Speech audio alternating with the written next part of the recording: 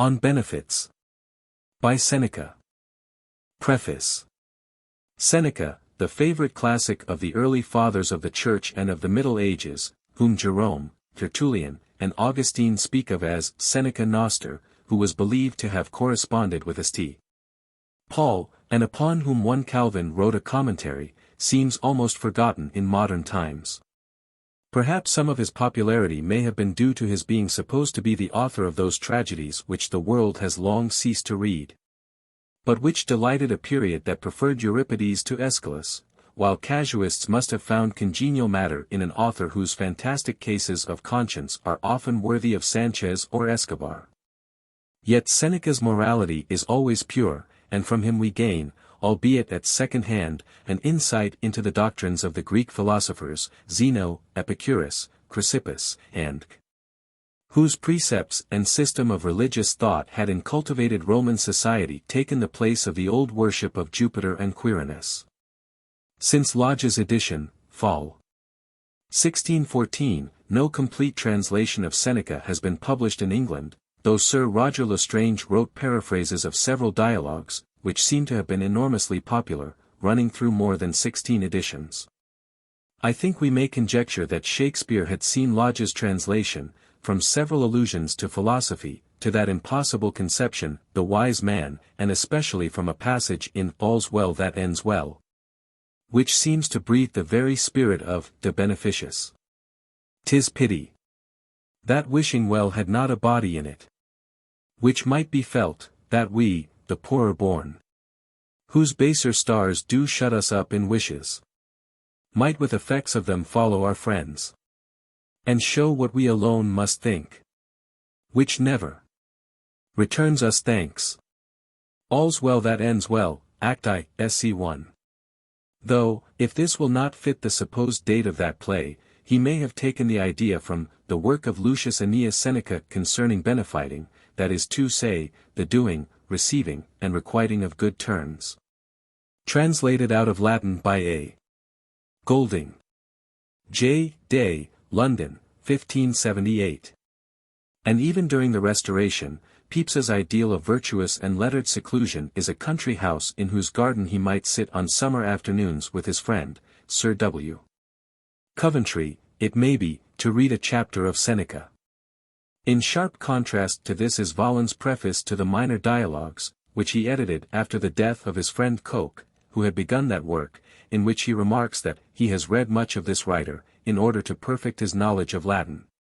For otherwise he neither admires his artificial subtleties of thought, nor his childish mannerisms of style. Vaughan, Preface, p. v. edition 1879, Jena. Yet by the student of the history of Rome under the Caesars, Seneca is not to be neglected, because, whatever may be thought of the intrinsic merit of his speculations, he represents, more perhaps even than Tacitus, the intellectual characteristics of his age, and the tone of society in Rome, nor could we well spare the gossiping stories which we find embedded in his graver dissertations. The following extract from Dean Merivale's History of the Romans under the Empire, will show the estimate of him which has been formed by that accomplished writer. At Rome, we have no reason to suppose that Christianity was only the refuge of the afflicted and miserable. Rather, if we may lay any stress on the documents above referred to, it was first embraced by persons in a certain grade of comfort and respectability. By persons approaching to what we should call the middle classes in their condition, their education, and their moral views. Of this class Seneca himself was the idol, the oracle. He was, so to speak, the favorite preacher of the more intelligent and humane disciples of nature and virtue. Now the writings of Seneca show, in their way, a real anxiety among this class to raise the moral tone of mankind around them. A spirit of reform, a zeal for the conversion of souls, which, though it never rose, indeed, under the teaching of the philosophers, to boiling heat, still simmered with genial warmth on the surface of society. Far different as was their social standing point, far different as were the foundations and the presumed sanctions of their teaching respectively, Seneca and St. Paul were both moral reformers. Both, be it said with reverence, were fellow workers in the cause of humanity, though the Christian could look beyond the proximate aims of morality and prepare men for a final development on which the Stoic could not venture to gaze. Hence there is so much in their principles, so much even in their language, which agrees together, so that the one has been thought, though it must be allowed without adequate reason, to have borrowed directly from the other. 2. But the philosopher, be it remembered, discoursed to a large and not inattentive audience, and surely the soil was not all unfruitful on which his seed was scattered when he proclaimed that God dwells not in temples of wood and stone, nor wants the ministrations of human hands. 3. That he has no delight in the blood of victims, for that he is near to all his creatures. 5. That his spirit resides in men's hearts. 6. That all men are truly his offspring. 7. That we are members of one body, which is God or nature. 8. That men must believe in God before they can approach him. 9. That the true service of God is to be like unto him. 10. That all men have sinned, and none performed all the works of the law. 11. That God is no respecter of nations, ranks, or conditions, but all, barbarian and Roman, bond and free, are alike under his all-seeing providence. 12. St. Paul enjoins submission and obedience even to the tyranny of Nero, and Seneca fosters no idea subversive of political subjection. Endurance is the paramount virtue of the Stoic. To forms of government the wise man was wholly indifferent. They were among the external circumstances above which his spirit soared in serene self-contemplation. We trace in Seneca no yearning for a restoration of political freedom, nor does he even point to the Senate, after the manner of the patriots of the day, as a legitimate check to the autocracy of the despot. The only mode, in his view, of tempering tyranny is to educate the tyrant himself in virtue. His was the self-denial of the Christians, but without their anticipated compensation. It seems impossible to doubt that in his highest flights of rhetoric, and no man ever recommended the unattainable with a finer grace, Seneca must have felt that he was laboring to build up a house without foundations. That his system, as Caius said of his style, was sand without lime. He was surely not unconscious of the inconsistency of his own position, as a public man and a minister, with the theories to which he had wedded himself, and of the impossibility of preserving in it the purity of his character as a philosopher or a man. He was aware that in the existing state of society at Rome, wealth was necessary to men high in station. Wealth alone could retain influence, and a poor minister became at once contemptible. The distributor of the imperial favors must have his banquets, his receptions, his slaves and freedmen. He must possess the means of attracting if not of bribing. He must not seem too virtuous, too austere, among an evil generation. In order to do good at all he must swim with the stream, however polluted it might be. All this inconsistency Seneca must have contemplated without blenching. And there is something touching in the serenity he preserved amidst the conflict that must have perpetually raged between his natural sense and his acquired principles. Both Cicero and Seneca were men of many weaknesses, and we remark them the more because both were pretenders to unusual strength of character, but while Cicero lapsed into political errors, Seneca cannot be absolved of actual crime. Nevertheless, if we may compare the greatest masters of Roman wisdom together, the Stoic will appear, I think, the more earnest of the two, the more anxious to do his duty for its own sake, the more sensible of the claims of mankind upon him for such precepts of virtuous living as he had to give. In an age of unbelief and compromise he taught that truth was positive and virtue objective. He conceived, what never entered Cicero's mind, the idea of improving his fellow creatures. He had, what Cicero had not, a heart for conversion to Christianity. To this eloquent account of Seneca's position and of the tendency of his writings I have nothing to add.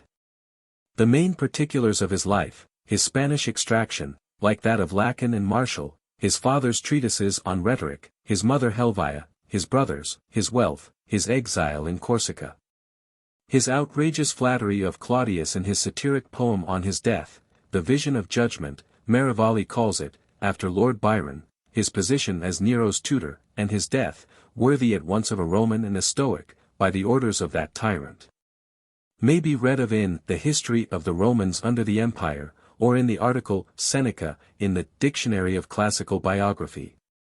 and need not be reproduced here, but I cannot resist pointing out how entirely Grote's view of the Sophists as a sort of established clergy, and Seneca's account of the various sects of philosophers as representing the religious thought of the time, is illustrated by his anecdote of Julia Augusta, the mother of Tiberius, better known to English readers as Livia the wife of Augustus, who in her first agony of grief at the loss of her first husband applied to his Greek philosopher, Arius, as to a kind of domestic chaplain, for spiritual consolation.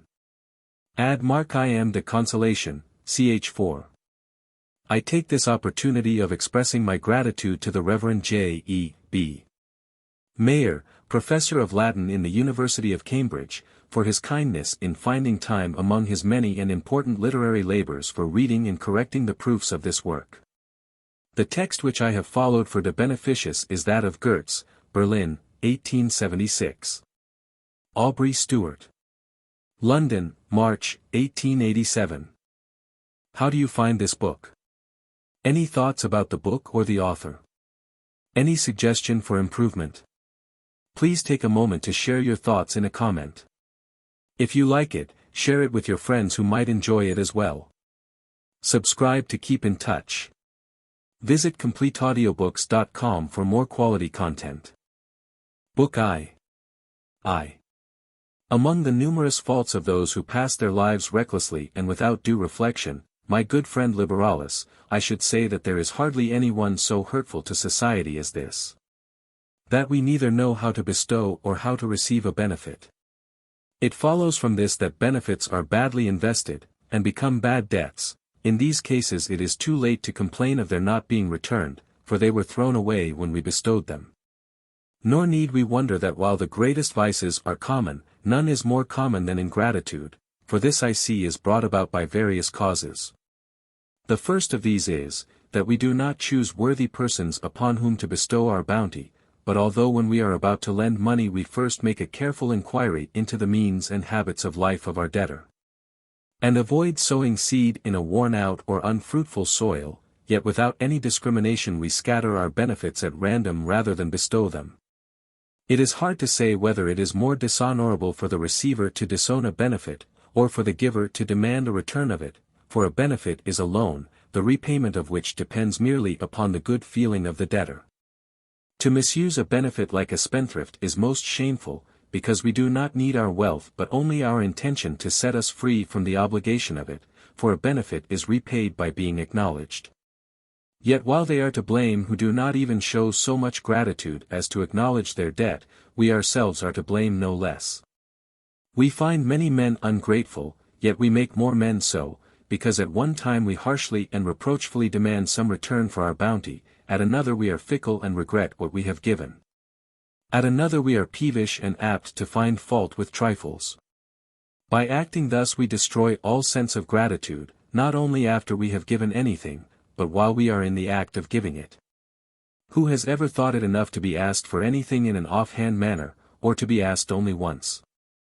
Who, when he suspected that he was going to be asked for anything, has not frowned, turned away his face, pretended to be busy, or purposely talked without ceasing, in order not to give his suitor a chance of preferring his request, and avoided by various tricks having to help his friend in his pressing need?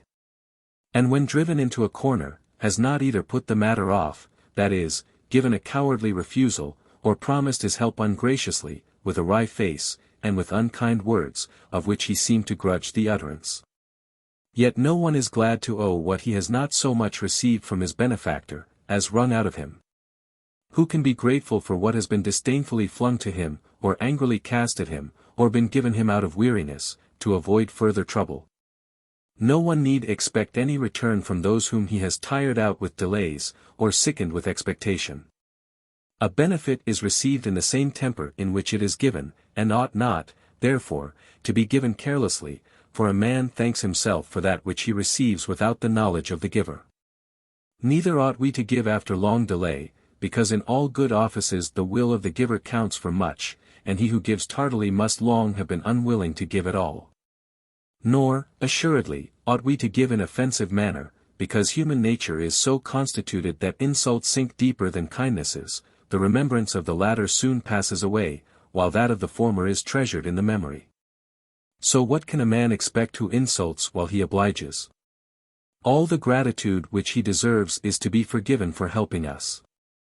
On the other hand, the number of the ungrateful ought not to deter us from earning men's gratitude.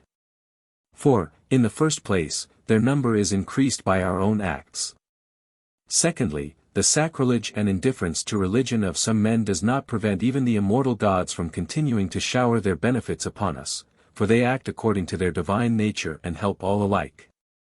Among them even those who so ill appreciate their bounty. Let us take them for our guides as far as the weakness of our mortal nature permits, let us bestow benefits, not put them out at interest. The man who while he gives thinks of what he will get in return, deserves to be deceived. But what if the benefit turns out ill? Why, our wives and our children often disappoint our hopes, yet we marry, and bring up children, and are so obstinate in the face of experience that we fight after we have been beaten, and put to sea after we have been shipwrecked. How much more constancy ought we to show in bestowing benefits? If a man does not bestow benefits because he has not received any, he must have bestowed them in order to receive them in return, and he justifies ingratitude, whose disgrace lies in not returning benefits when able to do so. How many are there who are unworthy of the light of day? And nevertheless the sun rises. How many complain because they have been born? Yet nature is ever renewing our race, and even suffers men to live who wish that they had never lived. It is the property of a great and good mind to covet, not the fruit of good deeds, but good deeds themselves, and to seek for a good man even after having met with bad men. If there were no rogues, what glory would there be in doing good to many? As it is, virtue consists in bestowing benefits for which we are not certain of meeting with any return, but whose fruit is at once enjoyed by noble minds.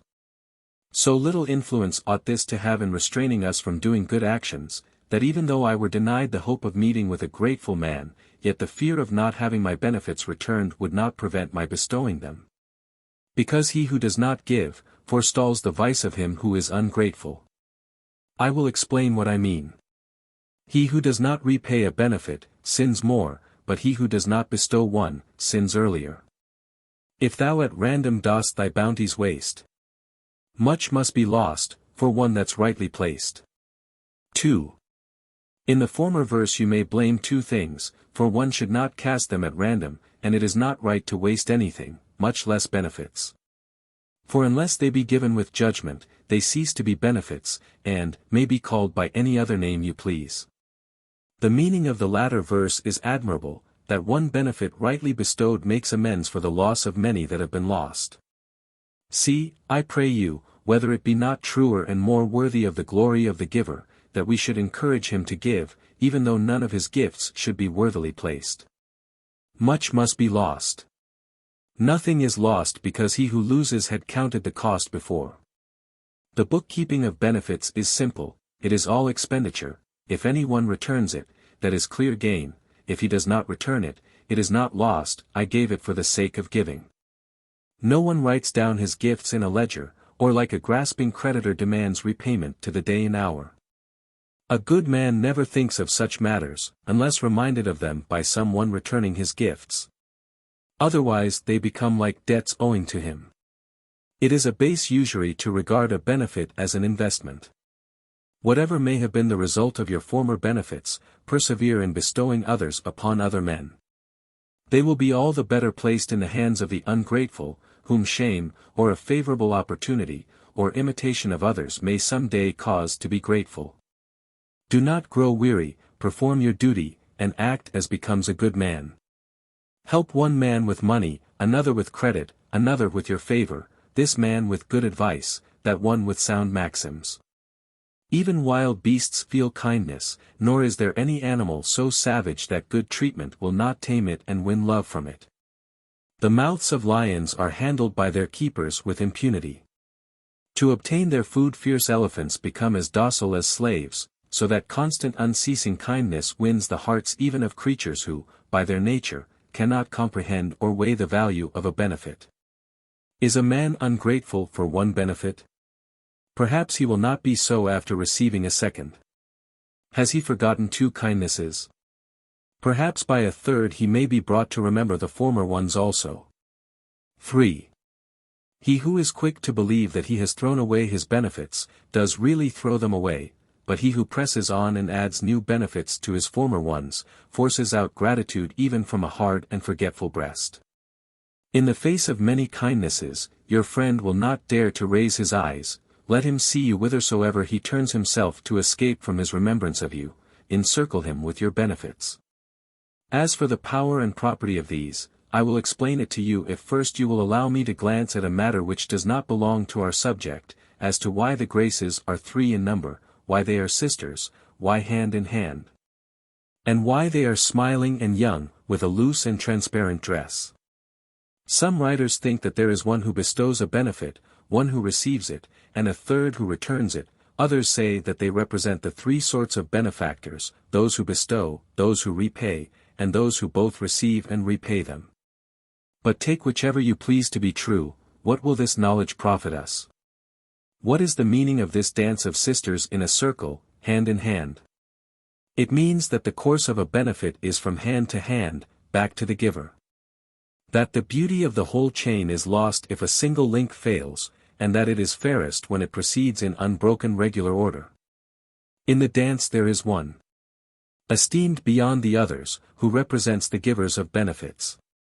Their faces are cheerful, as those of men who give or receive benefits are wont to be. They are young, because the memory of benefits ought not to grow old. They are virgins, because benefits are pure and untainted, and held holy by all. In benefits there should be no strict or binding conditions, therefore the graces wear loose flowing tunics, which are transparent, because benefits love to be seen. People who are not under the influence of Greek literature may say that all this is a matter of course, but there can be no one who would think that the names which Hesiod has given them bear upon our subject. He named the eldest Aglaia, the middle one Euphrosyne, the third Talia.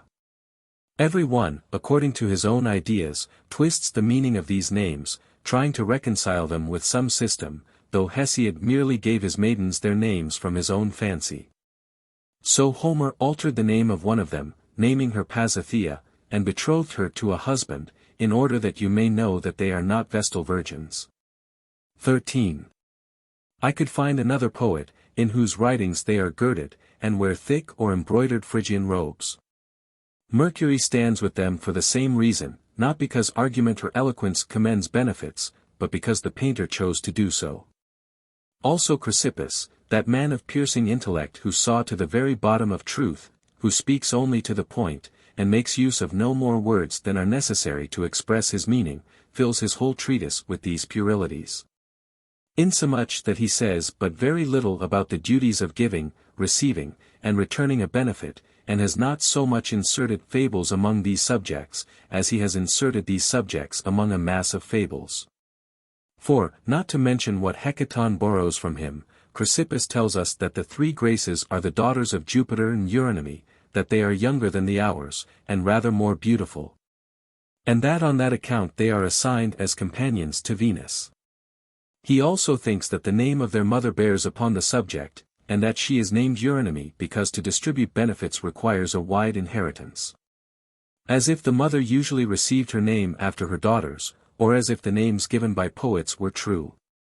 In truth, just as with a nomenclator audacity supplies the place of memory, and he invents a name for every one whose name he cannot recollect, so the poets think that it is of no importance to speak the truth, but are either forced by the exigencies of meter, or attracted by sweetness of sound, into calling every one by whatever name runs neatly into verse.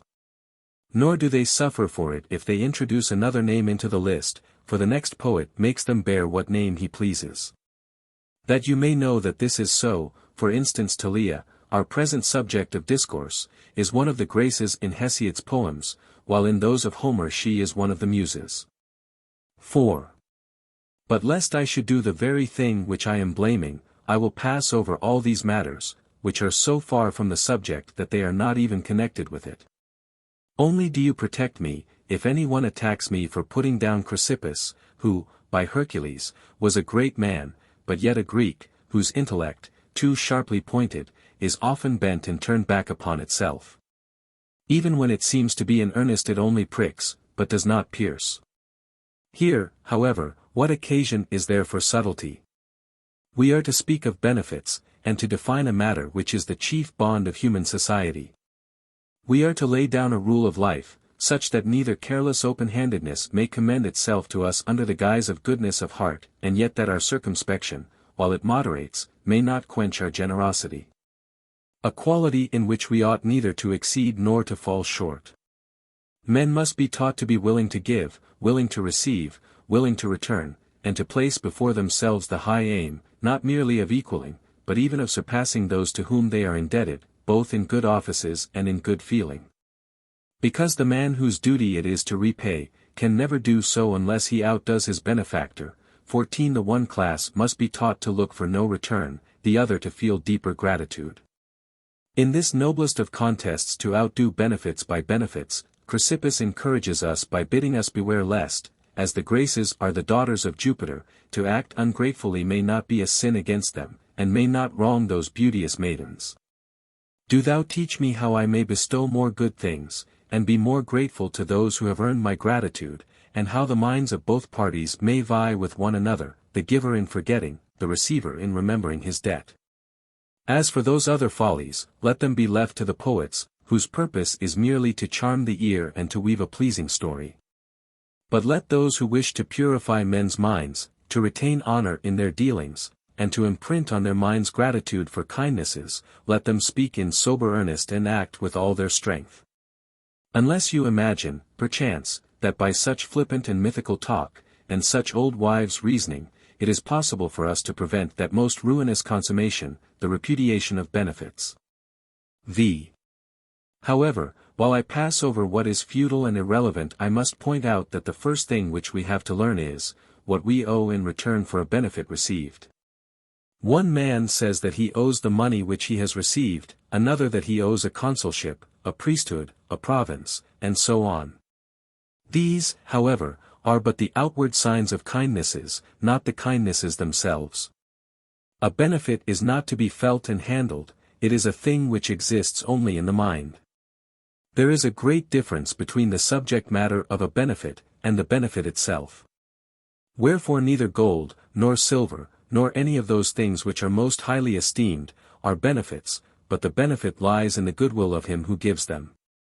The ignorant take notice only of that which comes before their eyes, and which can be owned and passed from hand to hand, while they disregard that which gives these things their value. The things which we hold in our hands, which we see with our eyes, and which our avarice hugs, are transitory, they may be taken from us by ill luck or by violence, but a kindness lasts even after the loss of that by means of which it was bestowed. For it is a good deed, which no violence can undo. For instance, suppose that I ransomed a friend from pirates, but another pirate has caught him and thrown him into prison. The pirate has not robbed him of my benefit, but has only robbed him of the enjoyment of it. Or suppose that I have saved a man's children from a shipwreck or a fire, and that afterwards disease or accident has carried them off.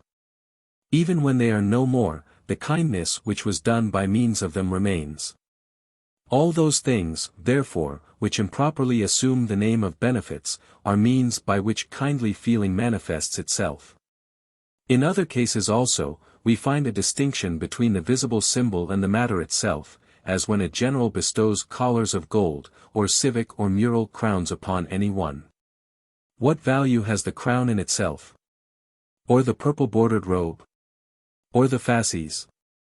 Or the judgment seat and car of triumph? None of these things is in itself an honor, but is an emblem of honor. In like manner, that which is seen is not a benefit, it is but the trace and mark of a benefit. 6.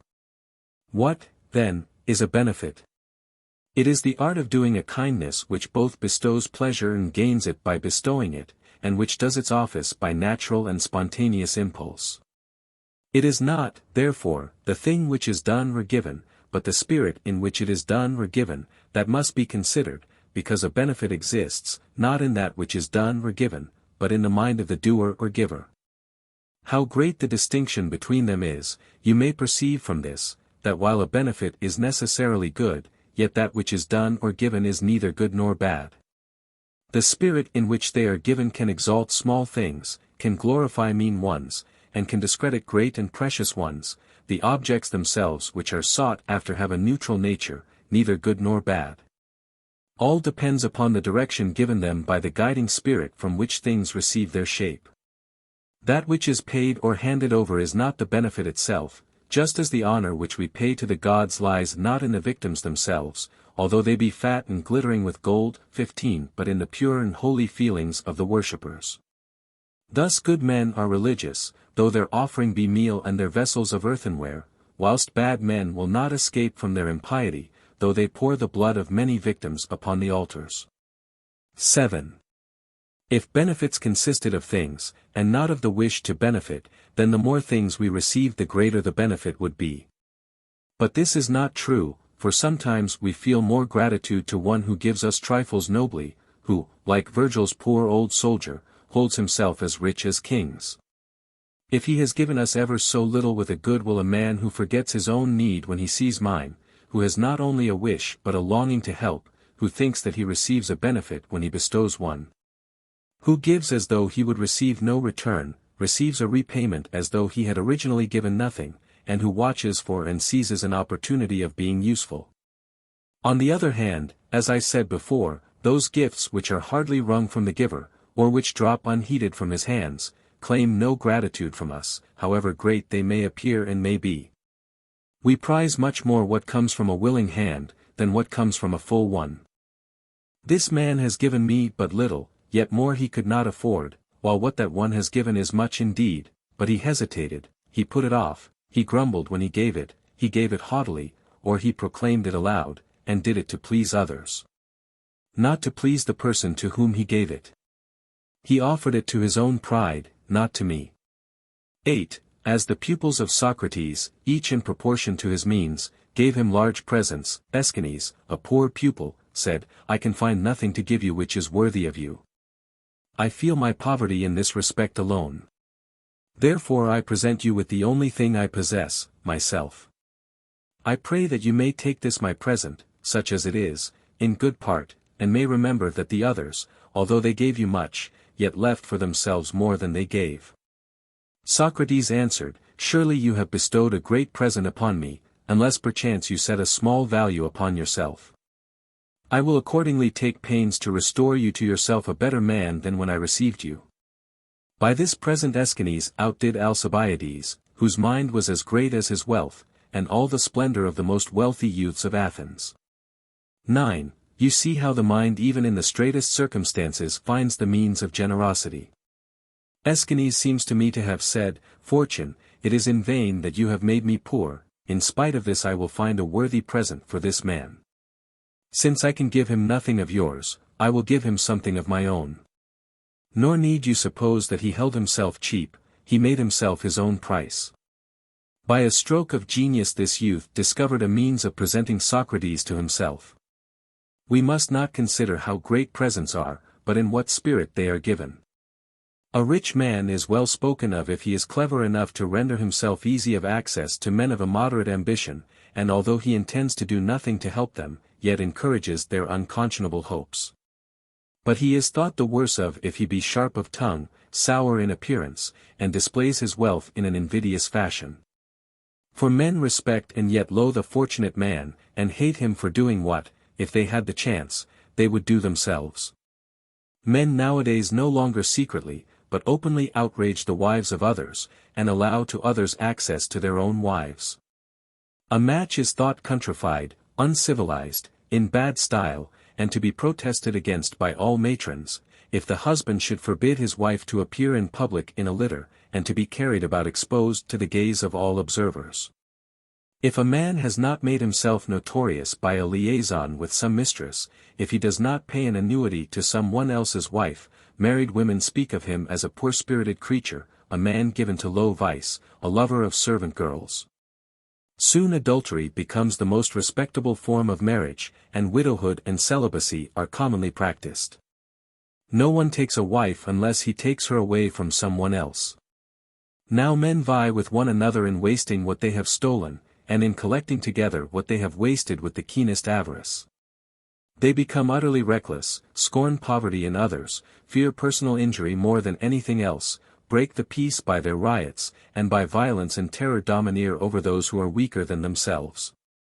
No wonder that they plunder provinces and offer the seat of judgment for sale, knocking it down after an auction to the highest bidder, since it is the law of nations that you may sell what you have bought. X. However, my enthusiasm has carried me further than I intended, the subject being an inviting one. Let me, then, end by pointing out that the disgrace of these crimes does not belong especially to our own time. Our ancestors before us have lamented, and our children after us will lament, as we do, the ruin of morality, the prevalence of vice, and the gradual deterioration of mankind. Yet these things are really stationary, only moved slightly to and fro like the waves which at one time a rising tide washes further over the land, and at another an ebbing one restrains within a lower water mark. At one time the chief vice will be adultery, and licentiousness will exceed all bounds, at another time a rage for feasting will be in vogue, and men will waste their inheritance in the most shameful of all ways, by the kitchen. At another, excessive care for the body, and a devotion to personal beauty which implies ugliness of mind, at another time, injudiciously granted liberty will show itself in wanton recklessness and defiance of authority. Sometimes there will be a reign of cruelty both in public and private, and the madness of the civil wars will come upon us, which destroy all that is holy and inviolable.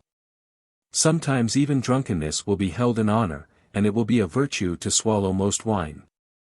Vices do not lie in wait for us in one place alone, but hover around us in changeful forms, sometimes even at variance one with another, so that in turn they win and lose the field.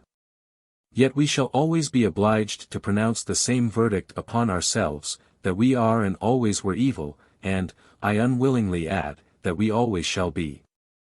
There always will be homicides, tyrants, thieves, adulterers, ravishers, sacrilegious, traitors. Worse than all these is the ungrateful man, except we consider that all these crimes flow from ingratitude, without which hardly any great wickedness has ever grown to full stature. Be sure that you guard against this as the greatest of crimes in yourself, but pardon it as the least of crimes in another. For all the injury which you suffer is this: you have lost the subject matter of a benefit, not the benefit itself, for you possess unimpaired the best part of it, in that you have given it. Though we ought to be careful to bestow our benefits by preference upon those who are likely to show us gratitude for them, yet we must sometimes do what we have little hope will turn out well, and bestow benefits upon those who we not only think will prove ungrateful, but who we know have been so. For instance, if I should be able to save a man's children from a great danger with no risk to myself, I should not hesitate to do so. If a man be worthy, I would defend him even with my blood, and would share his perils. If he be unworthy, and yet by merely crying for help I can rescue him from robbers, I would without reluctance raise the shout which would save a fellow creature. 11. The next point to be defined is, what kind of benefits are to be given, and in what manner. First let us give what is necessary, next what is useful, and then what is pleasant, provided that they be lasting. We must begin with what is necessary, for those things which support life affect the mind very differently from those which adorn and improve it. A man may be nice, and hard to please, in things which he can easily do without, of which he can say, "Take them back, I do not want them, I am satisfied with what I have." Sometimes, we wish not only to return what we have received, but even to throw it away. Of necessary things, the first class consists of things without which we cannot live, the second, of things without which we ought not to live, and the third, of things without which we should not care to live. The first class are, to be saved from the hands of the enemy, from the anger of tyrants, from proscription, and the various other perils which beset human life. By averting any one of these, we shall earn gratitude proportionate to the greatness of the danger, for when men think of the greatness of the misery from which they have been saved, the terror which they have gone through enhances the value of our services. Yet we ought not to delay rescuing any one longer than we are obliged, solely in order to make his fears add weight to our services. Next come those things without which we can indeed live, but in such a manner that it would be better to die, such as liberty, chastity, or a good conscience. After these are what we have come to hold dear by connection and relationship and long use and custom, such as our wives and children, our household gods, and so on. To which the mind so firmly attaches itself that separation from them seems worse than death. After these come useful things, which form a very wide and varied class, in which will be money, not in excess, but enough for living in a moderate style, public office, and, for the ambitious, due advancement to higher posts. For nothing can be more useful to a man than to be placed in a position in which he can benefit himself. All benefits beyond these are superfluous, and are likely to spoil those who receive them. In giving these we must be careful to make them acceptable by giving them at the appropriate time, or by giving things which are not common, but such as few people possess, or at any rate few possess in our times.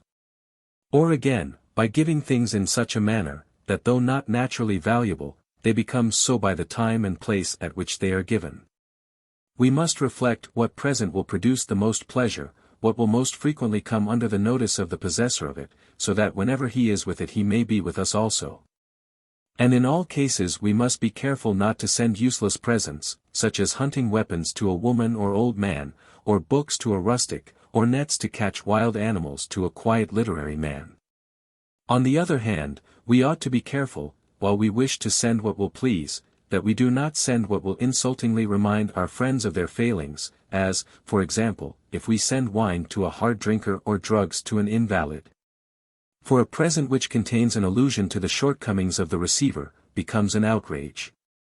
12. If we have a free choice as to what to give, we should above all choose lasting presents, in order that our gift may endure as long as possible, for few are so grateful as to think of what they have received, even when they do not see it. Even the ungrateful remember us by our gifts, when they are always in their sight and do not allow themselves to be forgotten, but constantly obtrude and stamp upon the mind the memory of the giver. As we never ought to remind men of what we have given them, we ought all the more to choose presents that will be permanent, for the things themselves will prevent the remembrance of the giver from fading away. I would more willingly give a present of plate than of coined money, and would more willingly give statues than clothes or other things which are soon worn out. Few remain grateful after the present is gone, many more remember their presents only while they make use of them. If possible, I should like my present not to be consumed, let it remain in existence, let it stick to my friend and share his life. No one is so foolish as to need to be told not to send gladiators or wild beasts to one who has just given a public show, or not to send summer clothing in winter time, or winter clothing in summer. Common sense must guide our benefits. We must consider the time and the place, and the character of the receiver, which are the weights in the scale, which cause our gifts to be well or ill received. How far more acceptable a present is, if we give a man what he has not, than if we give him what he has plenty of. If we give him what he has long been searching for in vain, rather than what he sees everywhere. Let us make presents of things which are rare and scarce rather than costly, things which even a rich man will be glad of, just as common fruits, such as we tire of after a few days, please us if they have ripened before the usual season. People will also esteem things which no one else has given to them, or which we have given to no one else. 13. When the conquest of the East had flattered Alexander of Macedon into believing himself to be more than man, the people of Corinth sent an embassy to congratulate him, and presented him with the franchise of their city. When Alexander smiled at this form of courtesy, one of the ambassadors said, "We have never enrolled any stranger among our citizens except Hercules and yourself." Alexander willingly accepted the proffered honor, invited the ambassadors to his table, and showed them other courtesies. He did not think of who offered the citizenship, but to whom they had granted it. And being altogether the slave of glory, though he knew neither its true nature or its limits, had followed in the footsteps of Hercules and Bacchus, and had not even stayed his march where they ceased. So that he glanced aside from the givers of this honor to him with whom he shared it, and fancied that the heaven to which his vanity aspired was indeed opening before him when he was made equal to Hercules. In what indeed did that frantic youth, whose only merit was his lucky audacity, resemble Hercules? Hercules conquered nothing for himself. He traveled throughout the world, not coveting for himself but liberating the countries which he conquered, an enemy to bad men, a defender of the good, a peacemaker both by sea and land.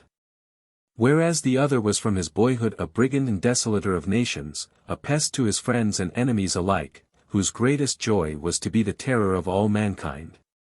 Forgetting that men fear not only the fiercest but also the most cowardly animals, because of their evil and venomous nature.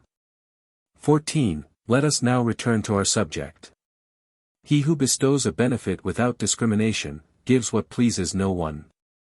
No one considers himself to be under any obligation to the landlord of a tavern, or to be the guest of any one with whom he dines in such company as to be able to say, "What civility has he shown to me?" No more than he has shown to that man, whom he scarcely knows, or to that other, who is both his personal enemy and a man of infamous character. Do you suppose that he wished to do me any honor? Not so, he merely wished to indulge his own vice of profusion. If you wish men to be grateful for anything, give it but seldom. No one can bear to receive what you give to all the world.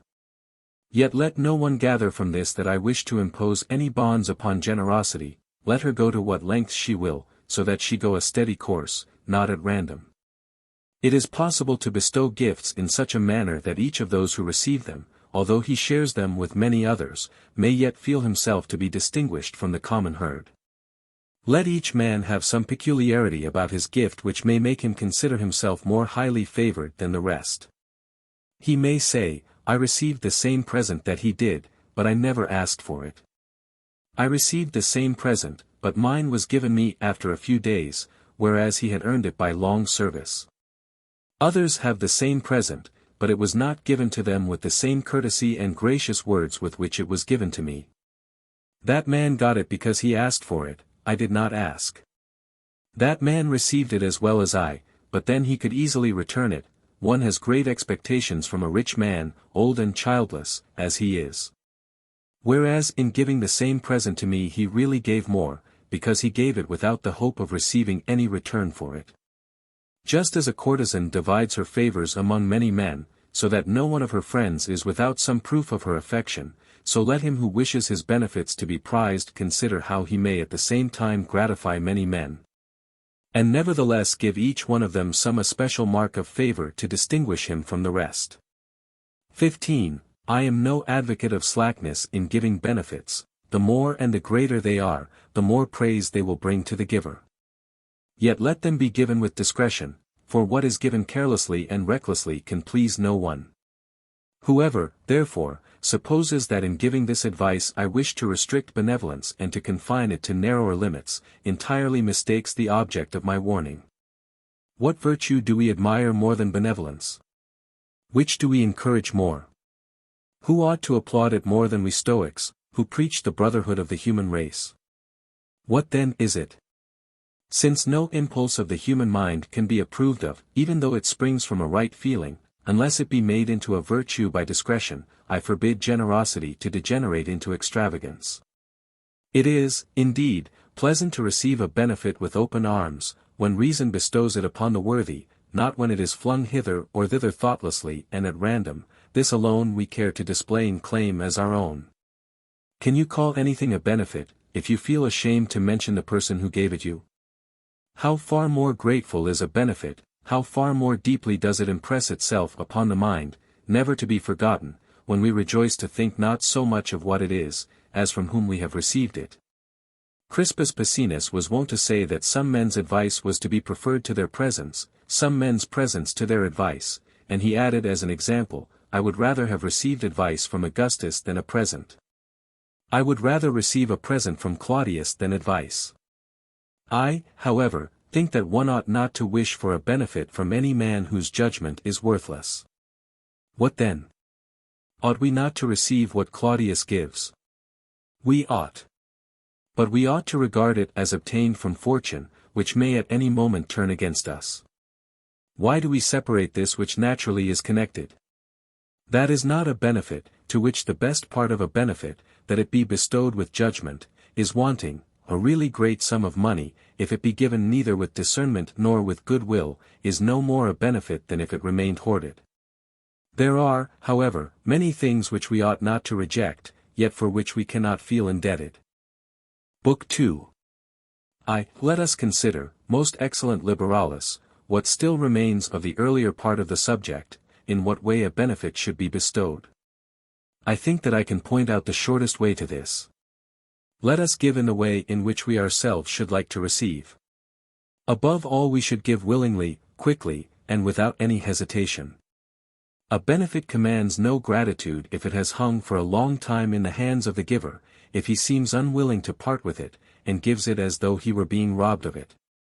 Even though some delay should intervene, let us by all means in our power strive not to seem to have been in two minds about giving it at all. To hesitate is the next thing to refusing to give, and destroys all claim to gratitude.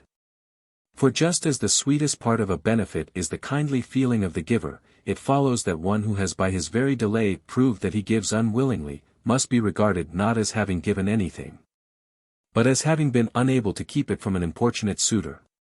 Indeed, many men are made generous by want of firmness. The most acceptable benefits are those which are waiting for us to take them, which are easy to be received, and offer themselves to us, so that the only delay is caused by the modesty of the receiver. The best thing of all is to anticipate a person's wishes, the next, to follow them.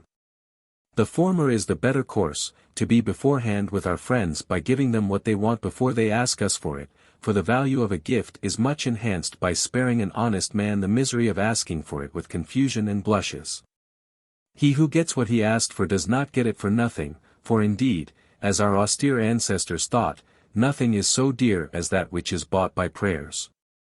Men would be much more modest in their petitions to heaven, if these had to be made publicly, so that even when addressing the gods, before whom we can with all honor bend our knees, we prefer to pray silently and within ourselves. 2. It is unpleasant, burdensome, and covers one with shame to have to say, "Give me." You should spare your friends, and those whom you wish to make your friends, from having to do this. However quick he may be, a man gives too late who gives what he has been asked for. We ought, therefore, to divine every man's wishes, and when we have discovered them, to set him free from the hard necessity of asking. You may be sure that a benefit which comes unasked will be delightful and will not be forgotten. If we do not succeed in anticipating our friends, let us at any rate cut them short when they ask us for anything, so that we may appear to be reminded of what we meant to do, rather than to have been asked to do it. Let us assent at once, and by our promptness make it appear that we meant to do so even before we were solicited. As in dealing with sick persons much depends upon when food is given, and plain water given at the right moment sometimes acts as a remedy, so a benefit, however slight and commonplace it may be, if it be promptly given without losing a moment of time, gains enormously in importance, and wins our gratitude more than a far more valuable present given after long waiting and deliberation.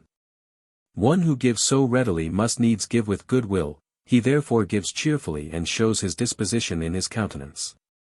3. Many who bestow immense benefits spoil them by their silence or slowness of speech, which gives them an air of moroseness, as they say yes, with a face which seems to say no.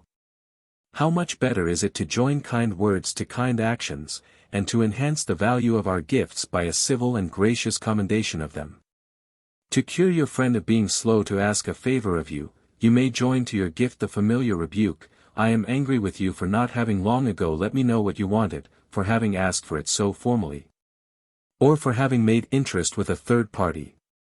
I congratulate myself that you have been pleased to make trial of me. Hereafter, if you want anything, ask for it as your right, however, for this time I pardon your want of manners." By so doing you will cause him to value your friendship more highly than that, whatever it may have been, which he came to ask of you. The goodness and kindness of a benefactor never appears so great as when on leaving him one says, "I have today gained much. I am more pleased at finding him so kind than if I had obtained many times more of this, of which I was speaking, by some other means. I never can make any adequate return to this man for his goodness." 4. Many, however, there are who, by harsh words and contemptuous manner, make their very kindnesses odious, for by speaking and acting disdainfully they make us sorry that they have granted our requests. Various delays also take place after we have obtained a promise, and nothing is more heartbreaking than to be forced to beg for the very thing which you already have been promised. Benefits ought to be bestowed at once, but from some persons it is easier to obtain the promise of them than to get them. One man has to be asked to remind our benefactor of his purpose, another, to bring it into effect. And thus a single present is worn away in passing through many hands, until hardly any gratitude is left for the original promiser. Since whoever we are forced to solicit after the giving of the promise receives some of the gratitude which we owe to the giver. Take care, therefore, if you wish your gifts to be esteemed, that they reach those to whom they are promised entire, and, as the saying is, without any deduction. Let no one intercept them or delay them. For no one can take any share of the gratitude due for your gifts without robbing you of it. Nothing is more bitter than long uncertainty. Some can bear to have their hopes extinguished better than to have them deferred. Yet many men are led by an unworthy vanity into this fault of putting off the accomplishment of their promises, merely in order to swell the crowd of their suitors, like the ministers of royalty, who delight in prolonging the display of their own arrogance, hardly thinking themselves possessed of power unless they let each man see for a long time how powerful they are. They do nothing promptly, or at one sitting. They are indeed swift to do mischief, but slow to do good. Be sure that the comic poet speaks the most absolute truth in the verses. Know you not this? If you your gifts delay, you take thereby my gratitude away. And the following lines, the expression of virtuous pain, a high-spirited man's misery. What thou doest, do quickly. And nothing in the world is worth this trouble. I had rather you refused it to me now. When the mind begins through weariness to hate the promised benefit, or while it is wavering in expectation of it, how can it feel grateful for it? As the most refined cruelty is that which prolongs the torture, while to kill the victim at once is a kind of mercy. Since the extremity of torture brings its own end with it, the interval is the worst part of the execution, so the shorter time a benefit hangs in the balance, the more grateful it is to the receiver. It is possible to look forward with anxious disquietude even to good things, and, seeing that most benefits consist in a release from some form of misery, a man destroys the value of the benefit which he confers, if he has the power to relieve us, and yet allows us to suffer or to lack pleasure longer than we need. Kindness always eager to do good, and one who acts by love naturally acts at once. He who does us good, but does it tardily and with long delays, does not do so from the heart. Thus he loses two most important things, time, and the proof of his goodwill to us, for a lingering consent is but a form of denial. 6. The manner in which things are said or done, my Liberalis, forms a very important part of every transaction. We gain much by quickness, and lose much by slowness. Just as in darts, the strength of the iron head remains the same, but there is an immeasurable difference between the blow of one hurled with the full swing of the arm and one which merely drops from the hand. And the same sword either grazes or pierces according as the blow is delivered. So, in like manner, that which is given is the same, but the manner in which it is given makes the difference. How sweet, how precious is a gift, when he who gives does not permit himself to be thanked, and when while he gives he forgets that he has given. To reproach a man at the very moment that you are doing him a service is sheer madness. It is to mix insult with your favors. We ought not to make our benefits burdensome, or to add any bitterness to them. Even if there be some subject upon which you wish to warn your friend, choose some other time for doing so. 7. Fabius Verrucosus used to compare a benefit bestowed by a harsh man in an offensive manner to a gritty loaf of bread, which a hungry man is obliged to receive, but which is painful to eat. When Marius Nepos of the Praetorian Guard asked Tiberius Caesar for help to pay his debts, Tiberius asked him for a list of his creditors. This is calling a meeting of creditors, not paying debts. When the list was made out, Tiberius wrote to Nepos telling him that he had ordered the money to be paid, and adding some offensive reproaches. The result of this was that Nepos owed no debts, yet received no kindness. Tiberius, indeed, relieved him from his creditors, but laid him under no obligation. Tiberius, however, had some design in doing so. I imagine he did not wish more of his friends to come to him with the same request. His mode of proceeding was, perhaps, successful in restraining men's extravagant desires by shame, but he who wishes to confer benefits must follow quite a different path.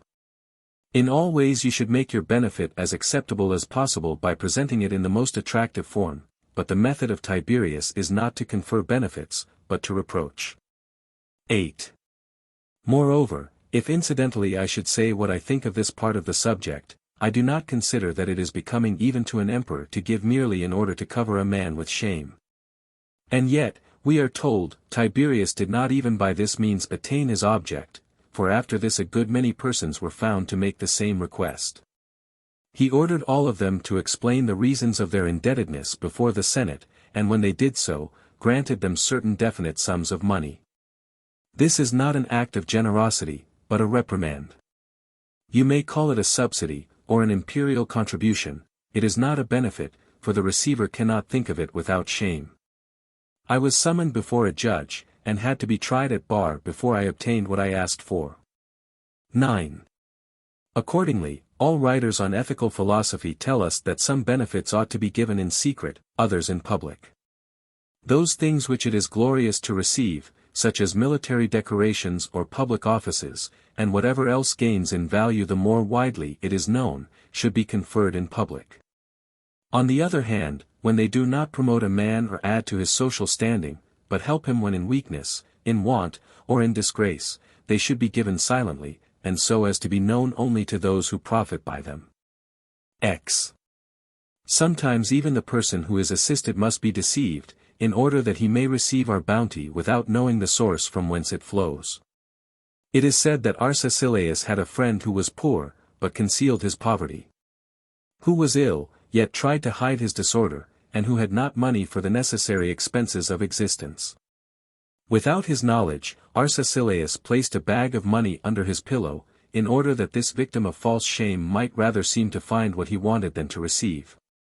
What, say you, ought he not to know from whom he received it? Yes. Let him not know it at first, if it be essential to your kindness that he should not. Afterwards I will do so much for him, and give him so much that he will perceive who was the giver of the former benefit.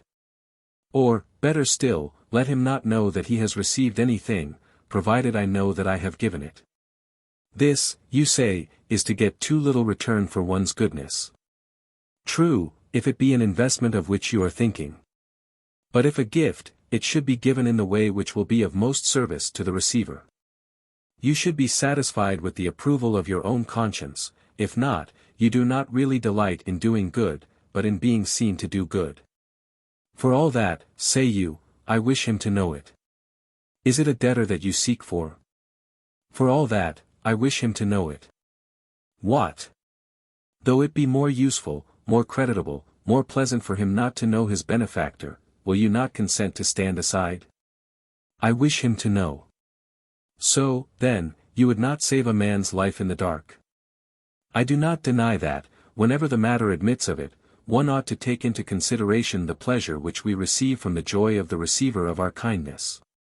But if he ought to have help and is ashamed to receive it, if what we bestow upon him pains him unless it be concealed, I forbear to make my benefits public. Why should I not refrain from hinting at my having given him anything, when the first and most essential rule is, never to reproach a man with what you have done for him, and not even to remind him of it? The rule for the giver and receiver of a benefit is, that the one should straightway forget that he has given, the other should never forget that he has received it. 11. A constant reference to one's own services wounds our friend's feelings. Like the man who was saved from the proscription under the triumvirate by one of Caesar's friends, and afterwards found it impossible to endure his preserver's arrogance, they wished to cry, "Give me back to Caesar." How long will you go on saying, "I saved you, I snatched you from the jaws of death"? This is indeed life, if I remember it by my own will, but death if I remember it at yours. I owe you nothing, if you saved me merely in order to have someone to point at. How long do you mean to lead me about? How long do you mean to forbid me to forget my adventure? If I had been a defeated enemy, I should have been led in triumph but once.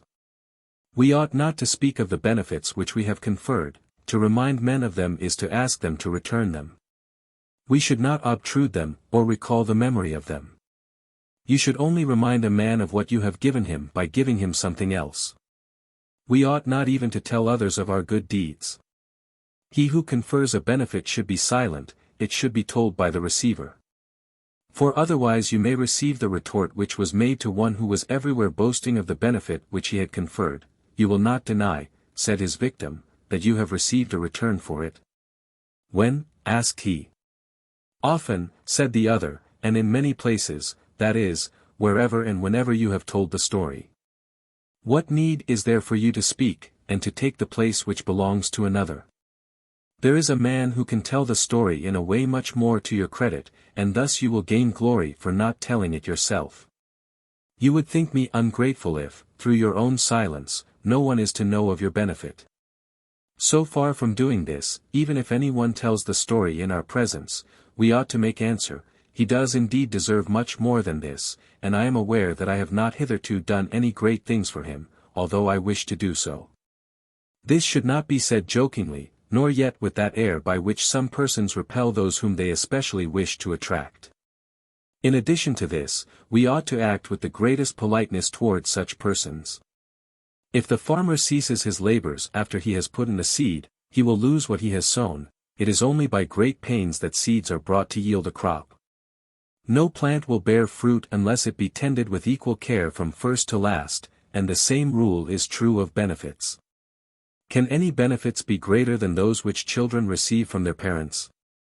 Yet these benefits are useless if they be deserted while young, if the pious care of the parents does not for a long time watch over the gift which they have bestowed. So it is with other benefits, unless you help them, you will lose them. To give is not enough, you must foster what you have given. If you wish those whom you lay under an obligation to be grateful to you, you must not merely confer benefits upon them, but you must also love them. Above all, as I said before, spare their ears, you will weary them if you remind them of your goodness, if you reproach them with it you will make them hate you. Pride ought above all things to be avoided when you confer a benefit. What need have you for disdainful airs, or swelling phrases? The act itself will exalt you. Let us shun vain boasting, let us be silent, and let our deeds speak for us. A benefit conferred with haughtiness not only wins no gratitude, but causes dislike. 12. Gaius Caesar granted Pompeius Penus his life, that is, if not to take away life be to grant it. Then, when Pompeius was set free and returning thanks to him, he stretched out his left foot to be kissed. Those who excuse this action, and say that it was not done through arrogance, say that he wished to show him a gilded, nay a golden slipper studded with pearls. Well, say they, what disgrace can there be in a man of consular rank kissing gold and pearls, and what part of Caesar's whole body was it less pollution to kiss? So, then, that man, the object of whose life was to change a free state into a Persian despotism, was not satisfied when a senator, an aged man, a man who had filled the highest offices in the state, prostrated himself before him in the presence of all the nobles, just as the vanquished prostrate themselves before their conqueror. He discovered a place below his knees down to which he might thrust liberty. What is this but trampling upon the commonwealth, and that, too, with the left foot, though you may say that this point does not signify? It was not a sufficiently foul and frantic outrage for the emperor to sit at the trial of a consular for his life wearing slippers, he must needs push his shoes into a senator's face. 13. O pride, the silliest fault of great good fortune! How pleasant it is to take nothing from thee! How dost thou turn all benefits into outrages! How dost thou delight in all excess! How ill all things become thee! The higher thou risest the lower thou art, and provest that the good things by which thou art so puffed up profit thee not, thou spoilest all that thou givest. It is worth while to inquire why it is that pride thus swaggers and changes the form and appearance of her countenance, so that she prefers a mask to her own face. It is pleasant to receive gifts when they are conferred in a kindly and gentle manner, when a superior in giving them does not exalt himself over me, but shows as much good feeling as possible, placing himself on a level with me.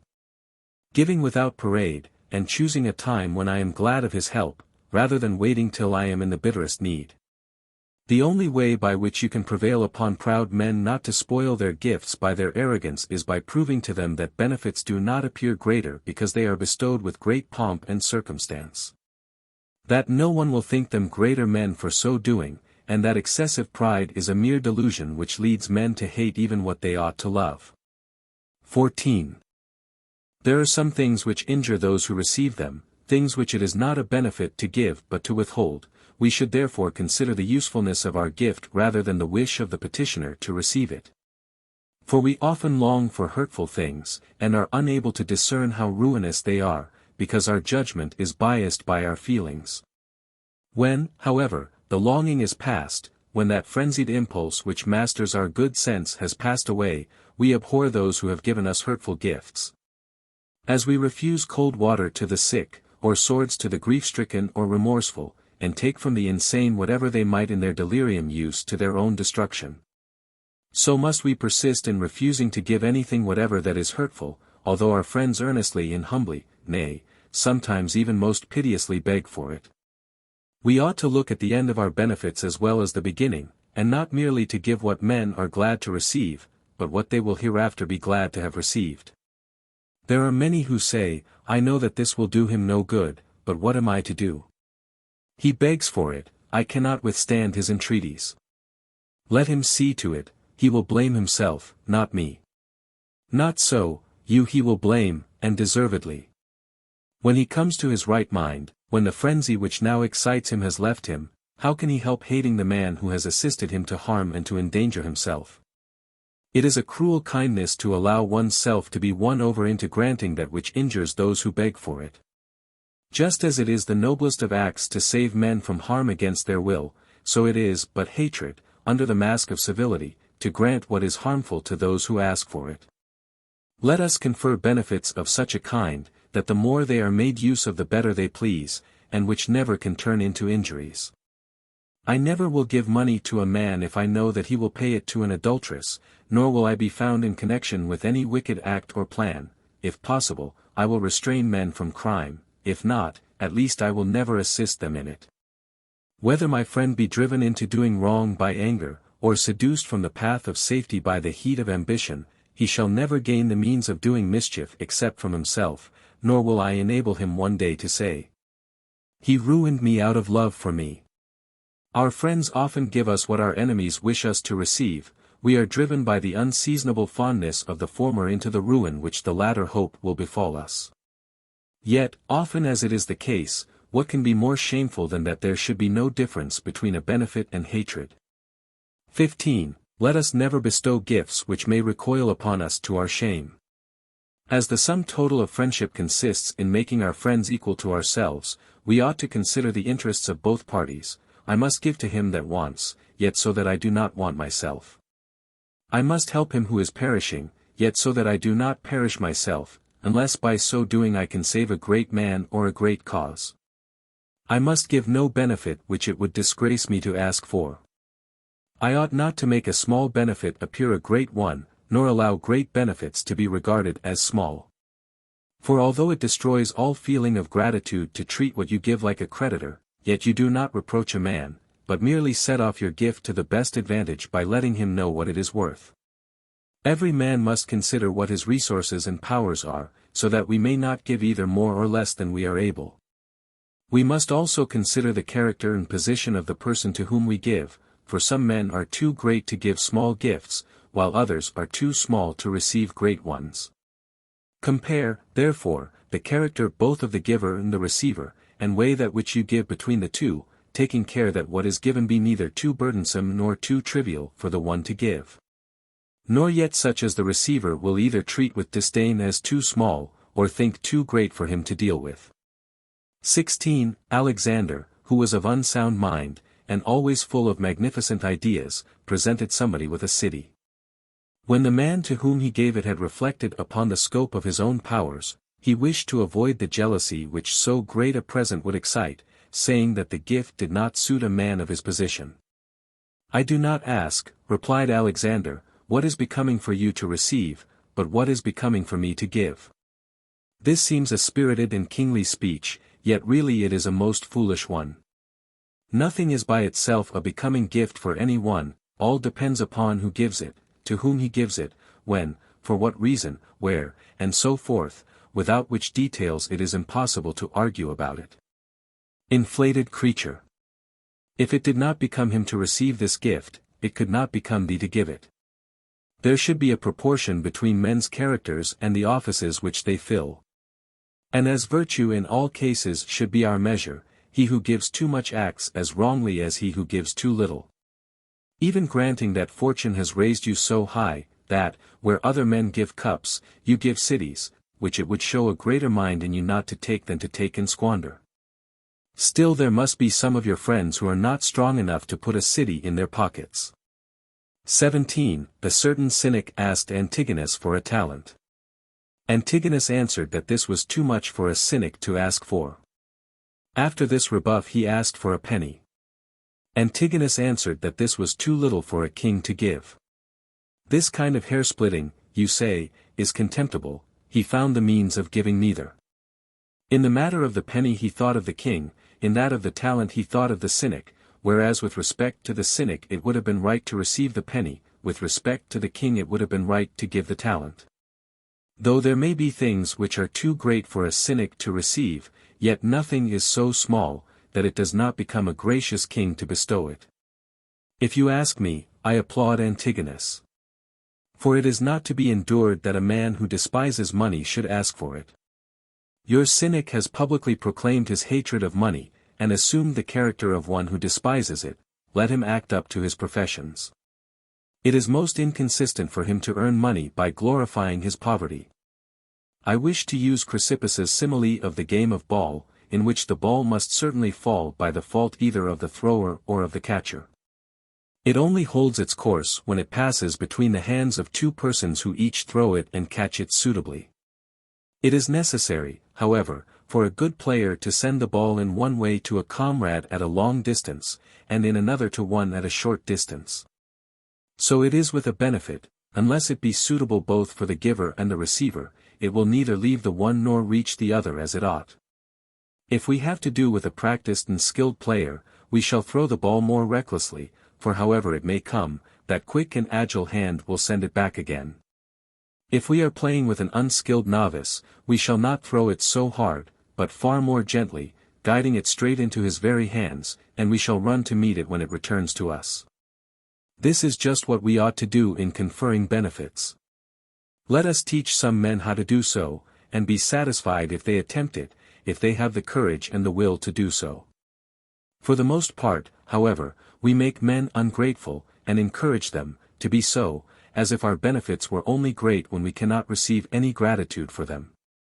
Just as some spiteful ball-players purposely put out their companion, of course to the ruin of the game, which cannot be carried on without entire agreement. Many men are of so depraved a nature that they had rather lose the presents which they make than be thought to have received a return for them, because they are proud, and like to lay people under obligations. Yet how much better and more kindly would it be if they tried to enable the others also to perform their parts, if they encouraged them in returning gratitude, put the best construction upon all their acts, received one who wished to thank them just as cordially as if he came to repay what he had received, and easily lent themselves to the belief that those whom they have laid under an obligation wish to repay it.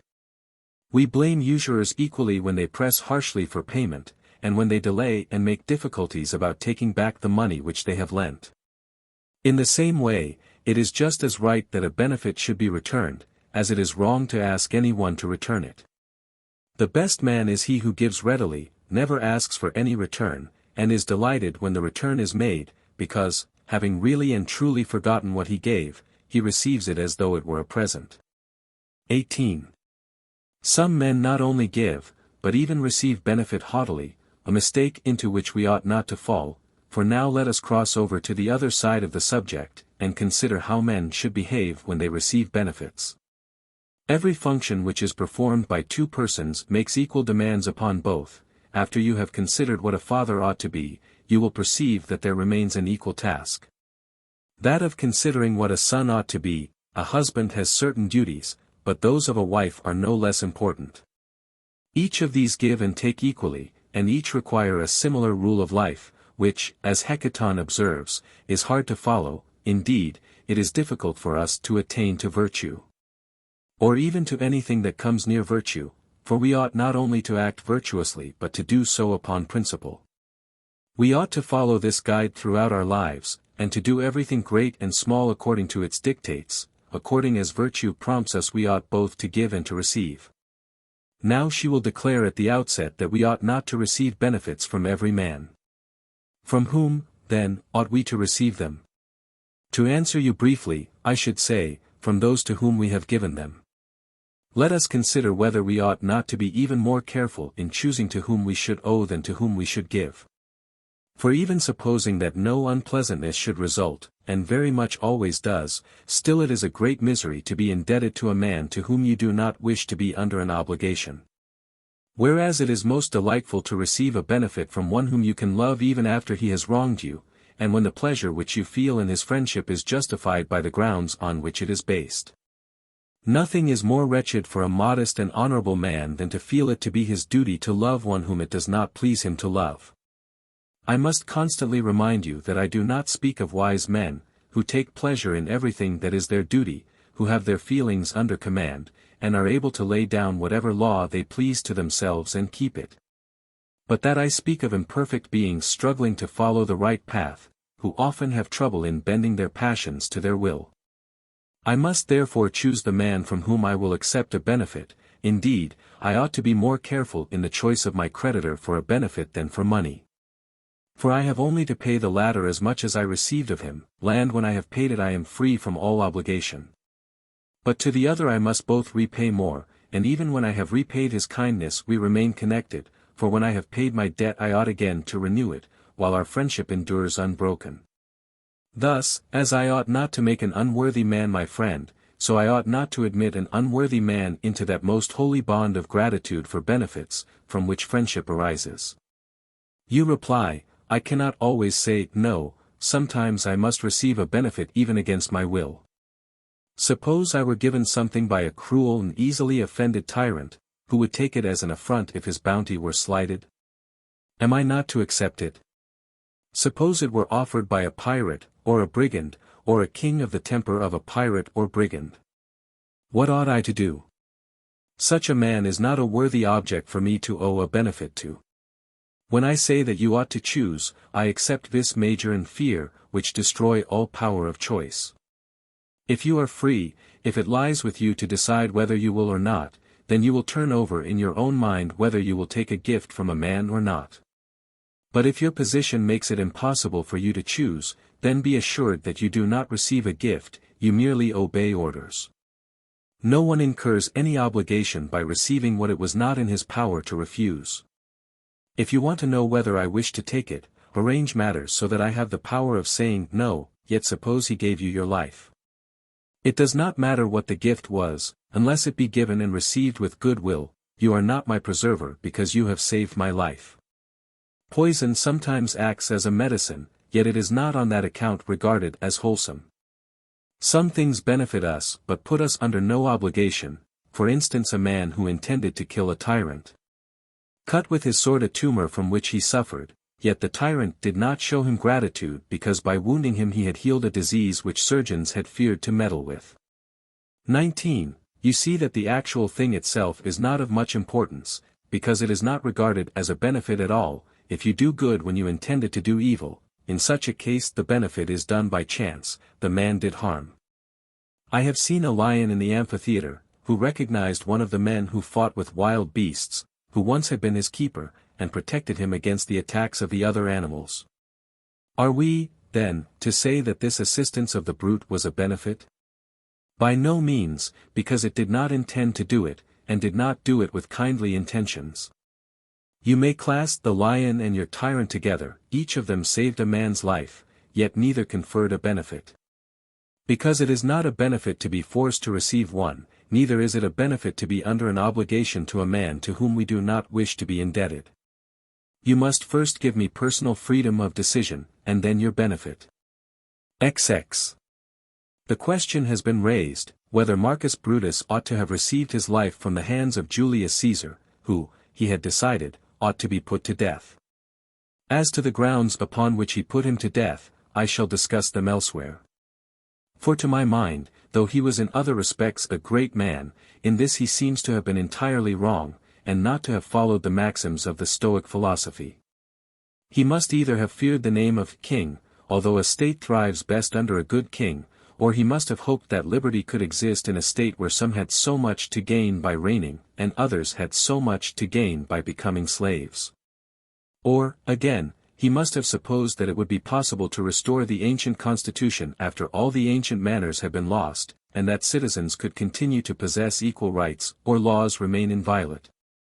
In a state in which he had seen so many thousands of men fighting to decide, not whether they should be slaves or free, but which master they should serve. How forgetful he seems to have been, both of human nature and of the history of his own country, in supposing that when one despot was destroyed another of the same temper would not take his place, though. After so many kings had perished by lightning and the sword, a Tarquin was found to reign. Yet Brutus did right in receiving his life from Caesar, though he was not bound thereby to regard Caesar as his father, since it was by a wrong that Caesar had come to be in a position to bestow this benefit. A man does not save your life who does not kill you, nor does he confer a benefit, but merely gives you your discharge. The discharge alluded to is that which was granted to the beaten one of a pair of gladiators, when their duel was not to the death. 21. It seems to offer more opportunity for debate to consider what a captive ought to do, if a man of abominable vices offers him the price of his ransom. Shall I permit myself to be saved by a wretch? When safe, what recompense can I make to him? Am I to live with an infamous person? Yet, am I not to live with my preserver? I will tell you my opinion. I would accept money, even from such a person, if it were to save my life, yet I would only accept it as a loan, not as a benefit. I would repay him the money, and if I were ever able to preserve him from danger I would do so. As for friendship, which can only exist between equals, would not condescend to be such a man's friend. Nor would I regard him as my preserver, but merely as a money-lender, to whom I am only bound to repay what I borrowed from him. A man may be a worthy person for me to receive a benefit from, but it will hurt him to give it. For this reason I will not receive it, because he is ready to help me to his own prejudice, or even danger. Suppose that he is willing to plead for me in court, but by so doing will make the king his enemy. I should be his enemy, if, when he is willing to risk himself for me, if I were not to risk myself without him, which moreover is easier for me to do. As an instance of this, Hecaton calls the case of Arcesilaus silly, and not to the purpose.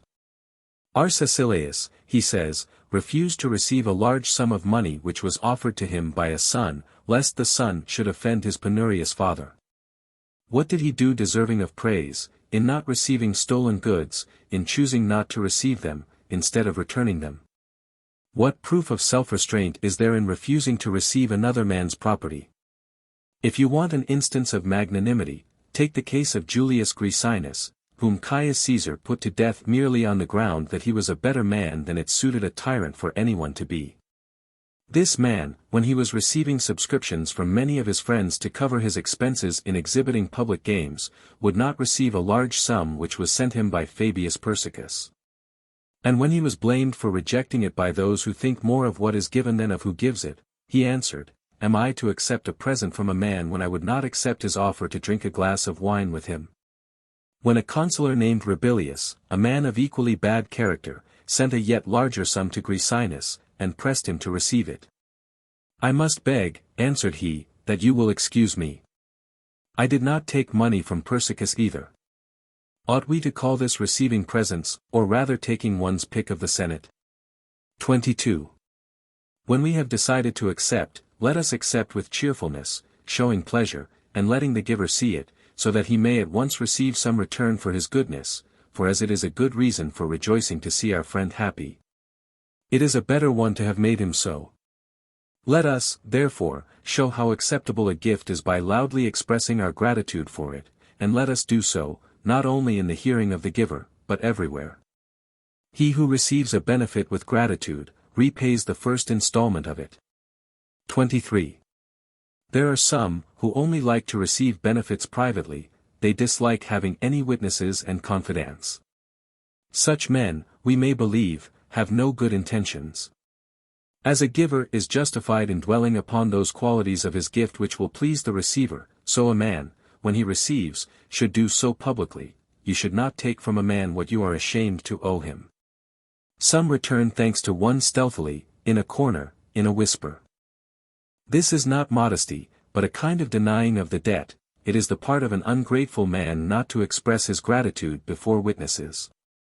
Some object to any accounts being kept between them and their benefactors, and wish no brokers to be employed or witnesses to be called, but merely to give their own signature to a receipt. Those men do the like, who take care to let as few persons as possible know of the benefits which they have received. They fear to receive them in public, in order that their success may be attributed rather to their own talents than to the help of others.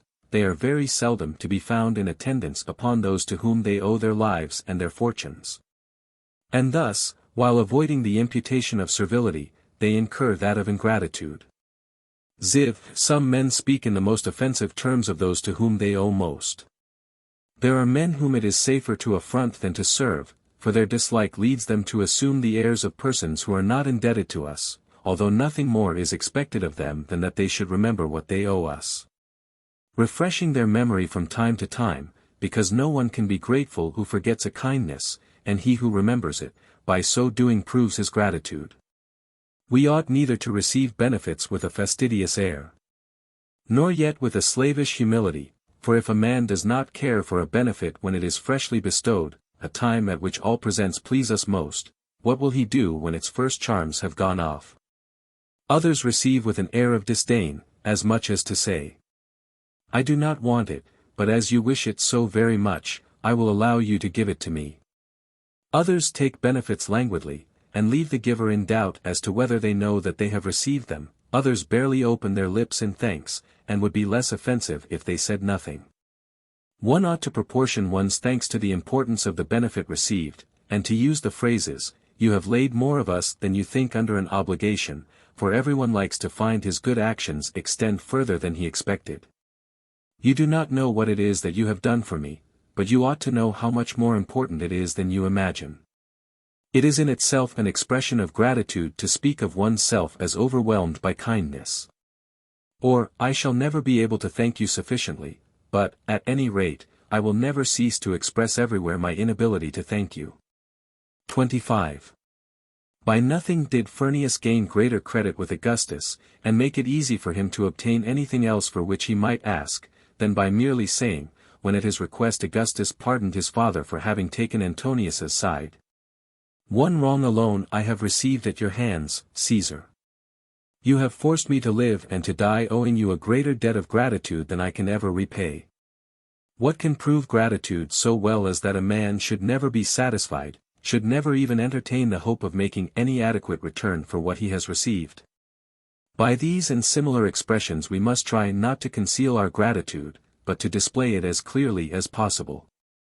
No words need be used. If we only feel as we ought, our thankfulness will be shown in our countenances. He who intends to be grateful, let him think how he shall repay a kindness while he is receiving it.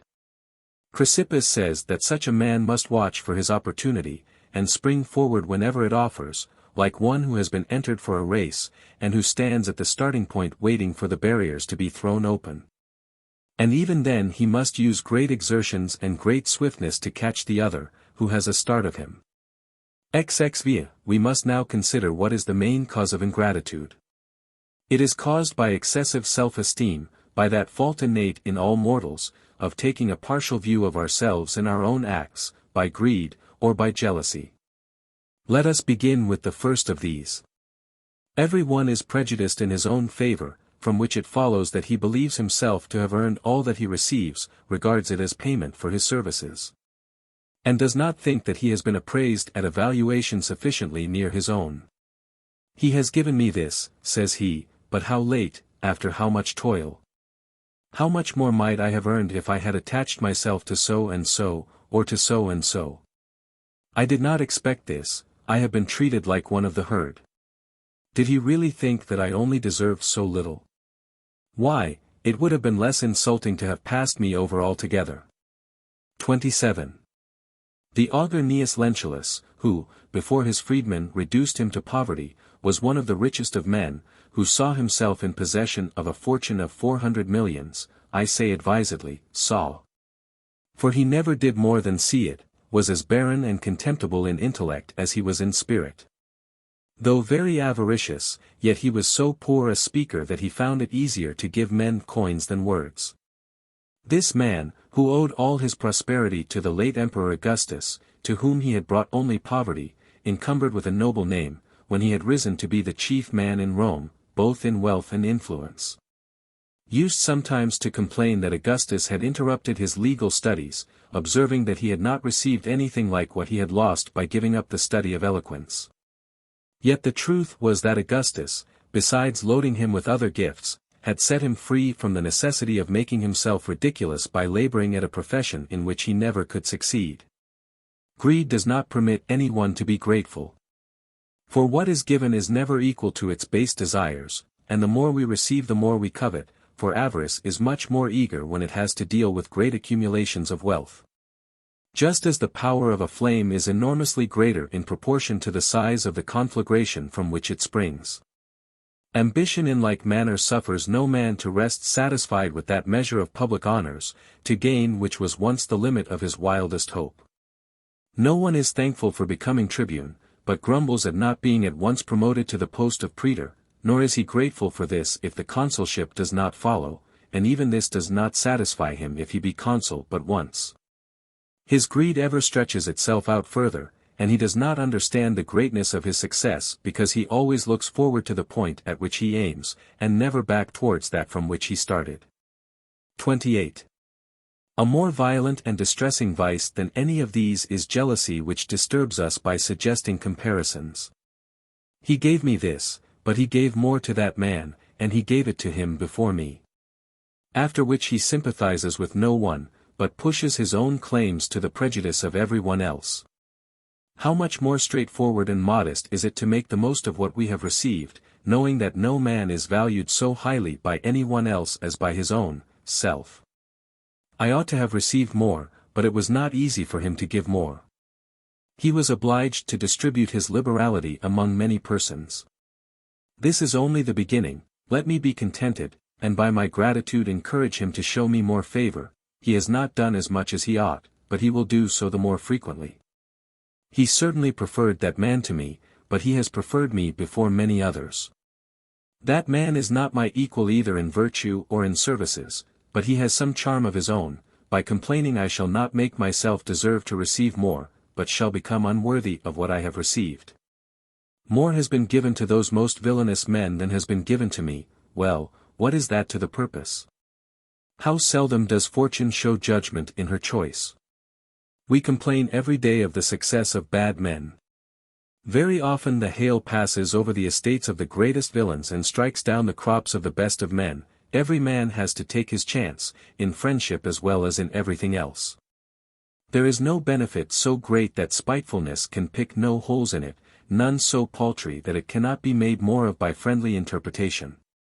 We shall never want a subject for complaint if we look at benefits on their wrong side. 29.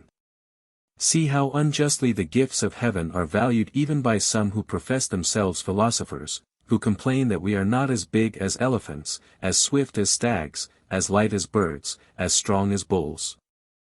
That the skins of seals are stronger, of hinds prettier, of bears thicker, of beavers softer than ours, that dogs excel us in delicacy of scent, eagles in keenness of sight, crows in length of days, and many beasts in ease of swimming.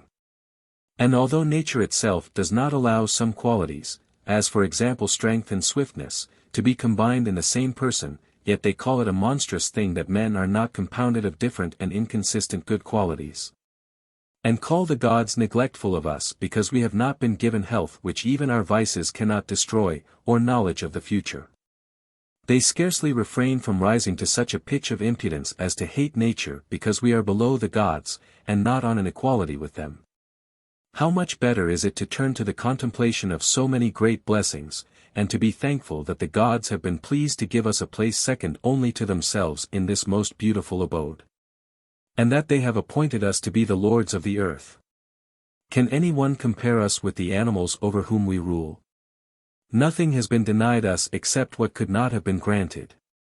In like manner, thou that takest an unfair view of the lot of mankind, think what blessings our Father has bestowed upon us, how far more powerful animals than ourselves we have broken to harness, how we catch those which are far swifter. How nothing that has life is placed beyond the reach of our weapons. We have received so many excellencies, so many crafts, above all our mind, which can pierce at once whatever it is directed against, which is swifter than the stars in their courses. For it arrives before them at the place which they will reach after many ages. And besides this, so many fruits of the earth, so much treasure, such masses of various things piled one upon another.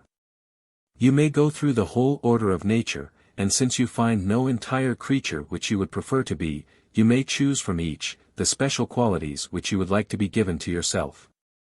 Then, if you rightly appreciate the partiality of nature for you, you cannot but confess yourself to be her spoiled child. So it is. The immortal gods have unto this day always held us most dear, and have bestowed upon us the greatest possible honor, a place nearest to themselves. We have indeed received great things, yet not too great. XXX. I have thought it necessary, my friend Liberalis, to state these facts, both because when speaking of small benefits one ought to make some mention of the greatest, and because also this shameless and hateful vice, of ingratitude, starting with these, transfers itself from them to all the rest. If a man scorn these, the greatest of all benefits, to whom will he feel gratitude? What gift will he regard as valuable or deserving to be returned? To whom will he be grateful for his safety or his life? If he denies that he has received from the gods that existence which he begs from them daily? He, therefore, who teaches men to be grateful, pleads the cause not only of men, but even of the gods, for though they, being placed above all desires, cannot be in want of anything, yet we can nevertheless offer them our gratitude. No one is justified in seeking an excuse for ingratitude in his own weakness or poverty, or in saying, "What am I to do, and how? When can I repay my debt to my superiors, the lords of heaven and earth?" Avaricious as you are, it is easy for you to give them thanks, without expense. Lazy though you be, you can do it without labor. At the same instant at which you received your debt towards them, if you wish to repay it, you have done as much as any one can do, for he returns a benefit who receives it with good will. 31. This paradox of the Stoic philosophy, that he returns a benefit who receives it with good will, is, in my opinion, either far from admirable, or else it is incredible. For if we look at everything merely from the point of view of our intentions, every man has done as much as he chose to do. And since filial piety, good faith, justice, and in short every virtue is complete within itself, a man may be grateful in intention even though he may not be able to lift a hand to prove his gratitude. Whenever a man obtains what he aimed at, he receives the fruit of his labor. When a man bestows a benefit, at what does he aim? Clearly to be of service and afford pleasure to him upon whom he bestows it. If he does what he wishes, if his purpose reaches me and fills us each with joy, he has gained his object. He does not wish anything to be given to him in return, or else it becomes an exchange of commodities, not a bestowal of benefits. A man steers well who reaches the port for which he started. A dart hurled by a steady hand performs its duty if it hits the mark. One who bestows a benefit wishes it to be received with gratitude. He gets what he wanted if it be well received. But, you say, he hoped for some profit also. Then it was not a benefit, the property of which is to think nothing of any repayment. I receive what was given me in the same spirit in which it was given, then I have repaid it. If this be not true, then this best of deeds has this worst of conditions attached to it, that it depends entirely upon fortune whether I am grateful or not, for if my fortune is adverse I can make no repayment. The intention is enough. What then? Am I not to do whatever I may be able to repay it, and ought I not ever to be on the watch for an opportunity of filling the bosom 16 of him from whom I have received any kindness? True. But a benefit is in an evil plight if we cannot be grateful for it even when we are empty-handed. 32. A man, it is argued, who has received a benefit, however gratefully he may have received it, has not yet accomplished all his duty, for there remains the part of repayment. Just as in playing at ball it is something to catch the ball cleverly and carefully, but a man is not called a good player unless he can handily and quickly send back the ball which he has caught. This analogy is imperfect, and why? Because to do this creditably depends upon the movement and activity of the body, and not upon the mind, and an act of which we judge entirely by the eye, ought to be all clearly displayed. But if a man caught the ball as he ought to do, I should not call him a bad player for not returning it, if his delay in returning it was not caused by his own fault. Yet, say you, although the player is not wanting in skill, because he did one part of his duty, and was able to do the other part, yet in such a case the game is imperfect, for its perfection lies in sending the ball backwards and forwards. I am unwilling to expose this fallacy further. Let us think that it is the game, not the player that is imperfect. So likewise in the subject which we are discussing, the thing which is given lacks something, because another equal thing ought to be returned for it. But the mind of the giver lacks nothing, because it has found another mind equal to itself, and as far as intentions go, has effected what it wished. 33. A man bestows a benefit upon me, I receive it just as he wished it to be received, then he gets at once what he wanted, and the only thing which he wanted, and therefore I have proved myself grateful. After this it remains for me to enjoy my own resources, with the addition of an advantage conferred upon me by one whom I have obliged. This advantage is not the remainder of an imperfect service, but an addition to a perfected service. 17. For example, Phidias makes a statue. Now the product of an art is one thing, and that of a trade is another. It is the business of the art to make the thing which he wished to make, and that of the trade to make it with a profit. Phidias has completed his work, even though he does not sell it. The product, therefore, of his work is threefold. There is the consciousness of having made it, which he receives when his work is completed, there is the fame which he receives. And thirdly, the advantage which he obtains by it, in influence, or by selling it, or otherwise. In like manner the first fruit of a benefit is the consciousness of it, which we feel when we have bestowed it upon the person whom we chose. Secondly and thirdly there is the credit which we gain by doing so, and there are those things which we may receive in exchange for it.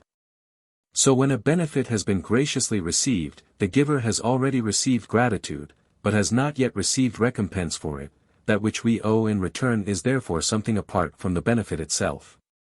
For we have paid for the benefit itself when we accept it in a grateful spirit. XXXIV. What, say you, can a man repay a benefit, though he does nothing? He has taken the first step, he has offered you a good thing with good feeling, and, which is the characteristic of friendship, has placed you both on the same footing. In the next place, a benefit is not repaid in the same manner as a loan. You have no reason for expecting me to offer you any payment, the account between us depends upon the feelings alone. What I say will not appear difficult, although it may not at first accord with your ideas, if you will do me the favor to remember that there are more things than there are words to express them. There is an enormous mass of things without names, which we do not speak of under distinctive names of their own, but by the names of other things transferred to them. We speak of our own foot, of the foot of a couch, of a sail, or of a poem. We apply the word dog to a hound, a fish, and a star. Because we have not enough words to assign a separate name to each thing, we borrow a name whenever we want one. Bravery is the virtue which rightly despises danger, or the science of repelling, sustaining, or inviting dangers, yet we call a brave man a gladiator, and we use the same word for a good-for-nothing slave, who is led by rashness to defy death. Economy is the science of avoiding unnecessary expenditure, or the art of using one's income with moderation, yet we call a man of mean and narrow mind, most economical, although there is an immeasurable distance between moderation and meanness. These things are naturally distinct, yet the poverty of our language compels us to call both these men economical, just as he who views slight accidents with rational contempt, and he who without reason runs into danger are alike called brave. Thus a benefit is both a beneficent action, and also is that which is bestowed by that action, such as money, a house, an office in the state. There is but one name for them both, though their force and power are widely different. 35. Wherefore, give me your attention, and you will soon perceive that I say nothing to which you can object. That benefit which consists of the action is repaid when we receive it graciously. That other, which consists of something material, we have not then repaid, but we hope to do so. The debt of goodwill has been discharged by a return of goodwill, the material debt demands a material return. Thus, although we may declare that he who has received a benefit with goodwill has returned the favor, yet we counsel him to return to the giver something of the same kind as that which he has received. Some part of what we have said departs from the conventional line of thought, and then rejoins it by another path. We declare that a wise man cannot receive an injury. Yet, if a man hits him with his fist, that man will be found guilty of doing him an injury. We declare that a fool can possess nothing, yet if a man stole anything from a fool, we should find that man guilty of theft. We declare that all men are mad, yet we do not dose all men with hellebore, but we put into the hands of these very persons, whom we call madmen, both the right of voting and of pronouncing judgment. Similarly, we say that a man who has received a benefit with goodwill has returned the favor, yet we leave him in debt nevertheless, bound to repay it even though he has repaid it. This is not to disown benefits, but is an encouragement to us neither to fear to receive benefits, nor to faint under the too great burden of them. Good things have been given to me, I have been preserved from starving. I have been saved from the misery of abject poverty, my life, and what is dearer than life, my liberty, has been preserved. How shall I be able to repay these favors? When will the day come upon which I can prove my gratitude to him? When a man speaks thus, the day has already come. Receive a benefit, embrace it, rejoice, not that you have received it, but that you have to owe it and return it. Then you will never be in peril of the great sin of being rendered ungrateful by mischance. I will not enumerate any difficulties to you, lest you should despair, and faint at the prospect of a long and laborious servitude. I do not refer you to the future, do it with what means you have at hand. You never will be grateful unless you are so straightway. What, then, will you do? You need not take up arms, yet perhaps you may have to do so. You need not cross the seas, yet it may be that you will pay your debt, even when the wind threatens to blow a gale. Do you wish to return the benefit? Then receive it graciously. You have then returned the favor, not, indeed, so that you can think yourself to have repaid it, but so that you can owe it with a quieter conscience. Book 3. Not to return gratitude for benefits, my Aebutius Liberalis, is both base in itself, and is thought base by all men, wherefore even ungrateful men complain of ingratitude, and yet what all condemn is at the same time rooted in all. And so far do men sometimes run into the other extreme that some of them become our bitterest enemies, not merely after receiving benefits from us, but because they have received them. I cannot deny that some do this out of sheer badness of nature. But more do so because lapse of time destroys their remembrance, for time gradually effaces what they felt vividly at the moment. I remember having had an argument with you about this class of persons, whom you wish to call forgetful rather than ungrateful, as if that which caused a man to be ungrateful was any excuse for his being so. Or as if the fact of this happening to a man prevented his being ungrateful, when we know that it only happens to ungrateful men. There are many classes of the ungrateful, as there are of thieves or of homicides, who all have the same fault, though there is a great variety in its various forms. The man is ungrateful who denies that he has received a benefit. Who pretends that he has not received it, who does not return it. The most ungrateful man of all is he who forgets it. The others, though they do not repay it, yet feel their debt, and possess some traces of worth, though obstructed by their bad conscience. They may by some means and at some time be brought to show their gratitude, if, for instance, they be pricked by shame, if they conceive some noble ambition such as occasionally rises even in the breasts of the wicked. If some easy opportunity of doing so offers. But the man from whom all recollection of the benefit has passed away can never become grateful. Which of the two do you call the worse, he who is ungrateful for kindness, or he who does not even remember it? The eyes which fear to look at the light are diseased, but those which cannot see it are blind. It is filial impiety not to love one's parents, but not to recognize them is madness. 2. Who is so ungrateful as he who has so completely laid aside and cast away that which ought to be in the forefront of his mind and ever before him, that he knows it not? It is clear that if forgetfulness of a benefit steals over a man, he cannot have often thought about repaying it. In short, repayment requires gratitude, time, opportunity, and the help of fortune. Whereas, he who remembers a benefit is grateful for it, and that too without expenditure. Since gratitude demands neither labor, wealth, nor good fortune, he who fails to render it has no excuse behind which to shelter himself. For he who places a benefit so far away that it is out of his sight, never could have meant to be grateful for it. Just as those tools which are kept in use, and are daily touched by the hand, are never in danger of growing rusty, while those which are not brought before our eyes, and lie as if superfluous, not being required for common use, collect dirt by the mere lapse of time, so likewise that which our thoughts frequently turn over and renew never passes from our memory, which only loses those things to which it seldom directs its eyes. 3. Besides this, there are other causes which at times erase the greatest services from our minds. The first and most powerful of these is that, being always intent upon new objects of desire, we think, not of what we have, but of what we are striving to obtain. Those whose mind is fixed entirely upon what they hope to gain, regard with contempt all that is their own already. It follows that since men's eagerness for something new makes them undervalue whatever they have received, they do not esteem those from whom they have received it. As long as we are satisfied with the position we have gained, we love our benefactor, we look up to him, and declare that we owe our position entirely to him. Then we begin to entertain other aspirations, and hurry forward to attain them after the manner of human beings, who when they have gained much always covet more.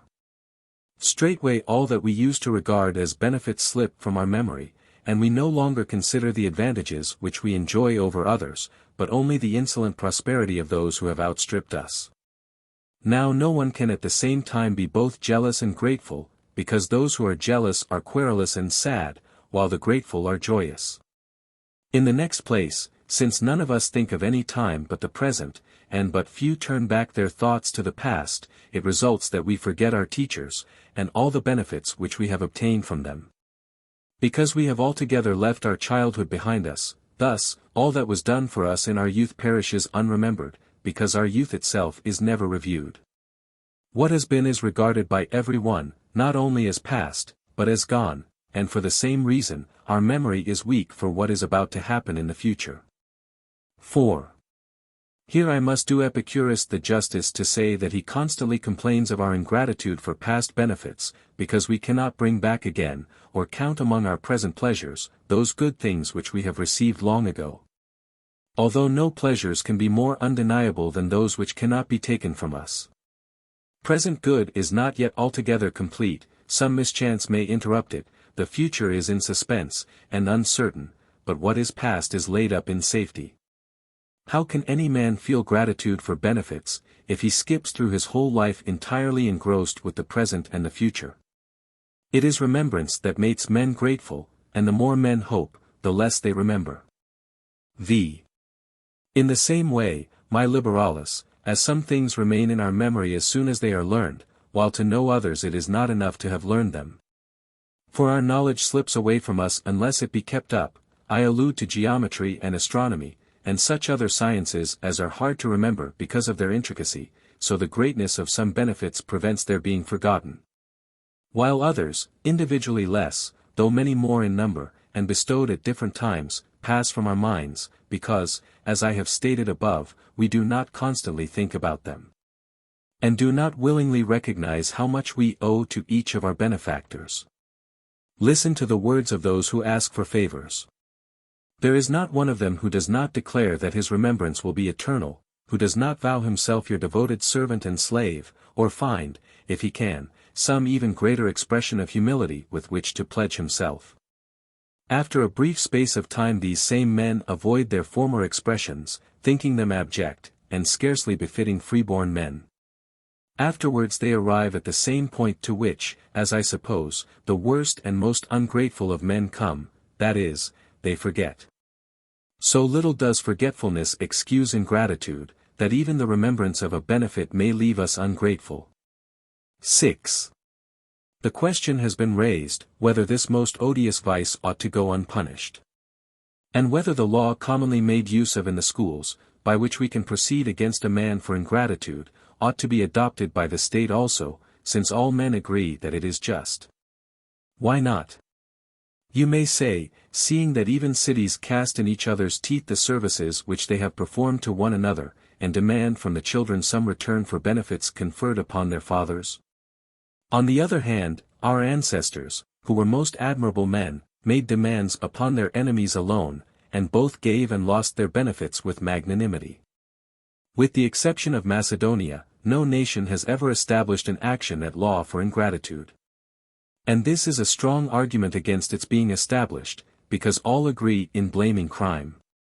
And homicide, poisoning, parricide, and sacrilege are visited with different penalties in different countries, but everywhere with some penalty, whereas this most common vice is nowhere punished, though it is everywhere blamed. We do not acquit it. But as it would be most difficult to reckon accurately the penalty for so varying a matter, we condemn it only to be hated, and place it upon the list of those crimes which we refer for judgment to the gods. 7. Many arguments occur to me which prove that this vice ought not to come under the action of the law. First of all, the best part of a benefit is lost if the benefit can be sued for at law, as in the case of a loan, or of letting and hiring. Indeed, the finest part of a benefit is that we have given it without considering whether we shall lose it or not, that we have left all this to the free choice of him who receives it. If I call him before a judge, it begins to be not a benefit, but a loan. Next, though it is a most honorable thing to show gratitude, it ceases to be honorable if it be forced, for in that case no one will praise a grateful man any more than he praises him who restores the money which was deposited in his keeping, or who pays what he borrowed without the intervention of a judge. We should therefore spoil the two finest things in human life, a grateful man and a beneficent man. For what is there admirable in one who does not give but merely lends a benefit, or in one who repays it, not because he wishes, but because he is forced to do so? There is no credit in being grateful, unless it is safe to be ungrateful. Besides this, all the courts would hardly be enough for the action of this one law. Who would not plead under it? Who would not be pleaded against? For every one exalts his own merits, every one magnifies even the smallest matters which he has bestowed upon another. Besides this, those things which form the subject of a judicial inquiry can be distinctly defined, and cannot afford unlimited license to the judge. Wherefore a good cause is in a better position if it before a judge than before an arbitrator, because the words of the law tie down a judge and define certain limits beyond which he may not pass. Whereas the conscience of an arbitrator is free and not fettered by any rules, so that he can either give or take away, and can arrange his decision, not according to the precepts of law and justice, but just as his own kindly feeling or compassion may prompt him. An action for ingratitude would not bind a judge, but would place him in the position of an autocrat. It cannot be known what or how great a benefit is, all that would be really important would be, how indulgently the judge might interpret it. No law defines an ungrateful person. Often, indeed, one who repays what he has received is ungrateful, and one who has not returned it is grateful. Even an unpracticed judge can give his vote upon some matters. For instance, when the thing to be determined is whether something has or has not been done, when a dispute is terminated by the parties giving written bonds, or when the casting up of accounts decides between the disputants. When, however, motives have to be guessed at, when matters upon which wisdom alone can decide, are brought into court, they cannot be tried by a judge taken at random from the list of select judges. 18 whom property and the inheritance of an equestrian fortune 19 has placed upon the roll. 8. Ingratitude, therefore, is not only matter unfit to be brought into court, but no judge could be found fit to try it. And this you will not be surprised at, if you examine the difficulties of any one who should attempt to prosecute a man upon such a charge. One man may have given a large sum of money, but he is rich and would not feel it. Another may have given it at the cost of his entire inheritance. The sum given is the same in each case, but the benefit conferred is not the same. Add another instance. Suppose that to redeem a debtor from slavery one man paid money from his own private means, while another man paid the same sum, but had to borrow it or beg for it, and allow himself to be laid under a great obligation to someone. Would you rank the man who so easily bestowed his benefit on an equality with him who was obliged to receive a benefit himself before he could bestow it? Some benefits are great, not because of their amount, but because of the time at which they are bestowed. It is a benefit to give an estate whose fertility can bring down the price of corn, and it is a benefit to give a loaf of bread in time of famine. It is a benefit to give provinces through which flow vast navigable rivers, and it is a benefit, when men are parched with thirst, and can scarcely draw breath through their dry throats, to show them a spring of water. Who will compare these cases with one another, or weigh one against the other? It is hard to give a decision when it is not the thing given, but its meaning, which has to be considered. Though what is given is the same, yet if it be given under different circumstances it has a different value. A man may have bestowed a benefit upon me, but unwillingly, he may have complained of having given it. He may have looked at me with greater haughtiness than he was wont to do, he may have been so slow in giving it, that he would have done me a greater service if he had promptly refused it. How could a judge estimate the value of these things, when words, hesitation, or looks can destroy all their claim to gratitude? 9. What, again, could he do, seeing that some things are called benefits because they are unduly coveted, whilst others are not benefits at all, according to this common valuation, yet are of even greater value, though not so showy? You call it a benefit to cause a man to be adopted as a member of a powerful city, to get him enrolled among the knights, or to defend one who is being tried for his life. What do you say of him who gives useful advice? Of him who holds you back when you would rush into crime? Of him who strikes the sword from the hands of the suicide?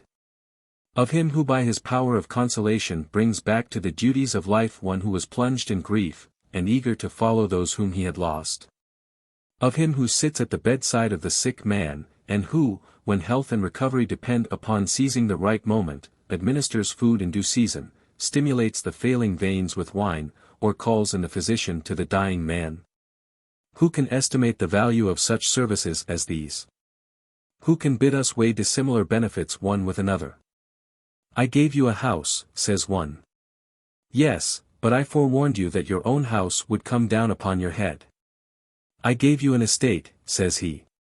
True, but I gave a plank to you when shipwrecked.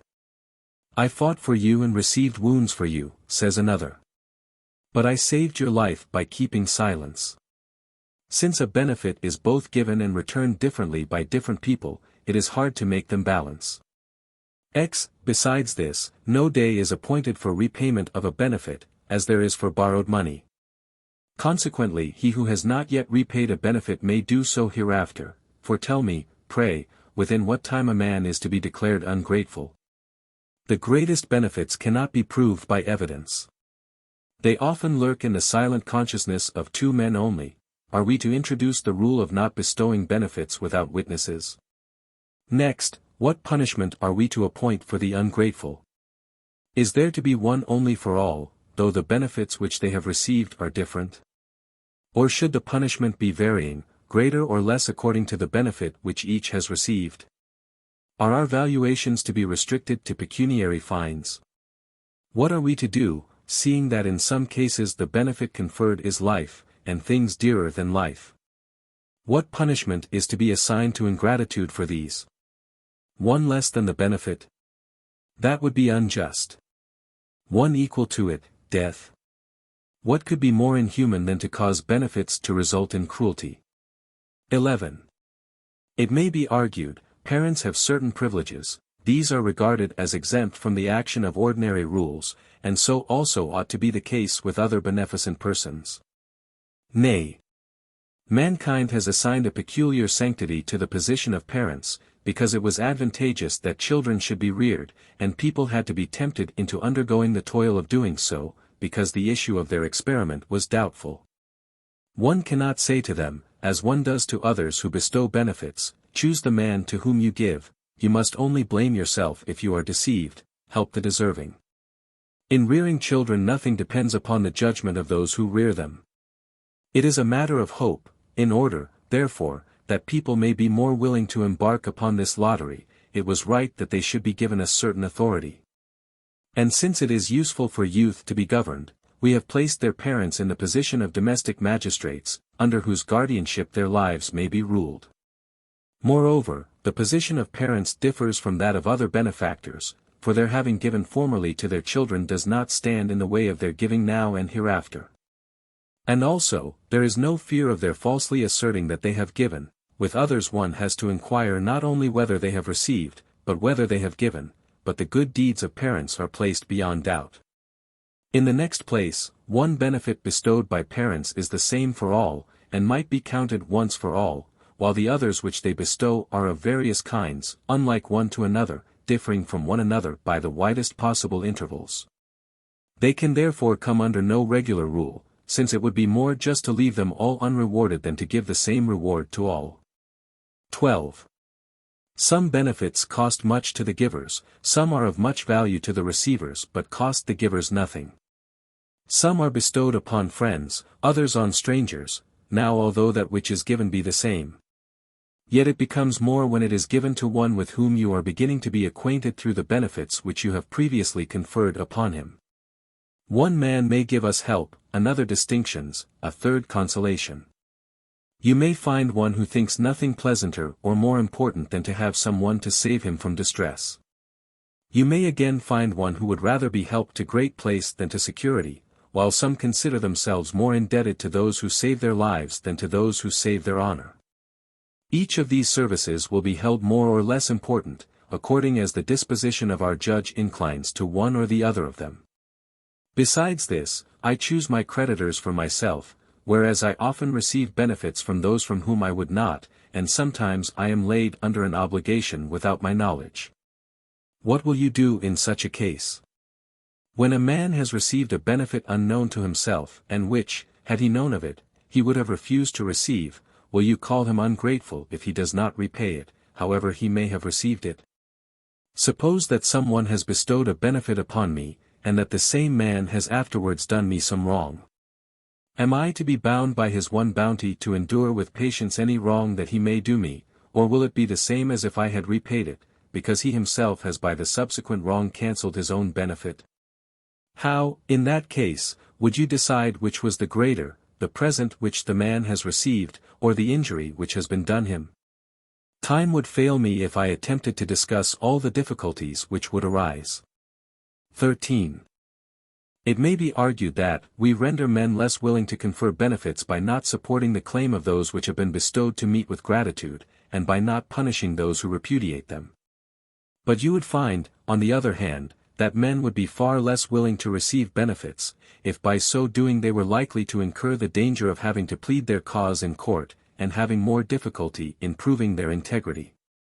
This legislation would also render us less willing to give, for no one is willing to give to those who are unwilling to receive, but one who is urged to acts of kindness by his own good nature and by the beauty of charity will give all the more freely to those who need make no return unless they choose. It impairs the credit of doing a service, if in doing it we are carefully protected from loss. 14. Benefits, then, will be fewer, but more genuine. Well, what harm is there in restricting people from giving recklessly? Even those who would have no legislation upon the subject follow this rule, that we ought to be somewhat careful in giving, and in choosing those upon whom we bestow favors. Reflect over and over again to whom you are giving, you will have no remedy at law, no means of enforcing repayment. You are mistaken if you suppose that the judge will assist you, no law will make full restitution to you, you must look only to the honor of the receiver. Thus only can benefits retain their influence, and thus only are they admirable. You dishonor them if you make them the grounds of litigation. Pay what you owe, is a most just proverb, and one which carries with it the sanction of all nations. But in dealing with benefits it is most shameful. Pay. How is a man to pay who owes his life, his position, his safety, or his reason to another? None of the greatest benefits can be repaid. Yet, it is said, you ought to give in return for them something of equal value. This is just what I have been saying, that the grandeur of the act is ruined if we make our benefits commercial transactions. We ought to encourage ourselves in avarice, in discontent, or in quarrels. The human mind is prone enough to these by nature. As far as we are able, let us check it, and cut off the opportunities for which it seeks. 15. Would that we could indeed persuade men to receive back money which they have lent from those debtors only who are willing to pay. Would that no agreement ever bound the buyer to the seller, and that their interests were not protected by sealed covenants and agreements, but rather by honor and a sense of justice. However, men prefer what is needful to what is truly best, and choose rather to force their creditors to keep faith with them than to trust that they will do so. Witnesses are called on both sides. The one, by calling in brokers, makes several names appear in his accounts as his debtors instead of one. The other is not content with the legal forms of question and answer unless he holds the other party by the hand. What a shameful admission of the dishonesty and wickedness of mankind!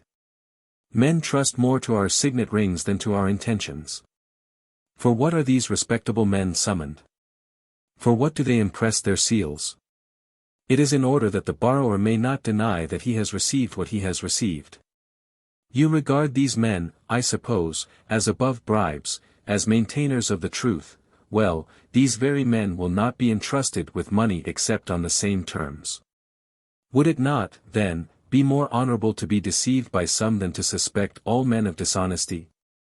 To fill up the measure of avarice one thing only is lacking, that we should bestow no benefit without a surety. To help, to be of service, is the part of a generous and noble mind. He who gives acts like a god, he who demands repayment acts like a money-lender. Why then, by trying to protect the rights of the former class, should we reduce them to the level of the basest of mankind? 16. More men, our opponent argues, will be ungrateful, if no legal remedy exists against ingratitude. Nay, fewer, because then benefits will be bestowed with more discrimination. In the next place, it is not advisable that it should be publicly known how many ungrateful men there are, for the number of sinners will do away with the disgrace of the sin, and a reproach which applies to all men will cease to be dishonorable. Is any woman ashamed of being divorced, now that some noble ladies reckon the years of their lives, not by the number of the consuls, but by that of their husbands, now that they leave their homes in order to marry others? And marry only in order to be divorced. Divorce was only dreaded as long as it was unusual. Now that no gazette appears without it, women learn to do what they hear so much about. Can anyone feel ashamed of adultery, now that things have come to such a pass that no woman keeps a husband at all unless it be to pique her lover? Chastity merely implies ugliness. Where will you find any woman so abject, so repulsive, as to be satisfied with a single pair of lovers, without having a different one for each hour of the day? Nor is the day long enough for all of them, unless she has taken her airing in the grounds of one, and passes the night with another. A woman is frumpish and old-fashioned if she does not know that adultery with one paramour is nicknamed marriage. Just as all shame at these vices has disappeared since the vice itself became so widely spread, so if you made the ungrateful begin to count their own numbers, you would both make them more numerous, and enable them to be ungrateful with greater impunity. 17. What then? Shall the ungrateful man go unpunished? What then, I answer, shall we punish the undutiful, the malicious, the avaricious, the headstrong, and the cruel? Do you imagine that those things which are loathed are not punished, or do you suppose that any punishment is greater than the hate of all men? It is a punishment not to dare receive a benefit from anyone, not to dare to bestow one, to be, or to fancy that you are a mark for all men's eyes, and to lose all appreciation of so excellent and pleasant a matter. Do you call a man unhappy who has lost his sight, or whose hearing has been impaired by disease, and do you not call him wretched who has lost the power of feeling benefits? He fears the gods, the witnesses of all ingratitude. He is tortured by the thought of the benefit which he has misapplied, and, in fine, he is sufficiently punished by this great penalty, that, as I said before, he cannot enjoy the fruits of this most delightful act. On the other hand, he who takes pleasure in receiving a benefit, enjoys an unvarying and continuous happiness, which he derives from consideration, not of the thing given, but of the intention of the giver. A benefit gives perpetual joy to a grateful man, but pleases an ungrateful one only for a moment. Can the lives of such men be compared, seeing that the one is sad and gloomy, as it is natural that a denier of his debts and a defrauder should be, a man who does not give his parents, his nurses, or his teachers the honor which is their due, while the other is joyous, cheerful, on the watch for an opportunity of proving his gratitude, and gaining much pleasure from this frame of mind itself. Such a man has no wish to become bankrupt, but only to make the fullest and most copious return for benefits, and that not only to parents and friends, but also to more humble persons. For even if he receives a benefit from his own slave, he does not consider from whom he receives it, but what he receives. 18. It has, however, been doubted by Hecaton and some other writers, whether a slave can bestow a benefit upon his master. Some distinguish between benefits, duties, and services, calling those things benefits which are bestowed by a stranger, that is, by one who could discontinue them without blame, while duties are performed by our children, our wives, and those whom relationship prompts and orders to afford us help. And, thirdly, services are performed by slaves, whose position is such that nothing which they do for their master can give them any claim upon him. Besides this, he who affirms that a slave does not sometimes confer a benefit upon his master is ignorant of the rights of man, for the question is, not what the station in life of the giver may be, but what his intentions are. The path of virtue is closed to no one, it lies open to all, it admits and invites all, whether they be freeborn men, slaves or freedmen, kings or exiles, it requires no qualifications of family or of property, it is satisfied with a mere man. What, indeed, should we have to trust to for defense against sudden misfortunes? What could a noble mind promise to itself to keep unshaken, if virtue could be lost together with prosperity? If a slave cannot confer a benefit upon his master, then no subject can confer a benefit upon his king, and no soldier upon his general, for so long as the man is subject to supreme authority, the form of authority can make no difference. If main force, or the fear of death and torture, can prevent a slave from gaining any title to his master's gratitude, they will also prevent the subjects of a king, or the soldiers of a general from doing so.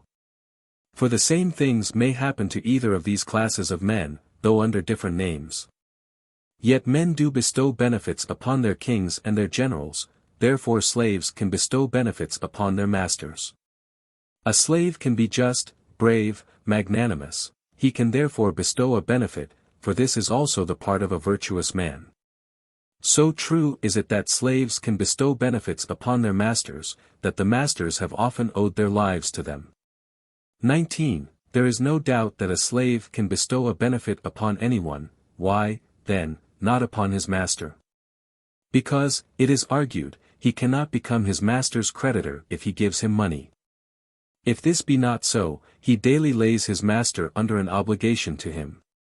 He attends him when on a journey, he nurses him when sick, he works most laboriously at the cultivation of his estate, yet all these, which would be called benefits if done for us by anyone else, are merely called service when done by a slave.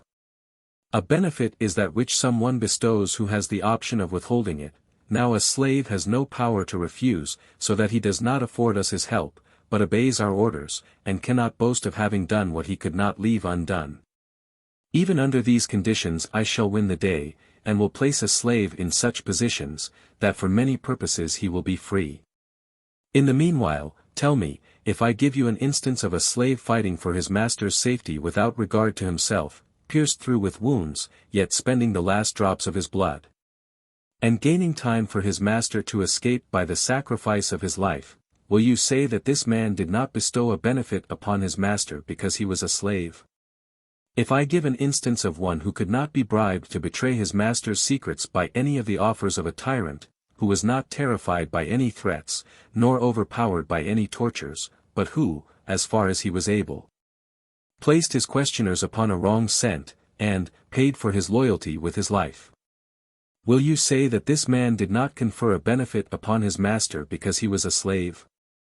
Consider, rather, whether an example of virtue in a slave be not all the greater because it is rarer than in free men, and whether it be not all the more gratifying that, although to be commanded is odious, and all submission to authority is irksome, yet in some particular cases love for a master has been more powerful than men's general dislike to servitude. A benefit does not, therefore, cease to be a benefit because it is bestowed by a slave, but is all the greater on that account, because not even slavery could restrain him from bestowing it. XX. It is a mistake to imagine that slavery pervades a man's whole being. The better part of him is exempt from it, the body indeed is subjected and in the power of a master, but the mind is independent, and indeed is so free and wild, that it cannot be restrained even by this prison of the body, wherein it is confined. From following its own impulses, dealing with gigantic designs, and soaring into the infinite, accompanied by all the host of heaven. It is, therefore, only the body which misfortune hands over to a master, and which he buys and sells. This inward part cannot be transferred as a chattel. Whatever comes from this, is free. Indeed, we are not allowed to order all things to be done, nor are slaves compelled to obey us in all things. They will not carry out treasonable orders, or lend their hands to an act of crime. 21. There are some things which the law neither enjoins nor forbids, it is in these that a slave finds the means of bestowing benefits. As long as we only receive what is generally demanded from a slave, that is mere service. When more is given than a slave need afford us, it is a benefit. As soon as what he does begins to partake of the affection of a friend, it can no longer be called service. There are certain things with which a master is bound to provide his slave, such as food and clothing. No one calls this a benefit. But supposing that he indulges his slave, educates him above his station, teaches him arts which free-born men learn, that is a benefit. The converse is true in the case of the slave. Anything which goes beyond the rules of a slave's duty, which is done of his own free will, and not in obedience to orders, is a benefit, provided it be of sufficient importance to be called by such a name if bestowed by any other person. 22. It has pleased Chrysippus to define a slave as a hireling for life. Just as a hireling bestows a benefit when he does more than he engaged himself to do.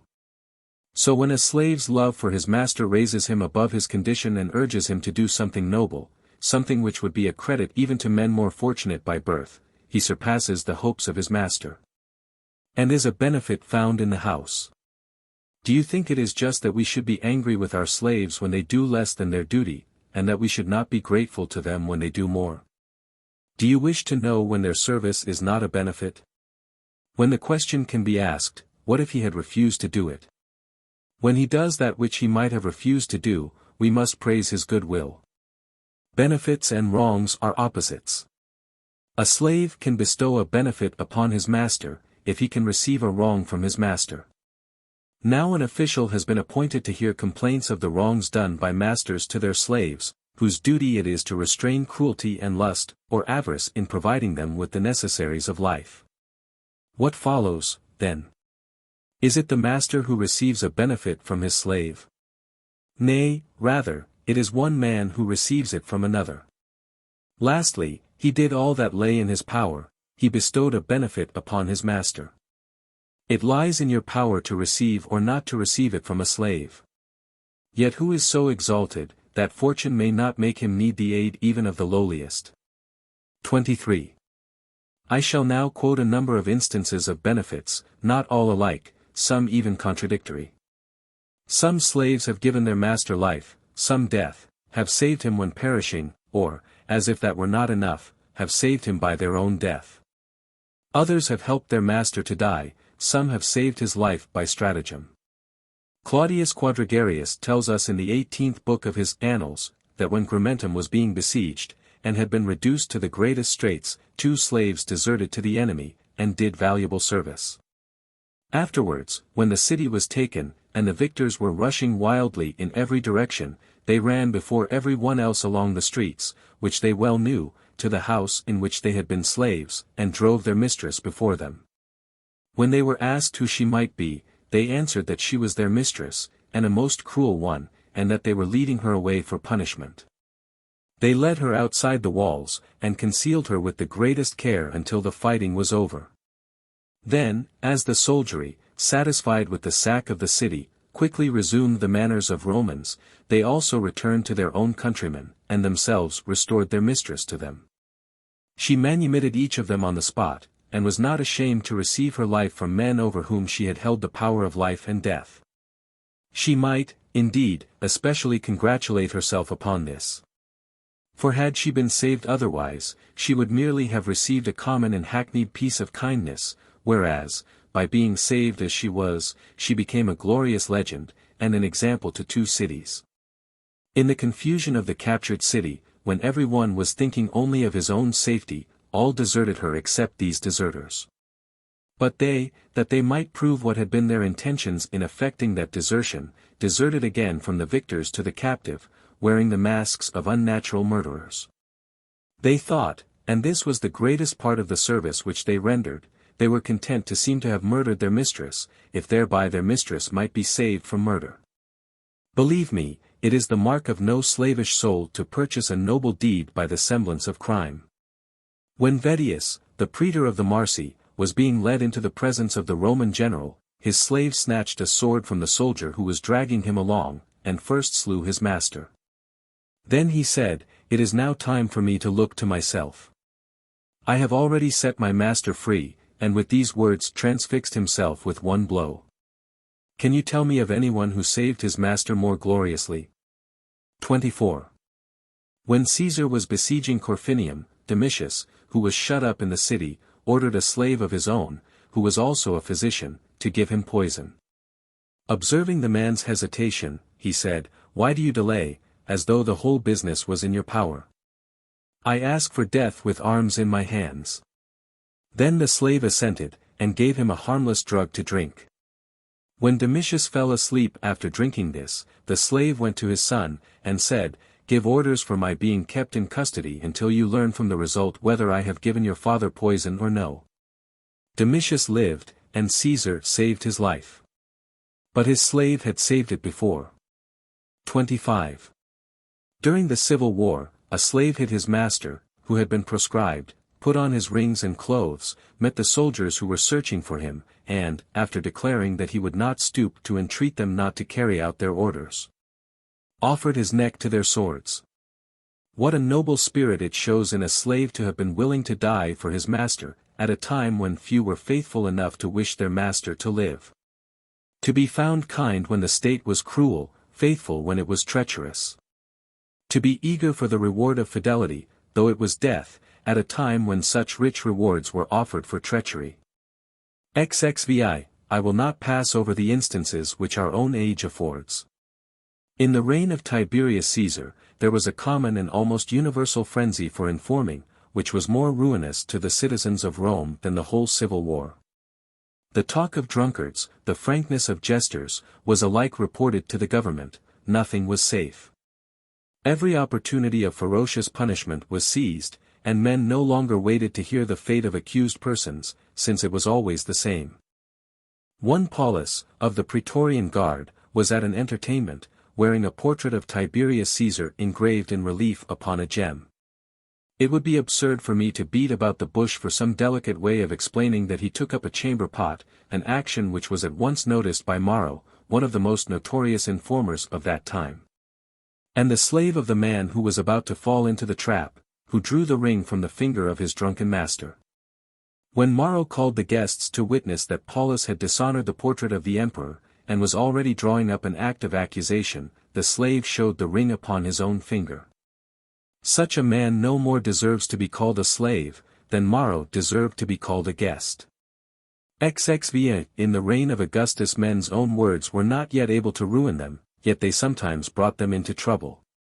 A senator named Rufus, while at dinner, expressed a hope that Caesar would not return safe from a journey for which he was preparing, and added that all bulls and calves wished the same thing. Some of those present carefully noted these words.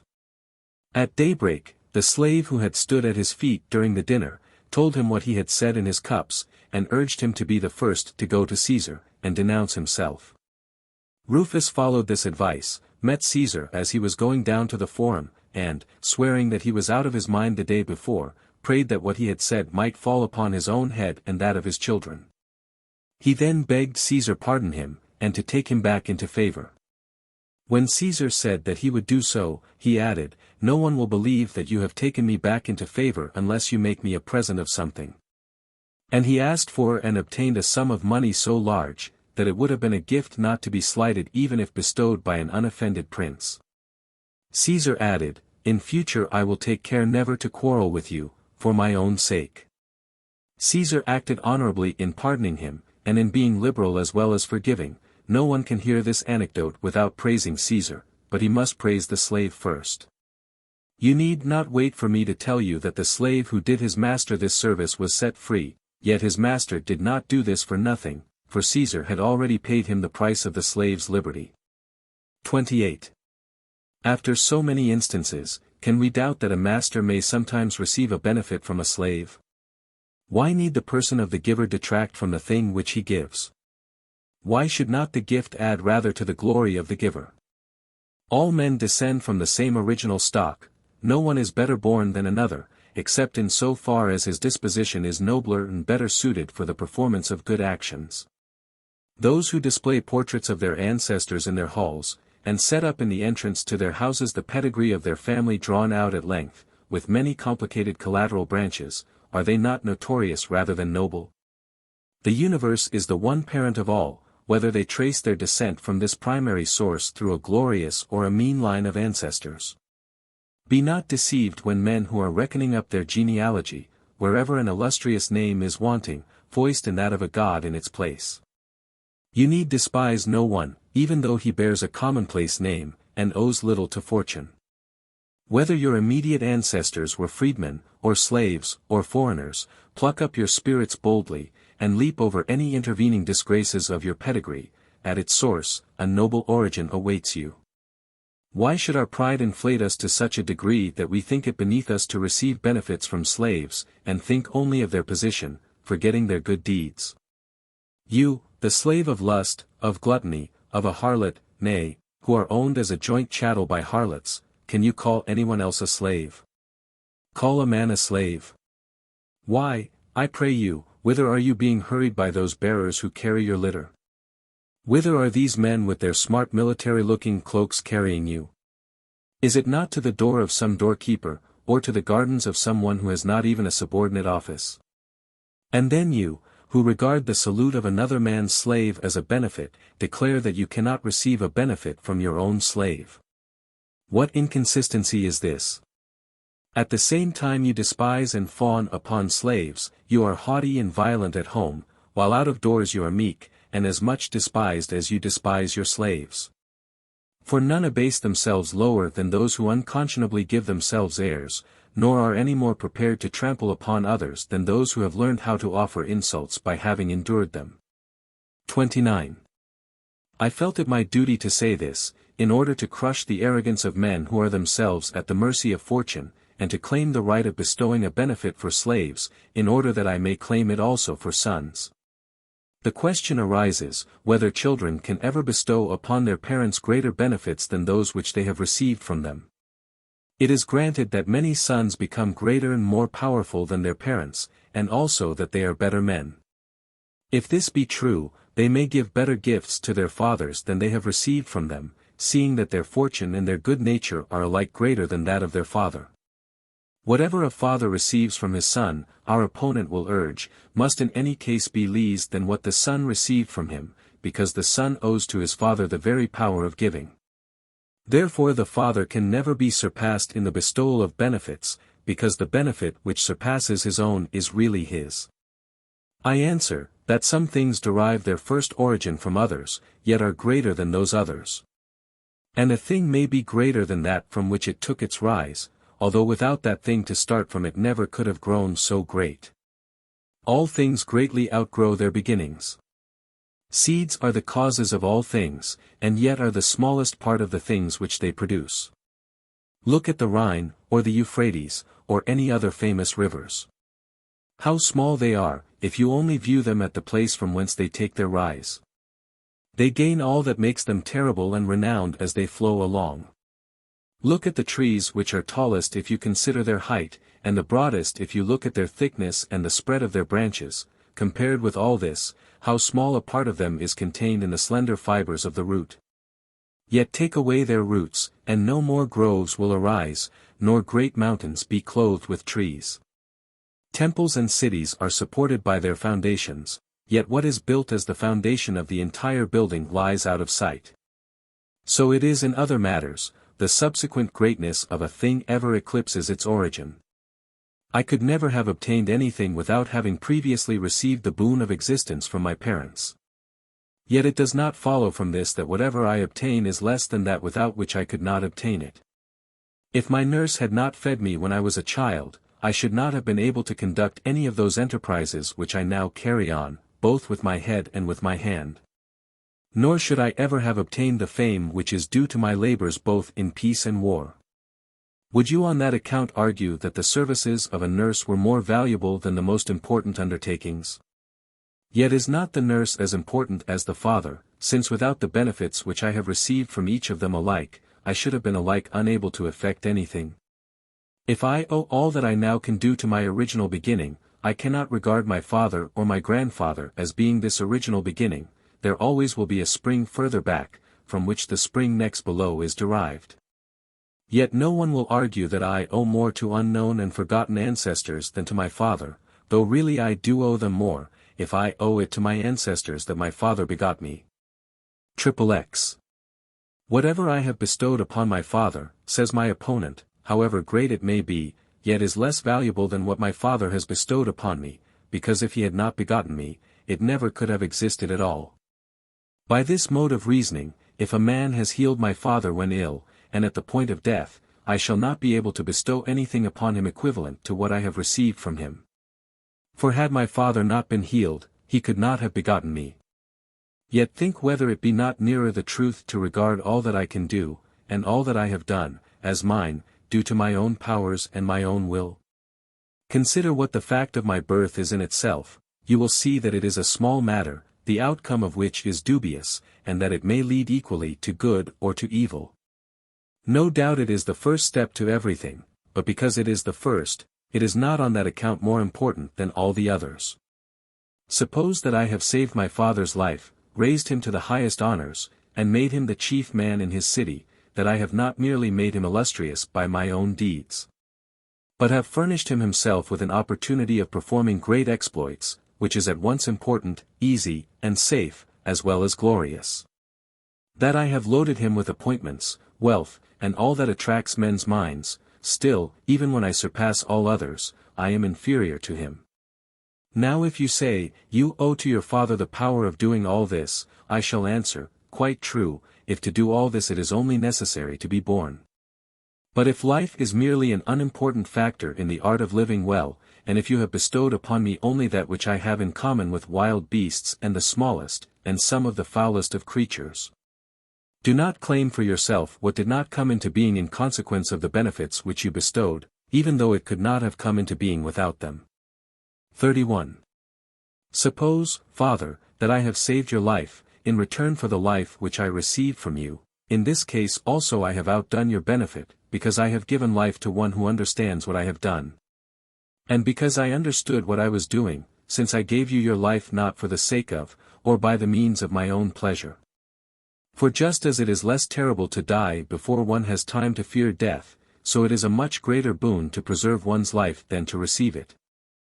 I have given life to one who will at once enjoy it, you gave it to one who knew not if he should ever live. I have given life to one who was in fear of death, your gift of life merely enables me to die, I have given you a life complete, perfect. You begot me without intelligence, a burden upon others. Do you wish to know how far from a benefit it was to give life under such conditions? You should have exposed me as a child, for you did me a wrong in begetting me. What do I gather from this? That the cohabitation of a father and mother is the very least of benefits to their child, unless in addition this beginning of kindnesses be followed up by others, and confirmed by other services. It is not a good thing to live, but to live well. But, say you, I do live well. True, but I might have lived ill, so that your part in me is merely this, that I live. If you claim merit to yourself for giving me mere life, bare and helpless, and boast of it as a great boon, reflect that this you claim merit for giving me is a boon which I possess in common with flies and worms. In the next place, if I say no more than that I have applied myself to honorable pursuits, and have guided the course of my life along the path of rectitude, then you have received more from your benefit than you gave. For you gave me to myself ignorant and unlearned, and I have returned to you a son such as you would wish to have begotten. XXXI, my father supported me. If I repay this kindness, I give him more than I received, because he has the pleasure, not only of being supported, but of being supported by a son, and receives more delight from my filial devotion than from the food itself. Whereas the food which he used to give me merely affected my body. What? If any man rises so high as to become famous among nations for his eloquence, his justice, or his military skill, if much of the splendor of his renown is shed upon his father also, and by its clear light dispels the obscurity of his birth, does not such a man confer an inestimable benefit upon his parents? Would anyone have heard of Aristo and Gryllus except through Xenophon and Plato, their sons? Socrates keeps alive the memory of Sophroniscus. It would take long to recount the other men whose names survive for no other reason than that the admirable qualities of their sons have handed them down to posterity. Did the father of Marcus Agrippa, of whom nothing was known, even after Agrippa became famous, confer the greater benefit upon his son, or was that greater which Agrippa conferred upon his father when he gained the glory? Unique in the annals of war, of a naval crown, and when he raised so many vast buildings in Rome, which not only surpassed all former grandeur, but have been surpassed by none since. Did Octavius confer a greater benefit upon his son, or the Emperor Augustus upon his father, obscured as he was by the intervention of an adoptive father? What joy would he have experienced, if, after the putting down of the civil war, he had seen his son ruling the state in peace and security? He would not have recognized the good which he had himself bestowed, and would hardly have believed, when he looked back upon himself, that so great a man could have been born in his house. Why should I go on to speak of others who would now be forgotten, if the glory of their sons had not raised them from obscurity, and kept them in the light until this day? In the next place, as we are not considering what son may have given back to his father greater benefits than he received from him, but whether a son can give back greater benefits, even if the examples which I have quoted are not sufficient. And such benefits do not outweigh the benefits bestowed by the parents, if no age has produced an actual example, still it is not in the nature of things impossible. Though no solitary act can outweigh the deserts of a parent, yet many such acts combined by one son may do so. 33. Scipio, while under 17 years of age, rode among the enemy in battle, and saved his father's life. Was it not enough, that in order to reach his father he despised so many dangers when they were pressing hardest upon the greatest generals, that he, a novice in his first battle, made his way through so many obstacles, over the bodies of so many veteran soldiers, and showed strength and courage beyond his years? Add to this, that he also defended his father in court, and saved him from a plot of his powerful enemies, that he heaped upon him a second and a third consulship and other posts which were coveted even by consulars. That when his father was poor he bestowed upon him the plunder which he took by military license, and that he made him rich with the spoils of the enemy, which is the greatest honor of a soldier. If even this did not repay his debt, add to it that he caused him to be constantly employed in the government of provinces and in special commands, add, that after he had destroyed the greatest cities, and became without a rival either in the East or in the West, the acknowledged protector and second founder of the Roman Empire, he bestowed upon one who was already of noble birth the higher title of the father of Scipio. Can we doubt that the commonplace benefit of his birth was outdone by his exemplary conduct, and by the valor which was at once the glory and the protection of his country? Next, if this be not enough, suppose that a son were to rescue his father from the torture, or to undergo it in his stead. You can suppose the benefits returned by the son as great as you please, whereas the gift he received from his father was of one sort only, was easily performed, and was a pleasure to the giver. That he must necessarily have given the same thing to many others, even to some to whom he knows not that he has given it, that he had a partner in doing so, and that he had in view the law, patriotism.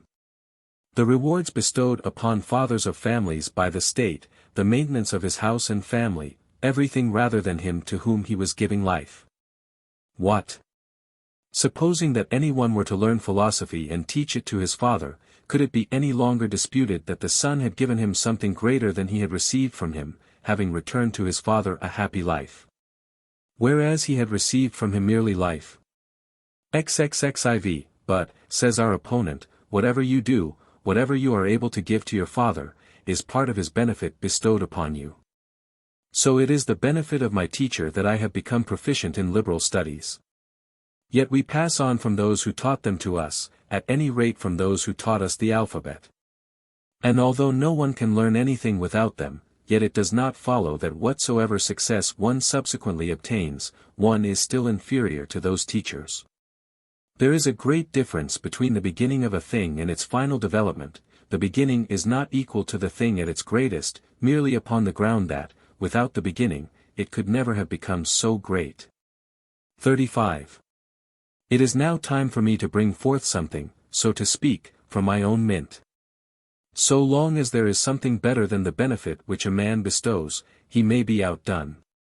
A father gives life to his son, there is something better than life. Therefore a father may be outdone, because there is something better than the benefit which he has bestowed. Still further, he who has given anyone his life, if he be more than once saved from peril of death by him, has received a greater benefit than he bestowed. Now, a father has given life to his son, if, therefore, he be more than once saved from peril by his son, he can receive a greater benefit than he gave. A benefit becomes greater to the receiver in proportion to his need of it. Now he who is alive needs life more than he who has not been born, seeing that such a one can have no need at all. Consequently a father, if his life is saved by his son, receives a greater benefit than his son received from him by being born. It is said, the benefits conferred by fathers cannot be outdone by those returned by their sons. Why? Because the son received life from his father, and had he not received it, he could not have returned any benefits at all. A father has this in common with all those who have given any men their lives. It is impossible that these men could repay the debt if they had not received their life. Then I suppose one cannot overpay one's debt to a physician, for a physician gives life as well as a father, or to a sailor who has saved us when shipwrecked. Yet the benefits bestowed by these and by all the others who give us life in whatever fashion, can be outdone, consequently those of our fathers can be outdone. If any one bestows upon me a benefit which requires the help of benefits from many other persons, whereas I give him what requires no one to help it out, I have given more than I have received. Now a father gave to his son a life which, without many accessories to preserve it, would perish, whereas a son, if he gives life to his father, gives him a life which requires no assistance to make it lasting. Therefore the father who receives life from his son, receives a greater benefit than he himself bestowed upon his son. XXXVI. These considerations do not destroy the respect due to parents, or make their children behave worse to them, nay, better. For virtue is naturally ambitious, and wishes to outstrip those who are before it. Filial piety will be all the more eager, if, in returning a father's benefits, it can hope to outdo them. Nor will this be against the will or the pleasure of the father, since in many contests it is to our advantage to be outdone. How does this contest become so desirable? How comes it to be such happiness to parents that they should confess themselves outdone by the benefits bestowed by their children? Unless we decide the matter thus, we give children an excuse, and make them less eager to repay their debt, whereas we ought to spur them on, saying, Noble youths, give your attention to this. You are invited to contend in an honorable strife between parents and children, as to which party has received more than it has given. Your fathers have not necessarily won the day because they are first in the field, only take courage, as befits you, and do not give up the contest. You will conquer if you wish to do so. In this honorable warfare you will have no lack of leaders who will encourage you to perform deeds like their own, and bid you follow in their footsteps upon a path by which victory has often before now been won over parents. 37. Aeneas conquered his father in well-doing, for he himself had been but a light and a safe burden for him when he was a child, yet he bore his father, when heavy with age, through the midst of the enemy's lines and the crash of the city which was falling around him, albeit the devout old man, who bore the sacred images and the household gods in his hands, pressed him with more than his own weight. Nevertheless, what cannot filial piety accomplish? Aeneas bore him safe through the blazing city, and placed him in safety, to be worshipped as one of the founders of the Roman Empire. Those Sicilian youths outdid their parents whom they bore away safe, when Aetna, roused to unusual fury, poured fire over cities and fields throughout a great part of the island. It is believed that the fires parted, and that the flames retired on either side, so as to leave a passage for these youths to pass through, who certainly deserved to perform their daring task in safety. Antigonus outdid his father when, after having conquered the enemy in a great battle, he transferred the fruits of it to him, and handed over to him the empire of Cyprus. This is true kingship, to choose not to be a king when you might. Manlius conquered his father, imperious 20 though he was, when, in spite of his having previously been banished for a time by his father on account of his dullness and stupidity as a boy. He came to an interview which he had demanded with the tribune of the people, who had filed an action against his father. The tribune had granted him the interview, hoping that he would betray his hated father, and believed that he had earned the gratitude of the youth, having, amongst other matters, reproached old Manlius with sending him into exile, treating it as a very serious accusation. But the youth, having caught him alone, drew a sword which he had hidden in his robe, and said, "Unless you swear to give up your suit against my father, I will run you through with this sword. It is in your power to decide how my father shall be freed from his prosecutor." The tribune swore, and kept his oath. He related the reason of his abandonment of his action to an assembly at the rostra. No other man was ever permitted to put down a tribune with impunity. 38.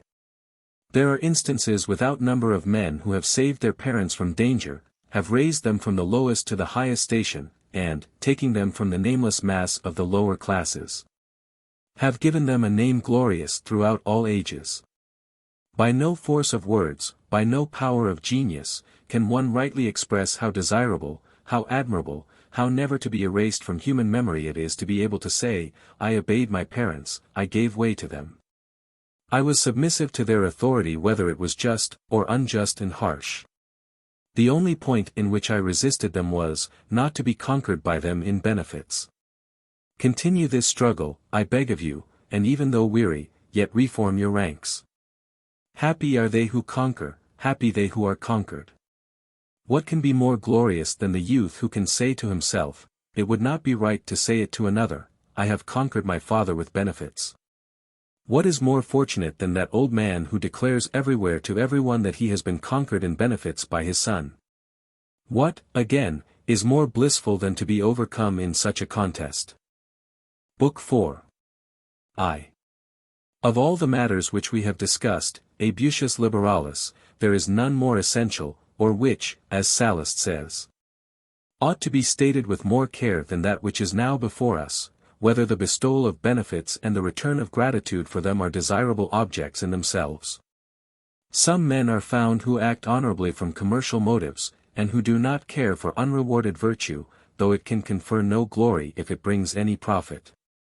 What can be more base than for a man to consider what it costs him to be a good man, when virtue neither allures by gain nor deters by loss, and is so far from bribing any one with hopes and promises, that on the other hand she bids them spend money upon herself, and often consists in voluntary gifts. We must go to her, trampling what is merely useful under our feet, whithersoever she may call us or send us we must go, without any regard for our private fortunes, sometimes without sparing even our own blood. Nor must we ever refuse to obey any of her commands. "What shall I gain," says my opponent, "if I do this bravely and gratefully?" You will gain the doing of it, the deed itself is your gain. Nothing beyond this is promised. If any advantage chances to accrue to you, count it as something extra. The reward of honorable dealings lies in themselves. If honor is to be sought after for itself, since a benefit is honorable, it follows that because both of these are of the same nature, their conditions must also be the same. Now it has frequently and satisfactorily been proved, that honor ought to be sought after for itself alone. 2. In this part of the subject we oppose the Epicureans, an effeminate and dreamy sect who philosophize in their own paradise, amongst whom virtue is the handmaid of pleasures, obeys them, is subject to them, and regards them as superior to itself. You say, there is no pleasure without virtue. But wherefore is it superior to virtue? Do you imagine that the matter in dispute between them is merely one of precedence? Nay, it is virtue itself and its powers which are in question. It cannot be virtue if it can follow. The place of virtue is first, she ought to lead, to command, to stand in the highest rank, you bid her look for a cue to follow. What, asks our opponent, does that matter to you? I also declare that happiness is impossible without virtue. Without virtue I disapprove of and condemn the very pleasures which I pursue, and to which I have surrendered myself. The only matter in dispute is this, whether virtue be the cause of the highest good, or whether it be itself the highest good. Do you suppose, though this be the only point in question, that it is a mere matter of precedence? It is a confusion and obvious blindness to prefer the last to the first. I am not angry at virtue being placed below pleasure, but at her being mixed up at all with pleasure, which she despises, whose enemy she is, and from which she separates herself as far as possible, being more at home with labor and sorrow, which are manly troubles, than with your womanish good things. 3. It was necessary to insert this argument, my Liberalis, because it is the part of virtue to bestow those benefits which we are now discussing, and it is most disgraceful to bestow benefits for any other purpose than that they should be free gifts. If we give with the hope of receiving a return, we should give to the richest men, not to the most deserving, whereas we prefer a virtuous poor man to an unmannerly rich one. That is not a benefit, which takes into consideration the fortune of the receiver. Moreover, if our only motive for benefiting others was our own advantage, those who could most easily distribute benefits, such as rich and powerful men, or kings, and persons who do not stand in need of the help of others, ought never to do so at all. The gods would not bestow upon us the countless blessings which they pour upon us unceasingly by night and by day, for their own nature suffices them in all respects, and renders them complete, safe, and beyond the reach of harm. They will, therefore, never bestow a benefit upon any one, if self and self-interest be the only cause for the bestowal of benefits. To take thought, not where your benefit will be best bestowed, but where it may be most profitably placed at interest, from whence you will most easily get it back, is not bestowal of benefits, but usury. Now the gods have nothing to do with usury. It follows, therefore, that they cannot be liberal, for if the only reason for giving is the advantage of the giver, since God cannot hope to receive any advantages from us, there is no cause why God should give anything. 4. I know what answer may be made to this. True.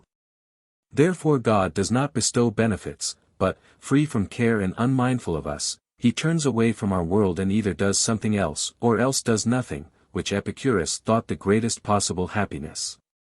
And he is not affected either by benefits or by injuries. The man who says this cannot surely hear the voices of worshippers, and of those who all around him are raising their hands to heaven and praying for the success both of their private affairs and those of the state. Which certainly would not be the case, all men would not agree in this madness of appealing to deaf and helpless gods, unless we knew that their benefits are sometimes bestowed upon us unasked, sometimes in answer to our prayers. And that they give us both great and seasonable gifts, which shield us from the most terrible dangers. Who is there so poor, so uncared for, born to sorrow by so unkind a fate, as never to have felt the vast generosity of the gods? Look even at those who complain and are discontented with their lot. You will find that they are not altogether without a share in the bounty of heaven, that there is no one upon whom something has not been shed from that most gracious fount. Is the gift which is bestowed upon all alike, at their birth, not enough? However unequally the blessings of after life may be dealt out to us, did nature give us too little when she gave us herself? It is said, God does not bestow benefits. Whence, then, comes all that you possess, that you give or refuse to give, that you hoard or steal? Whence come these innumerable delights of our eyes, our ears, and our minds? Whence the plenty which provides us even with luxury, for it is not our bare necessities alone against which provision is made. We are loved so much as actually to be pampered, whence so many trees bearing various fruits, so many wholesome herbs, so many different sorts of food distributed throughout the year. So that even the slothful may find sustenance in the chance produce of the earth. Then, too, whence come the living creatures of all kinds, some inhabiting the dry land, others the waters, others alighting from the sky, that every part of nature may pay us some tribute. The rivers which encircle our meadows with most beauteous bends, the others which afford a passage to merchant fleets as they flow on, wide and navigable. Some of which in summer time are subject to extraordinary overflowings in order that lands lying parched under a glowing sun may suddenly be watered by the rush of a midsummer torrent. What of the fountains of medicinal waters? What of the bursting forth of warm waters upon the seashore itself? Shall I tell of the seas round Italy that flow? Which laves her shore above, and which below? Or of her lakes, unrivalled Larius, or thee, Benicus, roaring like a sea? 6. If any one gave you a few acres, you would say that you had received a benefit. Can you deny that the boundless extent of the earth is a benefit? If any one gave you money, and filled your chest, since you think that so important, you would call that a benefit. God has buried countless mines in the earth, has poured out from the earth countless rivers, rolling sands of gold. He has concealed in every place huge masses of silver, copper and iron, and has bestowed upon you the means of discovering them, placing upon the surface of the earth signs of the treasures hidden below. And yet do you say that you have received no benefit? If a house were given you, bright with marble, its roof beautifully painted with colors and gilding, you would call it no small benefit. God has built for you a huge mansion that fears no fire or ruin, in which you see no flimsy veneers, thinner than the very saw with which they are cut, but vast blocks of most precious stone. All composed of those various and different substances whose paltriest fragments you admire so much. He has built a roof which glitters in one fashion by day, and in another by night, and yet do you say that you have received no benefit?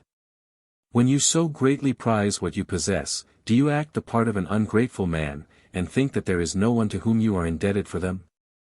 Whence comes the breath which you draw? The light by which you arrange and perform all the actions of your life? The blood by whose circulation your vital warmth is maintained? Those meats which excite your palate by their delicate flavor after your hunger is appeased? Those provocatives which rouse you when wearied with pleasure? That repose in which you are rotting and mouldering? Will you not, if you are grateful, say, "'Tis to a God that this repose I owe. For him I worship, as a God below. Oft on his altar shall my firstlings bleed. See, by his bounty here with rustic reed. I play the airs I love the livelong day, the while my oxen round about me stray. The true God is he who has placed, not a few oxen, but all the herds on their pastures throughout the world, who furnishes food to the flocks wherever they wander. Who has ordained the alternation of summer and winter pasturage, and has taught us not merely to play upon a reed, and to reduce to some order a rustic and artless song, but who has invented so many arts and varieties of voice. So many notes to make music, some with our own breath, some with instruments. You cannot call our inventions our own any more than you call our growth our own, or the various bodily functions which correspond to each stage of our lives. At one time comes the loss of childhood's teeth, at another, when our age is advancing and growing into robusta manhood, puberty and the last wisdom tooth marks the end of our youth. We have implanted in us the seeds of all ages, of all arts, and God our Master brings forth our intellects from obscurity. 7. Nature, says my opponent, gives me all this. Do you not perceive and you say this that you merely speak of God under another name? For what is nature but God and divine reason, which pervades the universe and all its parts? You may address the author of our world by as many different titles as you please. You may rightly call him Jupiter, best and greatest, and the thunderer, or the stayer, so called, not because, as the historians tell us, he stayed the flight of the Roman army in answer to the prayer of Romulus, but because all things continue in their stay through his goodness. If you were to call this same personage fate, you would not lie, for since fate is nothing more than a connected chain of causes, he is the first cause of all upon which all the rest depend. You will also be right in applying to him any names that you please which express supernatural strength and power. He may have as many titles as he has attributes. 8. Our school regards him as Father Liber, and Hercules, and Mercurius. He is Father Liber because he is the parent of all, who first discovered the power of seed, and are being led by pleasure to plant it. He is Hercules, because his might is unconquered, and when it is wearied after completing its labors, will retire into fire. He is Mercurius, because in him is reasoning, and numbers, and system, and knowledge. Whithersoever you turn yourself you will see him meeting you, nothing is void of him, he himself fills his own work. Therefore, most ungrateful of mortals, it is in vain that you declare yourself indebted, not to God, but to nature, because there can be no God without nature, nor any nature without God. They are both the same thing, differing only in their functions. If you were to say that you owe to Aeneas or to Lucius what you received from Seneca, you would not change your creditor, but only his name, because he remains the same man whether you use his first, second, or third name. So whether you speak of nature, fate, or fortune, these are all names of the same God, using his power in different ways. So likewise justice, honesty, discretion, courage, frugality, are all the good qualities of one and the same mind. If you are pleased with any one of these, you are pleased with that mind.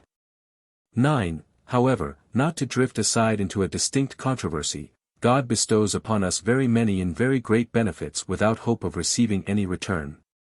Since he does not require any offering from us, and we are not capable of bestowing anything upon him, wherefore, a benefit is desirable in itself.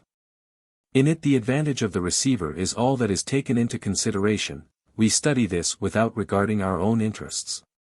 Yet, argues our opponent, you say that we ought to choose with care the persons upon whom we bestow benefits, because neither do husbandmen sow seed in the sand.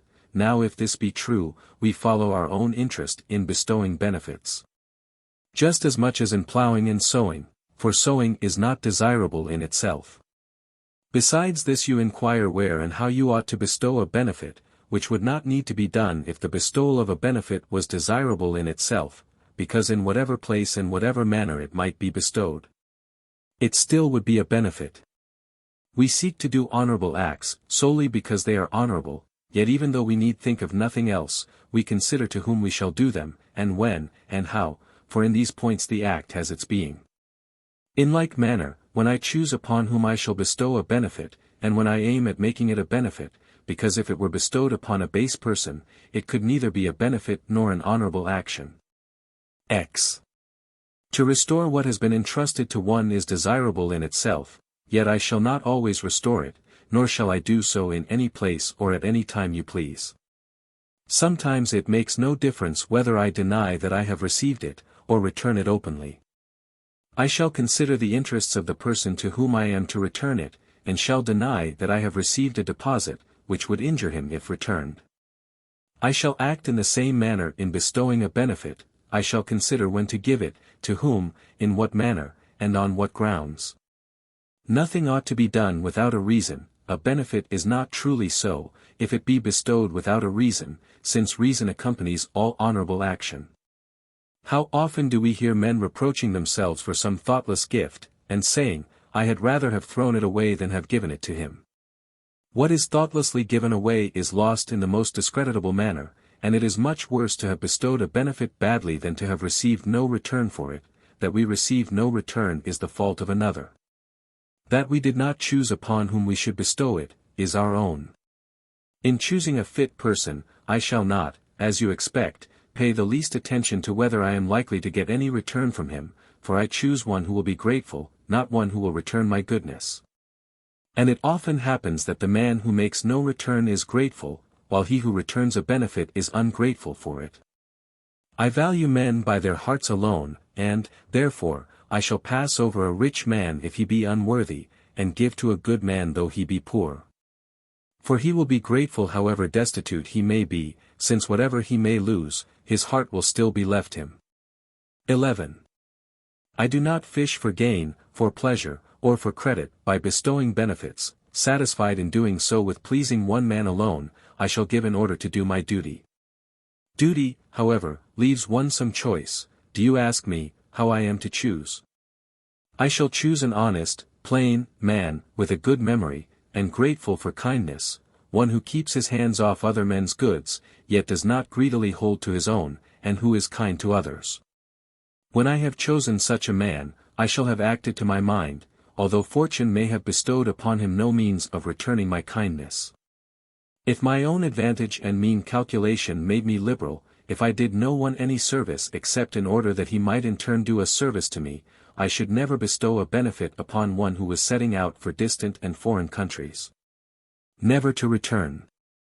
I should not bestow a benefit upon one who was so ill as to be past hope of recovery, nor should I do so when I myself was failing, because I should not live long enough to receive any return. Yet, that you may know that to do good is desirable in itself, we afford help to strangers who put into our harbor only to leave it straightway, we give a ship and fit it out for a shipwrecked stranger to sail back into his own country. He leaves us hardly knowing who it was who saved him, and, as he will never return to our presence, he hands over his debt of gratitude to the gods, and beseeches them to fulfill it for him. In the meanwhile we rejoice in the barren knowledge that we have done a good action. What? When we stand upon the extreme verge of life, and make our wills, do we not assign to others benefits from which we ourselves shall receive no advantage? How much time we waste, how long we consider in secret how much property we are to leave, and to whom? What then? Does it make any difference to us to whom we leave our property, seeing that we cannot expect any return from anyone? Yet we never give anything with more care, we never take such pains in deciding upon our verdict, as when, without any views of personal advantage, we think only of what is honorable. For we are bad judges of our duty as long as our view of it is distorted by hope and fear, and that most indolent of vices, pleasure, but when death has shut off all these, and brought us as incorrupt judges to pronounce sentence, we seek for the most worthy men to leave our property to, and we never take more scrupulous care than in deciding what is to be done with what does not concern us. Yet, by Hercules, then there steals over us a great satisfaction as we think, I shall make this man richer, and by bestowing wealth upon that man I shall add luster to his high position. Indeed, if we never give without expecting some return, we must all die without making our wills. 12. It may be said, you define a benefit as a loan which cannot be repaid. Now a loan is not a desirable thing in itself. When we speak of a loan, we make use of a figure, or comparison, just as we speak of law as, the standard of right and wrong, although a standard is not a thing to be desired for its own sake. I have adopted this phrase in order to illustrate my subject. When I speak of a loan, I must be understood to mean something resembling a loan. Do you wish to know how it differs from one? I add the words, which cannot be repaid, whereas every loan both can and ought to be repaid. It is so far from being right to bestow a benefit for one's own advantage, that often, as I have explained, it is one's duty to bestow it when it involves one's own loss and risk. For instance, if I assist a man when beset by robbers, so that he gets away from them safely, or help some victim of power, and bring upon myself the party spite of a body of influential men, very probably incurring myself the same disgrace from which I saved him. Although I might have taken the other side, and looked on with safety at struggles with which I have nothing to do, if I were to give bail for one who has been condemned. And when my friend's goods were advertised for sale I were to give a bond to the effect that I would make restitution to the creditors, if, in order to save a proscribed person I myself run the risk of being proscribed. No one, when about to buy a villa at Tusculum or Tibur, for a summer retreat, because of the health of the locality, considers how many years' purchase he gives for it. This must be looked to by the man who makes a profit by it. The same is true with benefits. When you ask what return I get for them, I answer, the consciousness of a good action. What return does one get for benefits? Pray tell me what return one gets for righteousness, innocence, magnanimity, chastity, temperance. If you wish for anything beyond these virtues, you do not wish for the virtues themselves. For what does the order of the universe bring round the seasons? For what does the sun make the day now longer and now shorter? All these things are benefits, for they take place for our good. As it is the duty of the universe to maintain the round of the seasons, as it is the duty of the sun to vary the points of his rising and setting, and to do all these things by which we profit, without any reward, so is it the duty of man. Amongst other things, to bestow benefits. Wherefore then does he give? He gives for fear that he should not give, lest he might lose an opportunity of doing a good action. 13. You Epicureans take pleasure in making a study of dull torpidity, in seeking for a repose which differs little from sound sleep, in lurking beneath the thickest shade. In amusing with the feeblest possible trains of thought that sluggish condition of your languid minds which you term tranquil contemplation, and in stuffing with food and drink, in the recesses of your gardens. Your bodies which are pallid with want of exercise. We Stoics, on the other hand, take pleasure in bestowing benefits, even though they cost us labor, provided that they lighten the labors of others. Though they lead us into danger, provided that they save others, though they straiten our means, if they alleviate the poverty and distresses of others. What difference does it make to me whether I receive benefits or not? Even if I receive them, it is still my duty to bestow them. A benefit has in view the advantage of him upon whom we bestow it, not our own, otherwise we merely bestow it upon ourselves. Many things, therefore, which are of the greatest possible use to others lose all claim to gratitude by being paid for. Merchants are of use to cities, physicians to invalids, dealers to slaves. Yet all these have no claim to the gratitude of those whom they benefit, because they seek their own advantage through that of others. That which is bestowed with a view to profit is not a benefit. I will give this in order that I may get a return for it, is the language of a broker. 14. I should not call a woman modest, if she rebuffed her lover in order to increase his passion, or because she feared the law or her husband.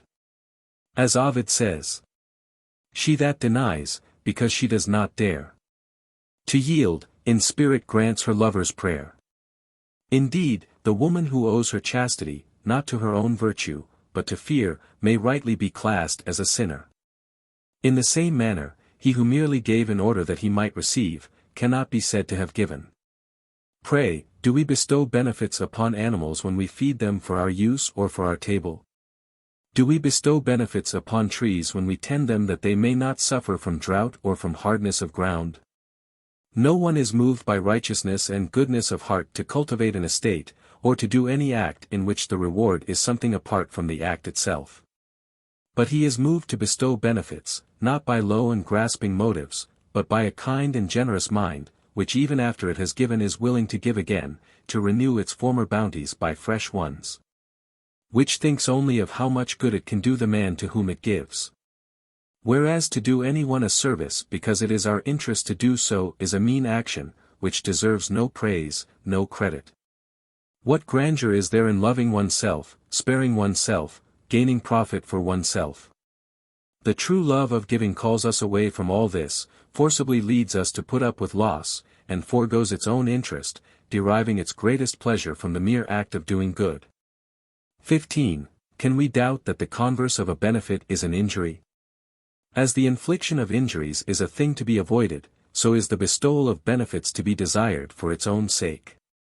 In the former, the disgrace of crime outweighs all the advantages which incite us to commit it. While we are urged to the latter course by the appearance of honor, in itself a powerful incentive to action, which attends it.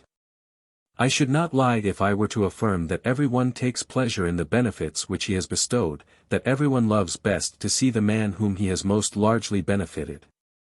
Who does not think that to have bestowed one benefit is a reason for bestowing a second? And would this be so, if the act of giving did not itself give us pleasure? How often you may hear a man say, I cannot bear to desert one whose life I have preserved, whom I have saved from danger. True, he asks me to plead his cause against men of great influence. I do not wish to do so, yet what am I to do? I have already helped him once, nay twice. Do you not perceive how very powerful this instinct must be, if it leads us to bestow benefits first because it is right to do so, and afterwards because we have already bestowed somewhat? Though at the outset a man may have had no claim upon us, we yet continue to give to him because we have already given to him. So untrue is it that we are urged to bestow benefits by our own interest, that even when our benefits prove failures we continue to nurse them and encourage them out of sheer love of benefiting, which has a natural weakness even for what has been ill bestowed, like that which we feel for our vicious children. 16. These same adversaries of ours admit that they are grateful, yet not because it is honorable, but because it is profitable to be so. This can be proved to be untrue all the more easily, because it can be established by the same arguments by which we have established that to bestow a benefit is desirable for its own sake. All our arguments start from this settled point, that honor is pursued for no reason except because it is honor. Now, who will venture to raise the question whether it be honorable to be grateful? Who does not loathe the ungrateful man, useless as he is even to himself? How do you feel when anyone is spoken of as being ungrateful for great benefits conferred upon him by a friend? Is it as though he had done something base, or had merely neglected to do something useful and likely to be profitable to himself? I imagine that you think him a bad man, and one who deserves punishment, not one who needs a guardian.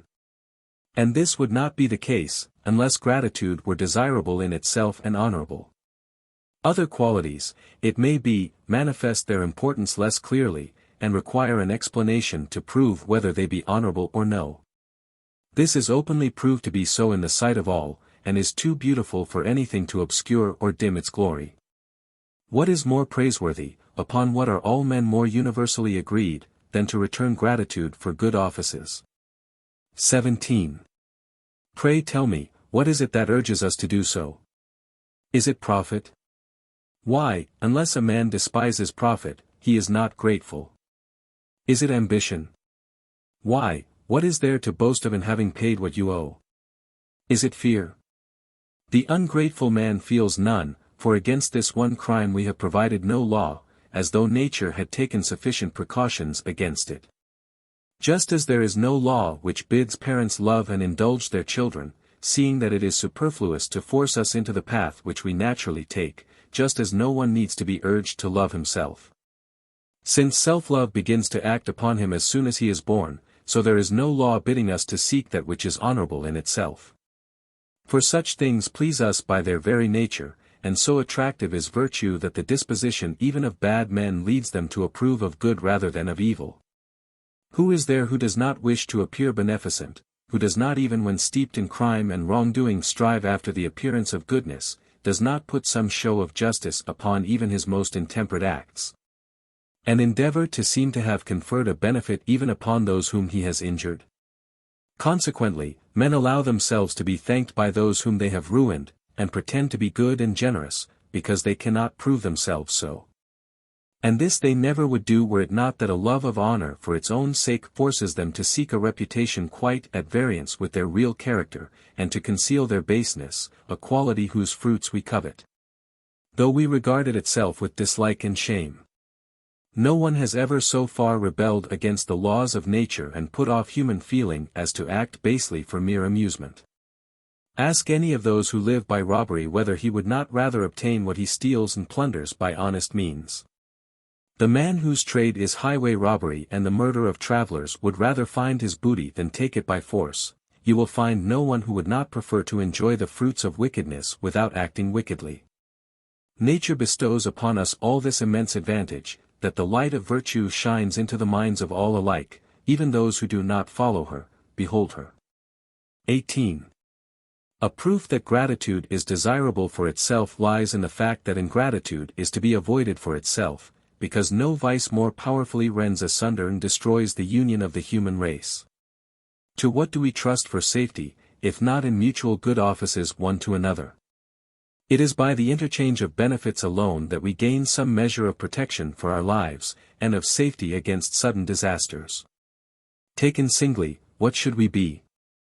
A prey and quarry for wild beasts, a luscious and easy banquet.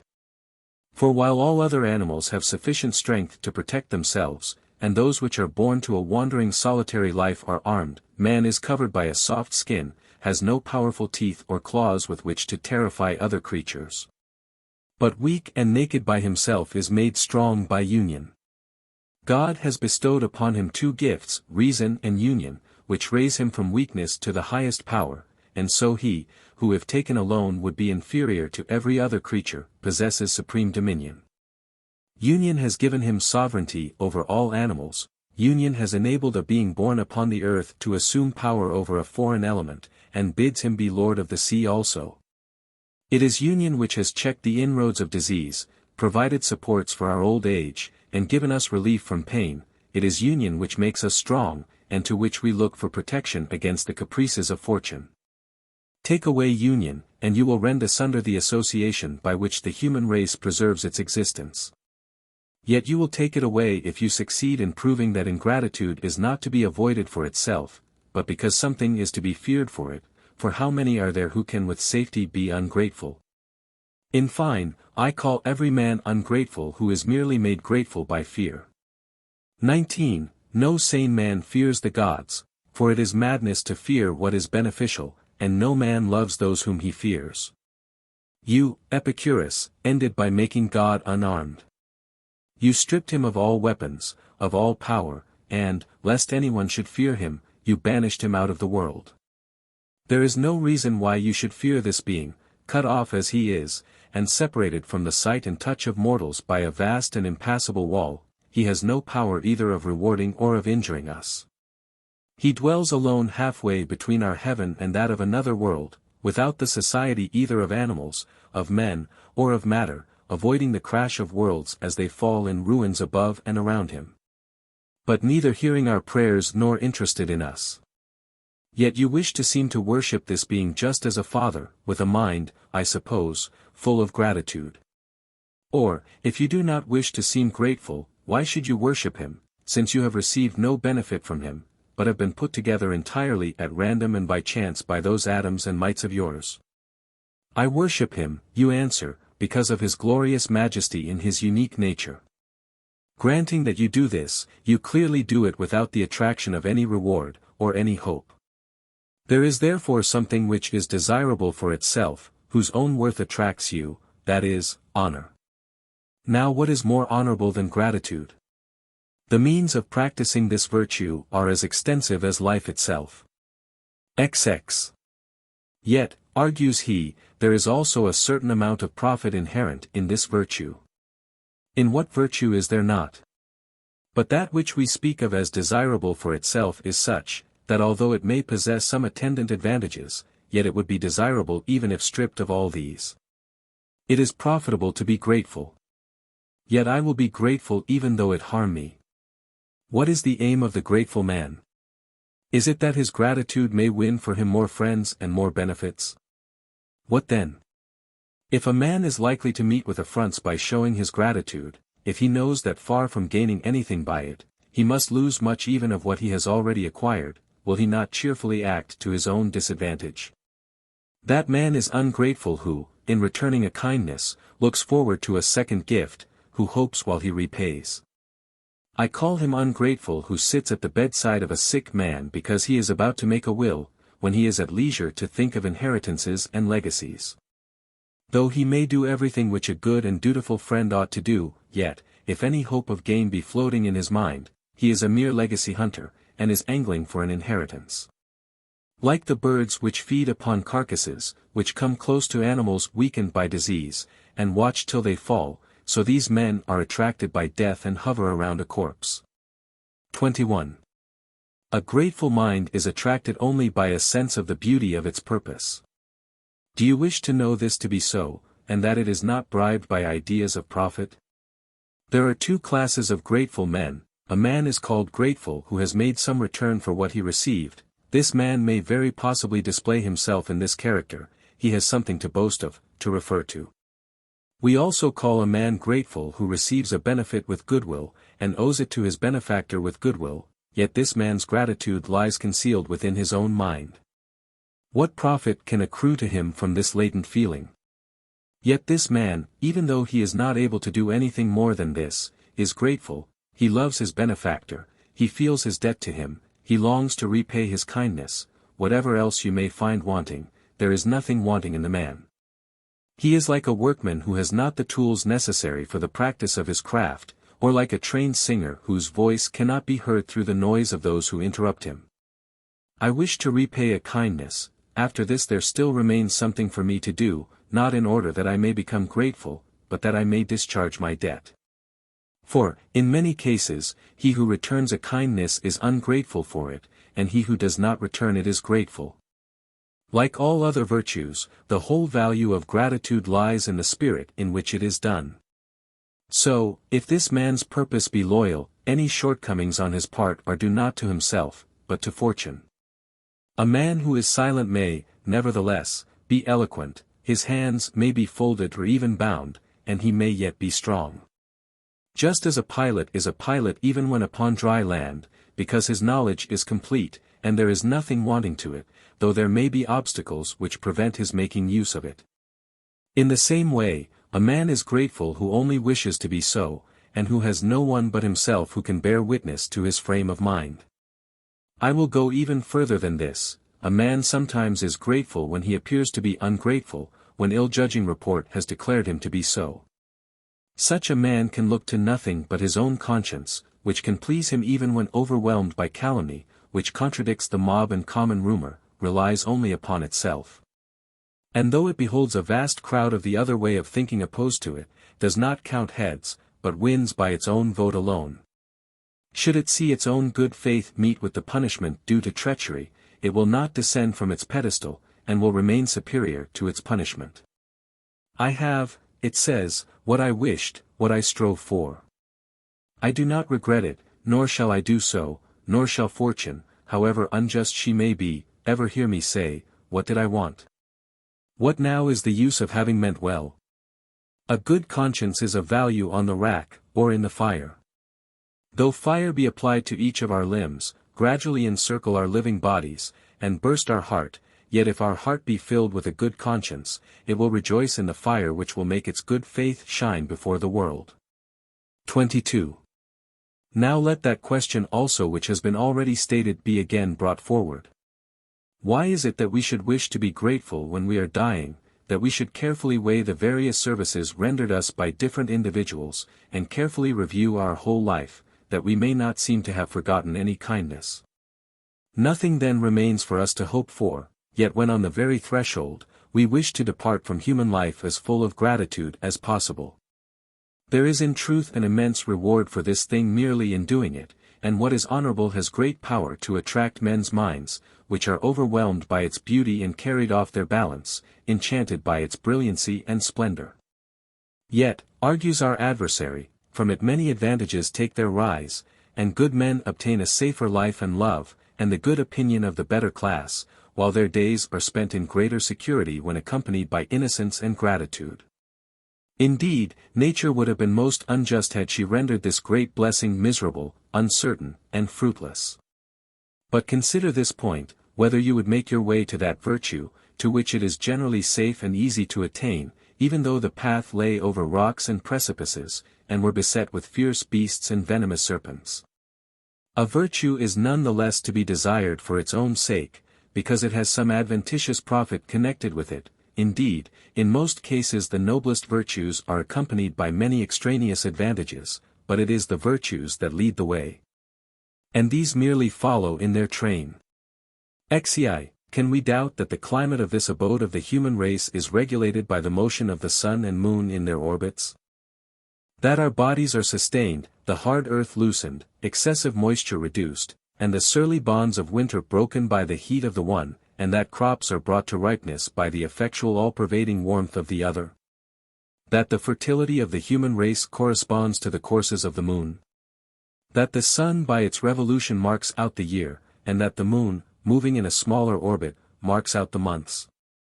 Yet, setting aside all this, would not the sun be a sight worthy to be contemplated and worshipped, if he did no more than rise and set?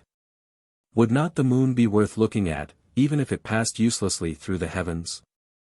Whose attention is not arrested by the universe itself, when by night it pours forth its fires and glitters with innumerable stars? Who, while he admires them, thinks of their being of use to him? Look at that great company gliding over our heads, how they conceal their swift motion under the semblance of a fixed and immovable work. How much takes place in that night which you make use of merely to mark and count your days? What a mass of events is being prepared in that silence! What a chain of destiny their unerring path is forming! Those which you imagine to be merely strewn about for ornament are really one and all at work. Nor is there any ground for your belief that only 7 stars revolve, and that the rest remain still. We understand the orbits of a few, but countless divinities, further removed from our sight, come and go. While the greater part of those whom our sight reaches move in a mysterious manner and by an unknown path. Ziv, what then?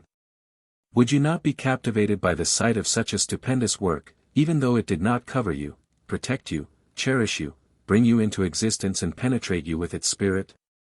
Though these heavenly bodies are of the very first importance to us, and are, indeed, essential to our life, yet we can think of nothing but their glorious majesty, and similarly all virtue, especially that of gratitude.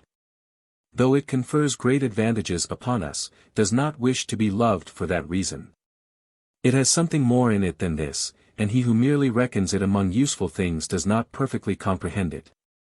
A man, you say, is grateful because it is to his advantage to be so.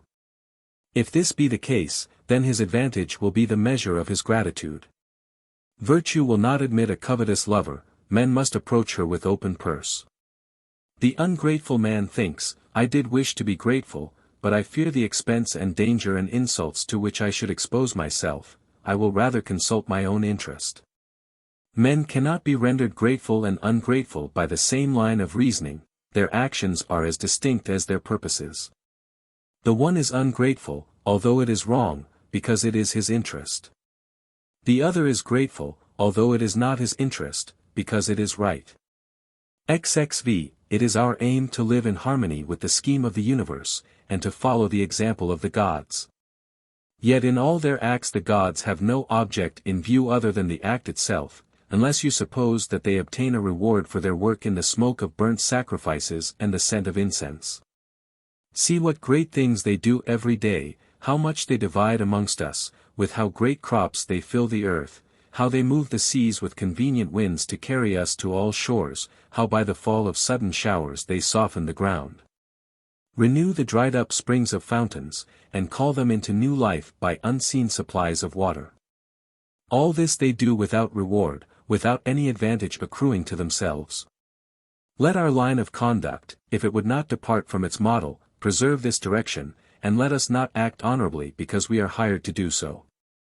We ought to feel ashamed that any benefit should have a price, we pay nothing for the gods. XXVI, if, our adversary may say, you wish to imitate the gods, then bestow benefits upon the ungrateful as well as the grateful. For the sun rises upon the wicked as well as the good, the seas are open even to pirates. By this question he really asks whether a good man would bestow a benefit upon an ungrateful person, knowing him to be ungrateful. Allow me here to introduce a short explanation, that we may not be taken in by a deceitful question. Understand that according to the system of the Stoics there are 2 classes of ungrateful persons. One man is ungrateful because he is a fool. A fool is a bad man, a man who is bad possesses every vice, therefore he is ungrateful.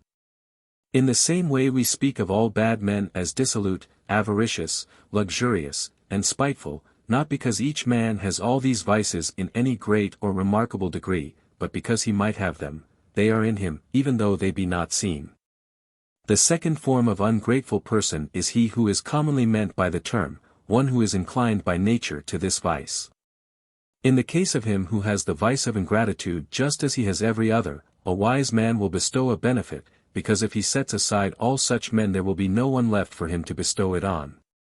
As for the ungrateful man who habitually misapplies benefits and acts so by choice, he will no more bestow a benefit upon him than he would lend money to a spendthrift.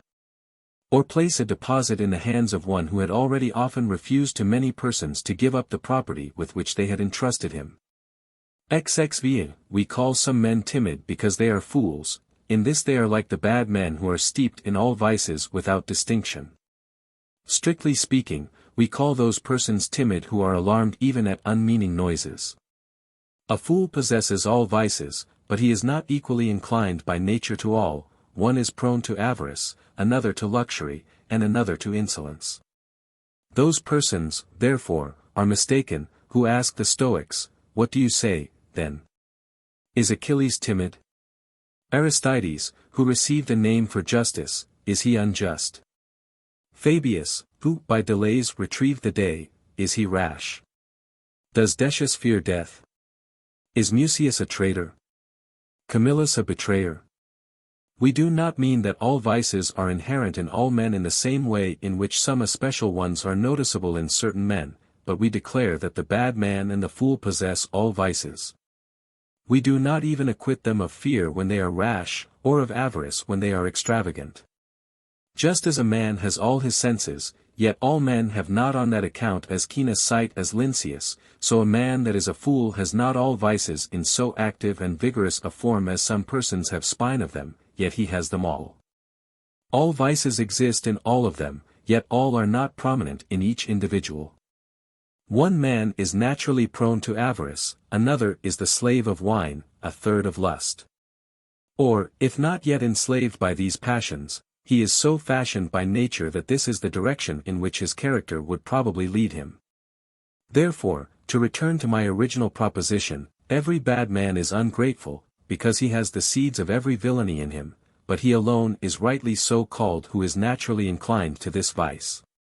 Upon such a person as this, therefore, I shall not bestow a benefit. One who betrothed his daughter to an ill-tempered man from whom many women had sought a divorce, would be held to have neglected her interests. A man would be thought a bad father if he entrusted the care of his patrimony to one who had lost his own family estate. And it would be the act of a madman to make a will naming as the guardian of one son a man who had already defrauded other wards. So will that man be said to bestow benefits as badly as possible, who chooses ungrateful persons, in whose hands they will perish. Atenei, the gods, it may be said, bestow much, even upon the ungrateful.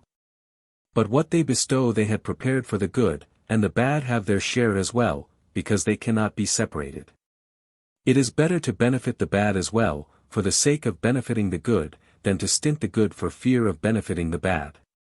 Therefore the gods have created all that you speak of, the day, the sun, the alternations of winter and summer, the transitions through spring and autumn from one extreme to the other, showers, drinking fountains, and regularly blowing winds for the use of all alike.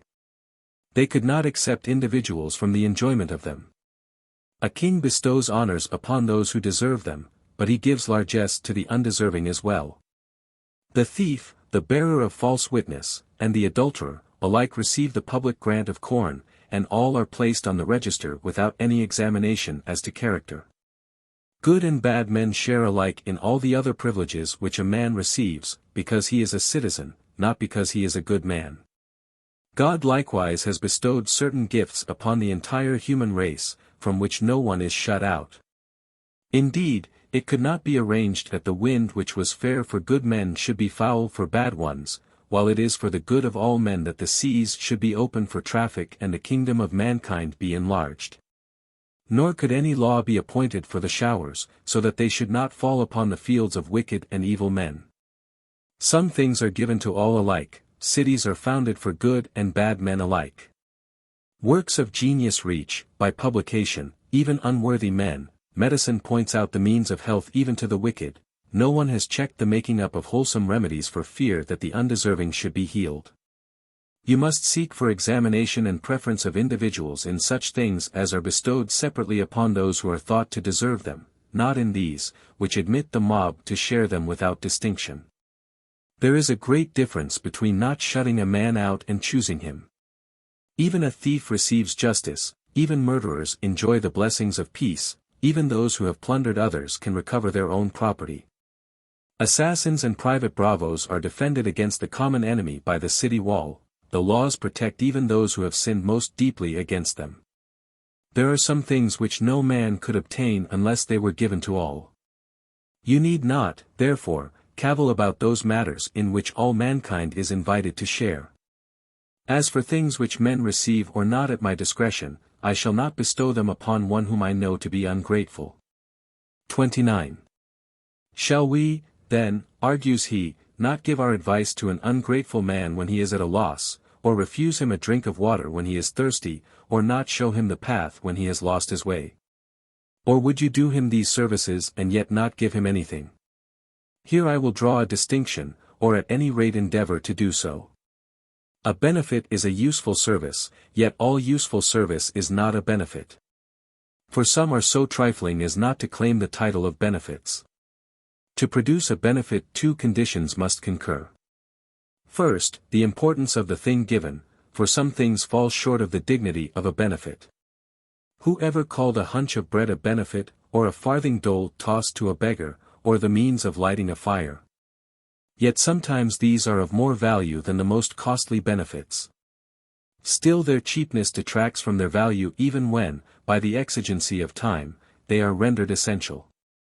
The next condition, which is the most important of all, must necessarily be present, namely, that I should confer the benefit for the sake of him whom I wish to receive it, that I should judge him worthy of it, bestow it of my own free will, and receive pleasure from my own gift, none of which conditions are present in the cases of which we have just now spoken. For we do not bestow such things as those upon these who are worthy of them, but we give them carelessly, as trifles, and do not give them so much to a man as to humanity. XXX. I shall not deny that sometimes I would give even to the unworthy, out of respect for others.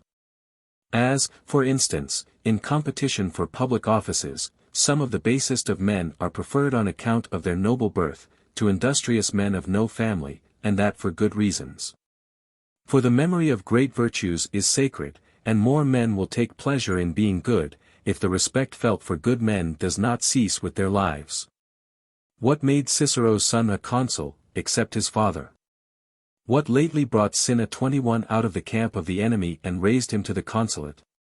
What made Sextus Pompeius and the other Pompey consuls, unless it was the greatness of one man, who once was raised so high that, by his very fall, he sufficiently exalted all his relatives? What lately made Fabius Persicus a member of more than one college of priests, though even profligates avoided his kiss? Was it not Variocosus, and Allobrogicus, and the 300 who to serve their country blocked the invader's path with the force of a single family? It is our duty to respect the virtuous, not only when present with us, but also when removed from our sight, as they have made it their study not to bestow their benefits upon one age alone, but to leave them existing after they themselves have passed away. So let us not confine our gratitude to a single age. If a man has begotten great men, he deserves to receive benefits, whatever he himself may be. He has given us worthy men. If a man descends from glorious ancestors, whatever he himself may be, let him find refuge under the shadow of his ancestry. As mean places are lighted up by the rays of the sun, so let the degenerate shine in the light of their forefathers. XXXI, in this place, my Liberalis, I wish to speak in defense of the gods. We sometimes say, what could Providence mean by placing an Aridaeus upon the throne? Do you suppose that the crown was given to Aridaeus? Nay, it was given to his father and his brother. Why did heaven bestow the empire of the world upon Caius Caesar, the most bloodthirsty of mankind, who was wont to order blood to be shed in his presence as freely as if he wished to drink of it? Why, do you suppose that it was given to him? It was given to his father, Germanicus, to his grandfather, his great-grandfather, and to others before them, no less illustrious men, though they lived as private citizens on a footing of equality with others. Why, when you yourself were making Mamercus Scaurus consul, were you ignorant of his vices? Did he himself conceal them? Did he wish to appear decent? Did you admit a man who was so openly filthy to the fasces and the tribunal? Yes, it was because you were thinking of the great old Scaurus, the chief of the Senate, and were unwilling that his descendants should be despised. 32. It is probable that the gods act in the same manner, that they show greater indulgence to some for the sake of their parents and their ancestry, and to others for the sake of their children and grandchildren, and a long line of descendants beyond them. For they know the whole course of their works, and have constant access to the knowledge of all that shall hereafter pass through their hands. These things come upon us from the unknown future, and the gods have foreseen and are familiar with the events by which we are startled. Let these men, says Providence, be kings, because their ancestors were good kings, because they regarded righteousness and temperance as the highest rule of life, because they did not devote the state to themselves, but devoted themselves to the state. Let these others reign, because some one of their ancestors before them was a good man, who bore a soul superior to fortune, who preferred to be conquered rather than to conquer in civil strife, because it was more to the advantage of the state. 22 It was not possible to make a sufficient return to him for this during so long a time. Let this other, therefore, out of regard for him, be chief of the people, not because he knows how, or is capable, but because the other has earned it for him. This man is misshapen, loathsome to look upon, and will disgrace the insignia of his office. Men will presently blame me, calling me blind and reckless, not knowing upon whom I am conferring what ought to be given to the greatest and noblest of men. But I know that, in giving this dignity to one man, I am paying an old debt to another. How should the men of today know that ancient hero, who so resolutely avoided the glory which pressed upon him, who went into danger with the same look which other men wear when they have escaped from danger? Who never regarded his own interest as apart from that of the commonwealth? Where, you ask, or who is he? Whence does he come? You know him not. It lies with me to balance the debit and credit account in such cases as these. I know how much I owe to each man.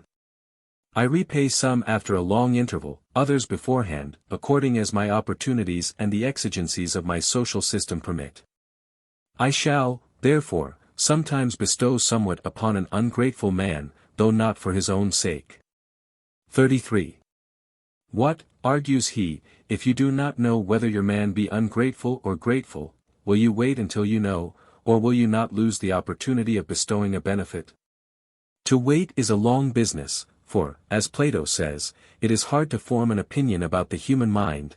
Not to wait, is rash.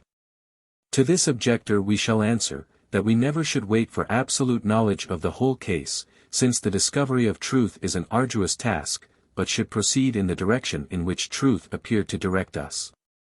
All our actions proceed in this direction. It is thus that we sow seed, that we sail upon the sea, that we serve in the army, marry, and bring up children. The result of all these actions is uncertain, so we take that course from which we believe that good results may be hoped for. Who can guarantee a harvest to the sower, a harbor to the sailor, victory to the soldier, a modest wife to the husband, dutiful children to the father? We proceed in the way in which reason, not absolute truth, directs us.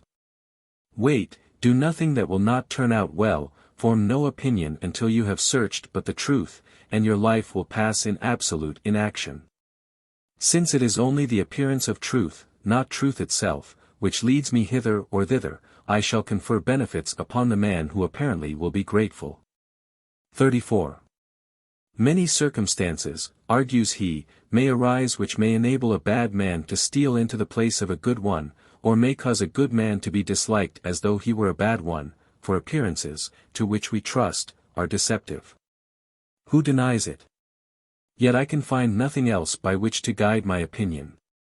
I must follow these tracks in my search after truth, for I have none more trustworthy than these. I will take pains to weigh the value of these with all possible care, and will not hastily give my assent to them. For instance, in a battle, it may happen that my hand may be deceived by some mistake into turning my weapon against my comrade, and sparing my enemy as though he were on my side.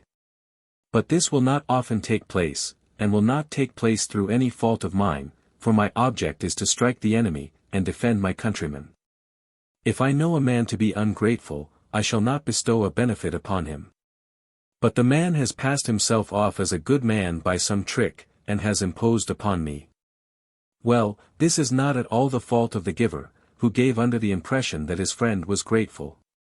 Suppose, asks he, that you were to promise to bestow a benefit, and afterwards were to learn that your man was ungrateful, would you bestow it or not? If you do wrong knowingly, for you give to one to whom you ought not. If you refuse, you do wrong likewise, for you do not give to him to whom you promise to give.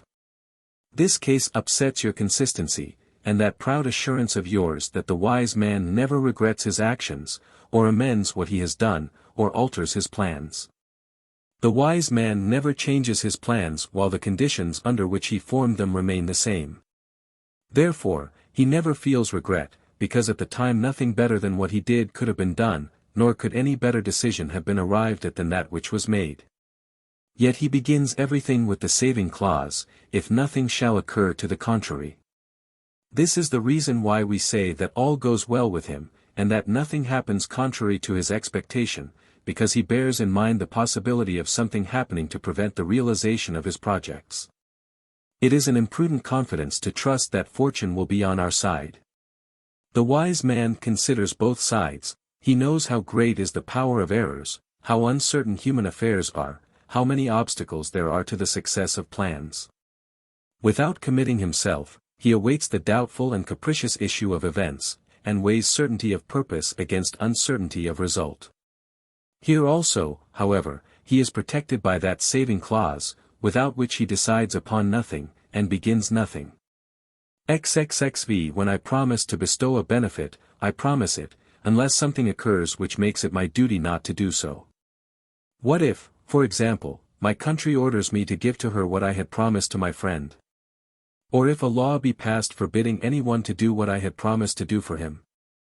Suppose that I have promised you my daughter in marriage, that then you turn out to be a foreigner, and that I have no right of intermarriage with foreigners. In this case, the law, by which I am forbidden to fulfill my promise, forms my defense. I shall be treacherous, and hear myself blamed for inconsistency, only if I do not fulfill my promise when all conditions remain the same as when I made it.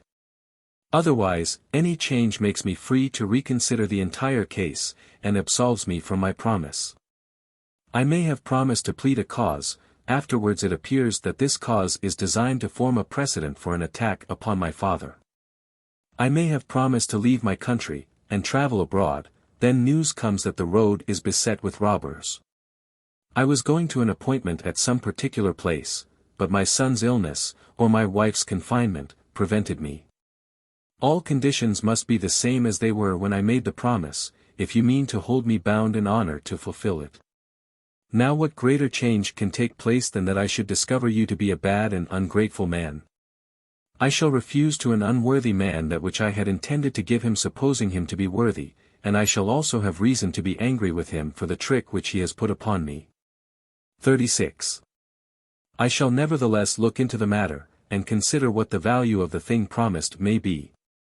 If it be trifling, I shall give it, not because you are worthy of it, but because I promised it, and I shall not give it as a present, but merely in order to make good my words and give myself a twitch of the ear. I will punish my own rashness in promising by the loss of what I gave. See how grieved you are, mind you take more care what you say in future. As the saying is, I will take tongue money from you. If the matter be important, I will not, as Maecenas said, let 10,000,000 sesterces reproach me. I will weigh the two sides of the question one against the other. There is something in abiding by what you have promised. On the other hand, there is a great deal in not bestowing a benefit upon one who is unworthy of it. Now, how great is this benefit? If it is a trifling one, let us wink and let it pass. But if it will cause me much loss or much shame to give it, I had rather excuse myself once for refusing it than have to do so ever after for giving it. The whole point, I repeat, depends upon how much the thing given is worth. Let the terms of my promise be appraised. Not only shall I refuse to give what I may have promised rashly, but I shall also demand back again what I may have wrongly bestowed. A man must be mad who keeps a promise made under a mistake. 37. Philip, king of the Macedonians, had a hardy soldier whose services he had found useful in many campaigns. From time to time he made this man presents of part of the plunder as the reward of his valor, and used to excite his greedy spirit by his frequent gifts. This man was cast by shipwreck upon the estate of a certain Macedonian, who as soon as he heard the news hastened to him, restored his breath, removed him to his own farmhouse, gave up his own bed to him, nursed him out of his weakened and half-dead condition, took care of him at his own expense for 30 days, restored him to health and gave him a sum of money for his journey, as the man kept constantly saying, "If only I can see my chief, I will repay your kindness." He told Philip of his shipwreck, said nothing about the help which he had received, and at once demanded that a certain man's estate should be given to him. The man was a friend of his. It was that very man by whom he had been rescued and restored to health. Sometimes, especially in time of war, kings bestow many gifts with their eyes shut. One just man cannot deal with such a mass of armed selfishness. It is not possible for anyone to be at the same time a good man and a good general. How are so many thousands of insatiable men to be satiated? What would they have, if every man had his own?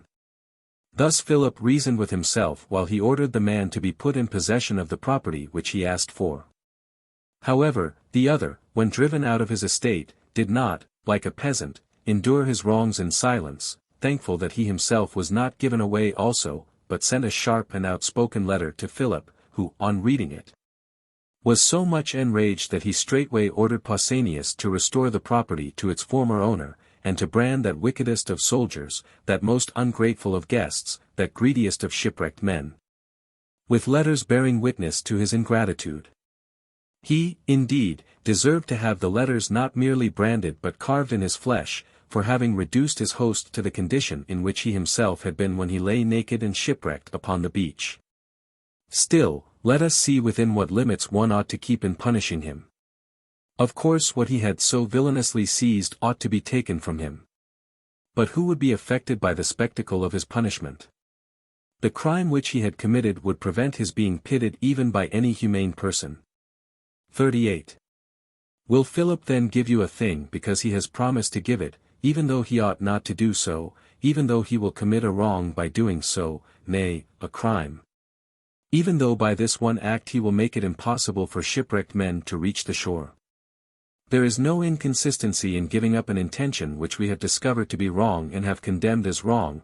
We ought candidly to admit, "I thought that it was something different, I have been deceived." It is mere pride and folly to persist. What I once have said, be it what it may, shall remain unaltered and settled. There is no disgrace in altering one's plans according to circumstances. Now, if Philip had left this man in possession of that seashore which he obtained by his shipwreck, would he not have practically pronounced sentence of banishment against all unfortunates for the future? Rather, says Philip, do thou carry upon thy forehead of brass those letters, that they may be impressed upon the eyes of all throughout my kingdom. Go, let men see how sacred a thing is the table of hospitality. Show them your face, that upon it they may read the decree which prevents its being a capital crime to give refuge to the unfortunate under one's roof. The order will be more certainly respected by this means than if I had inscribed it upon tablets of brass. 39. Why then, argues our adversary, did your Stoic philosopher Zeno, when he had promised a loan of 500 denarii to some person, whom he afterwards discovered to be of doubtful character, persist in lending it, because of his promise, though his friends dissuaded him from doing so? In the first place, a loan is on a different footing to a benefit. Even when we have lent money to an undesirable person we can recall it, I can demand payment upon a certain day, and if he becomes bankrupt, I can obtain my share of his property. But a benefit is lost utterly and instantly. Besides, the one is the act of a bad man, the other that of a bad father of a family. In the next place, if the sum had been a larger one, not even Zeno would have persisted in lending it. It was 500 denarii, the sort of sum of which one says, may he spend it in sickness, and it was worth paying so much to avoid breaking his promise. I shall go out to supper, even though the weather be cold, because I have promised to go. But I shall not if snow be falling. I shall leave my bed to go to a betrothal feast, although I may be suffering from indigestion, but I shall not do so if I am feverish. I will become bail for you, because I promised. But not if you wish me to become bail in some transaction of uncertain issue, if you expose me to forfeiting my money to the state. There runs through all these cases, I argue, an implied exception. If I am able, provided it is right for me to do so, if these things be so and so. Make the position the same when you ask me to fulfill my promise, as it was when I gave it, and it will be mere fickleness to disappoint you. But if something new has taken place in the meanwhile, why should you wonder at my intentions being changed when the conditions under which I gave the promise are changed? Put everything back as it was, and I shall be the same as I was. We enter into recognizances to appear, yet if we fail to do so an action will not in all cases lie against us, for we are excused for making default if forced to do so by a power which we cannot resist. XL. You may take the same answer to the question as to whether we ought in all cases to show gratitude for kindness, and whether a benefit ought in all cases to be repaid. It is my duty to show a grateful mind, but in some cases my own poverty, in others the prosperity of the friend to whom I owe some return, will not permit me to give it. What, for instance, am I, a poor man, to give to a king or a rich man in return for his kindness, especially as some men regard it as a wrong to have their benefits repaid, and are wont to pile one benefit upon another? In dealing with such persons, what more can I do than wish to repay them? Yet I ought not to refuse to receive a new benefit, because I have not repaid the former one.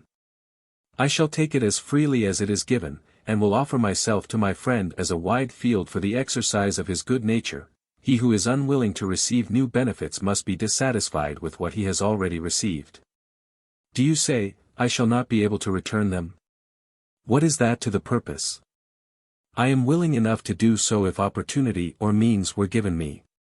He gave it to me, of course, having both opportunity and means. Is he a good man or a bad one?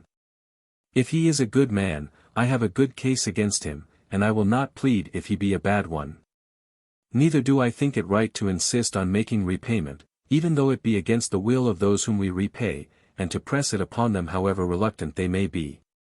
It is not repayment to force an unwilling man to resume what you were once willing to take. Some people, if any trifling present be sent to them, afterwards send back something else for no particular reason, and then declare that they are under no obligation.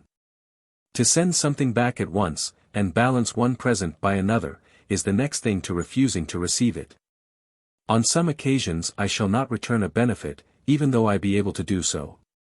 When by so doing I shall myself lose more than he will gain, or if he would not notice any advantage to himself in receiving that which it would be a great loss to me to return. The man who is always eager to repay under all circumstances, has not the feeling of a grateful man, but of a debtor, and, to put it shortly, he who is too eager to repay, is unwilling to be in his friend's debt. He who is unwilling, and yet is in his friend's debt, is ungrateful. Book V. In the preceding books I seem to have accomplished the object which I proposed to myself, since in them I have discussed how a benefit ought to be bestowed, and how it ought to be received. These are the limits of this action. When I dwell upon it further I am not obeying the orders, but the caprices of my subject which ought to be followed whither it leads, not whither it allures us to wander. For now and then something will arise, which, although it is all but unconnected with the subject, instead of being a necessary part of it, still thrills the mind with a certain charm. However, since you wish it to be so, let us go on, after having completed our discussion of the heads of the subject itself, to investigate those matters which, if you wish for truth, I must call adjacent to it, not actually connected with it. To examine which carefully is not one worth one's while, and yet is not labor in vain. No praise, however, which I can give to benefits does justice to you, Aebutius Liberalis, a man of excellent disposition and naturally inclined to bestow them. Never have I seen any one esteem even the most trifling services more kindly. Indeed, your good nature goes so far as to regard whatever benefit is bestowed upon anyone as bestowed upon yourself. You are prepared to pay even what is owed by the ungrateful, that no one may regret having bestowed benefits. You yourself are so far from any boastfulness, you are so eager at once to free those whom you serve from any feeling of obligation to you, that you like, when giving anything to any one, to seem not so much to be giving a present as returning one. And therefore what you give in this manner will all the more fully he repaid to you, for, as a rule, benefits come to one who does not demand repayment of them. And just as glory follows those who avoid it, so men receive a more plentiful harvest in return for benefits bestowed upon those who had it in their power to be ungrateful. With you there is no reason why those who have received benefits from you should not ask for fresh ones. Nor would you refuse to bestow others, to overlook and conceal what you have given, and to add to it more and greater gifts. Since it is the aim of all the best men and the noblest dispositions to bear with an ungrateful man until you make him grateful. Be not deceived in pursuing this plan. Vice, if you do not too soon begin to hate it, will yield to virtue. 2. Thus it is that you are especially pleased with what you think the grandly sounding phrase, "It is disgraceful to be worsted in a contest of benefits." Whether this be true or not deserves to be investigated, and it means something quite different from what you imagine. For it is never disgraceful to be worsted in any honorable contest, provided that you do not throw down your arms, and that even when conquered you wish to conquer. All men do not strive for a good object with the same strength, resources, and good fortune, upon which depend at all events the issues of the most admirable projects. Though we ought to praise the will itself which makes an effort in the right direction. Even though another passes it by with swifter pace, yet the palm of victory does not, as in publicly exhibited races, declare which is the better man, though even in the games chance frequently brings an inferior man to the front. As far as loyalty of feeling goes, which each man wishes to be possessed in the fullest measure on his own side, if one of the two be the more powerful, if he have at his disposal all the resources which he wishes to use, and be favored by fortune in his most ambitious efforts, while the other, although equally willing, can only return less than he receives, or perhaps can make no return at all, but still wishes to do so and is entirely devoted to this object. Then the latter is no more conquered than he who dies in arms, whom the enemy found it easier to slay than to turn back. To be conquered, which you consider disgraceful, cannot happen to a good man. For he will never surrender, never give up the contest. To the last day of his life he will stand prepared, and in that posture he will die, testifying that though he has received much, yet that he had the will to repay as much as he had received.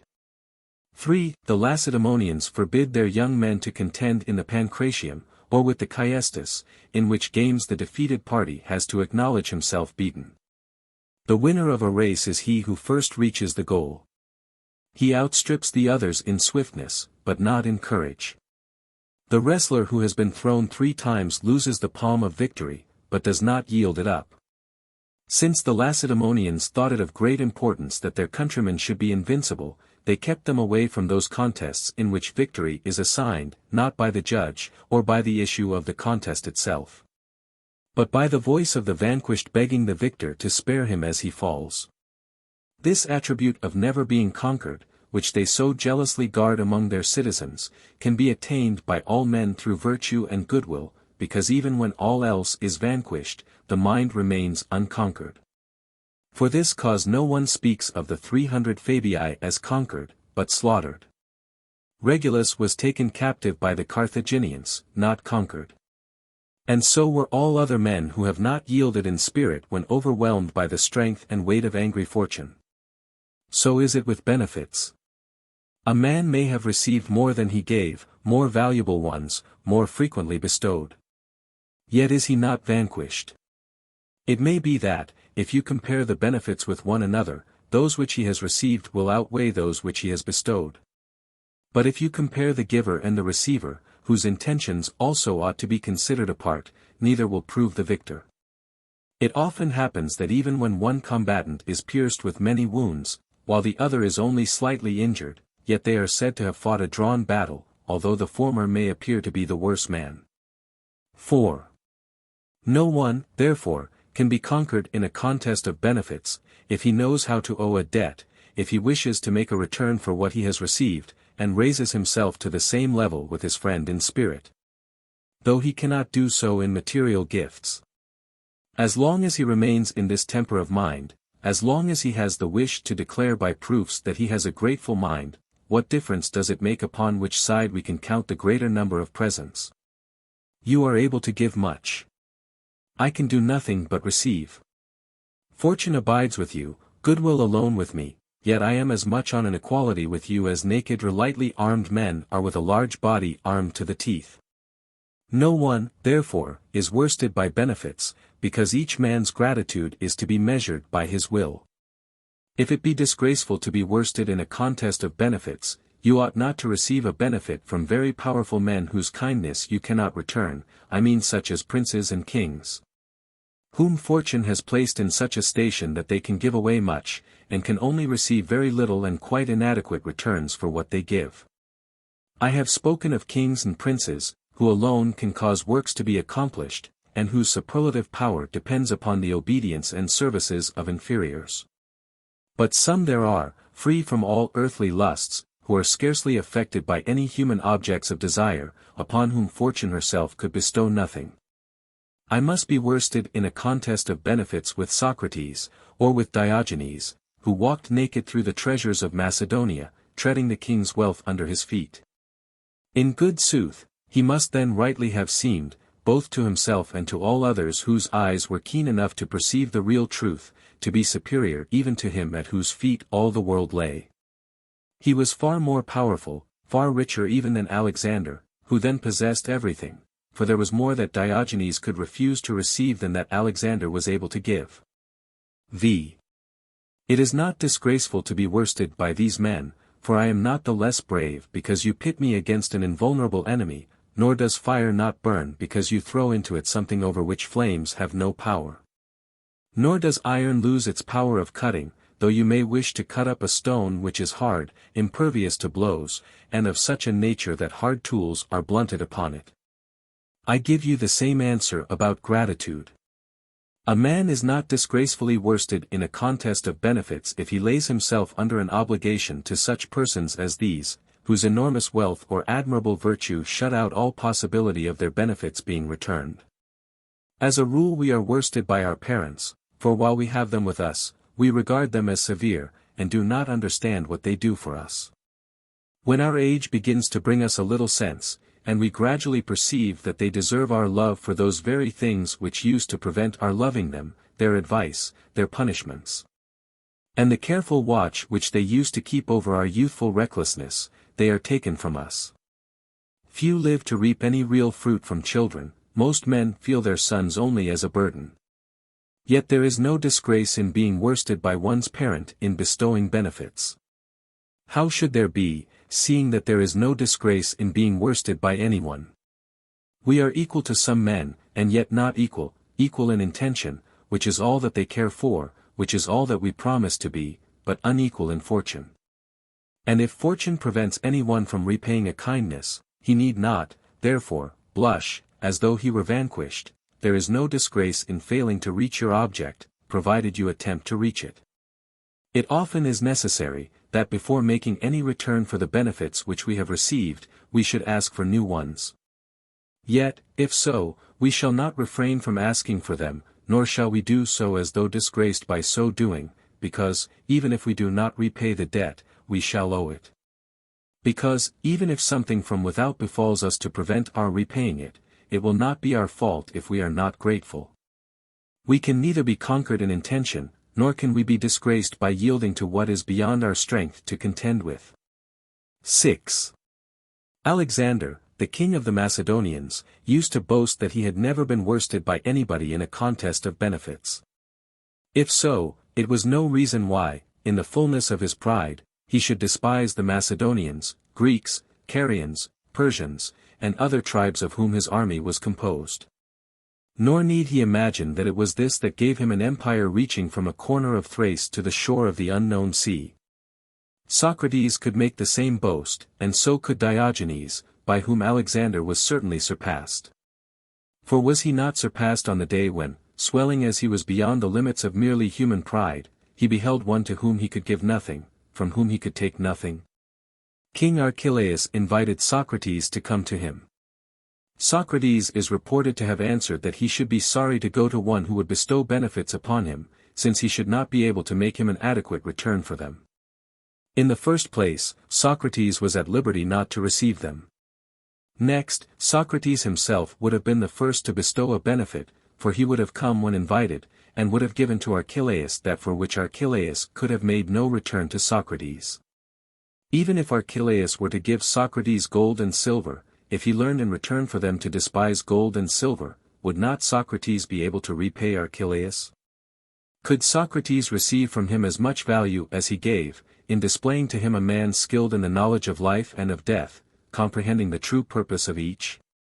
Suppose that he had found this king, as it were, groping his way in the clear sunlight, and had taught him the secrets of nature, of which he was so ignorant, that when there was an eclipse of the sun, he up his palace, and shaved his son's head. 23. Which men are wont to do in times of mourning and distress. What a benefit it would have been if he had dragged the terror-stricken king out of his hiding-place, and bidden him be of good cheer, saying, "This is not a disappearance of the sun, but a conjunction of two heavenly bodies. For the moon, which proceeds along a lower path, has placed her disk beneath the sun, and hidden it by the interposition of her own mass. Sometimes she only hides a small portion of the sun's disk, because she only grazes it in passing. Sometimes she hides more, by placing more of herself before it, and sometimes she shuts it out from our sight altogether, if she passes in an exactly even course between the sun and the earth. Soon, however, their own swift motion will draw these two bodies apart, soon the earth will receive back again the light of day. And this system will continue throughout centuries, having certain days, known beforehand, upon which the sun cannot display all rays, because of the intervention of the moon. Wait only for a short time. He will soon emerge, he will soon leave that seeming cloud, and freely shed abroad his light without any hindrances. Could Socrates not have made an adequate return to Archelaus, if he had taught him to reign? As though Socrates would not benefit him sufficiently, merely by enabling him to bestow a benefit upon Socrates. Why, then, did Socrates say this? Being a joker and a speaker in parables, a man who turned all, especially the great, into ridicule, he preferred giving him a satirical refusal, rather than an obstinate or haughty one. And therefore said that he did not wish to receive benefits from one to whom he could not return as much as he received. He feared, perhaps, that he might be forced to receive something which he did not wish, he feared that it might be something unfit for Socrates to receive. Some one may say, he ought to have said that he did not wish to go. But by so doing he would have excited against himself the anger of an arrogant king, who wished everything connected with himself to be highly valued. It makes no difference to a king whether you be unwilling to give anything to him or to accept anything from him, he is equally incensed at either rebuff, and to be treated with disdain is more bitter to a proud spirit than not to be feared. Do you wish to know what Socrates really meant? He, whose freedom of speech could not be borne even by a free state, was not willing of his own choice to become a slave. 7. I think that we have sufficiently discussed this part of the subject, whether it be disgraceful to be worsted in a contest of benefits. Whoever asks this question must know that men are not wont to bestow benefits upon themselves, for evidently it could not be disgraceful to be worsted by oneself. Yet some of the Stoics debate this question, whether anyone can confer a benefit upon himself, and whether one ought to return one's own kindness to oneself. This discussion has been raised in consequence of our habit of saying, I am thankful to myself, I can complain of no one but myself, I am angry with myself, I will punish myself, I hate myself, and many other phrases of the same sort, in which one speaks of oneself as one would of some other person. If, they argue, I can injure myself, why should I not be able also to bestow a benefit upon myself? Besides this, why are those things not called benefits when I bestow them upon myself which would be called benefits if I bestowed them upon another? If to receive a certain thing from another would lay me under an obligation to him, how is it that if I give it to myself, I do not contract an obligation to myself? Why should I be ungrateful to my own self, which is no less disgraceful than it is to be mean to oneself, or hard and cruel to oneself, or neglectful of oneself? The procurer is equally odious whether he prostitutes others or himself. We blame a flatterer, and one who imitates another man's mode of speech, or is prepared to give praise whether it be deserved or not. We ought equally to blame one who humors himself and looks up to himself, and so to speak is his own flatterer.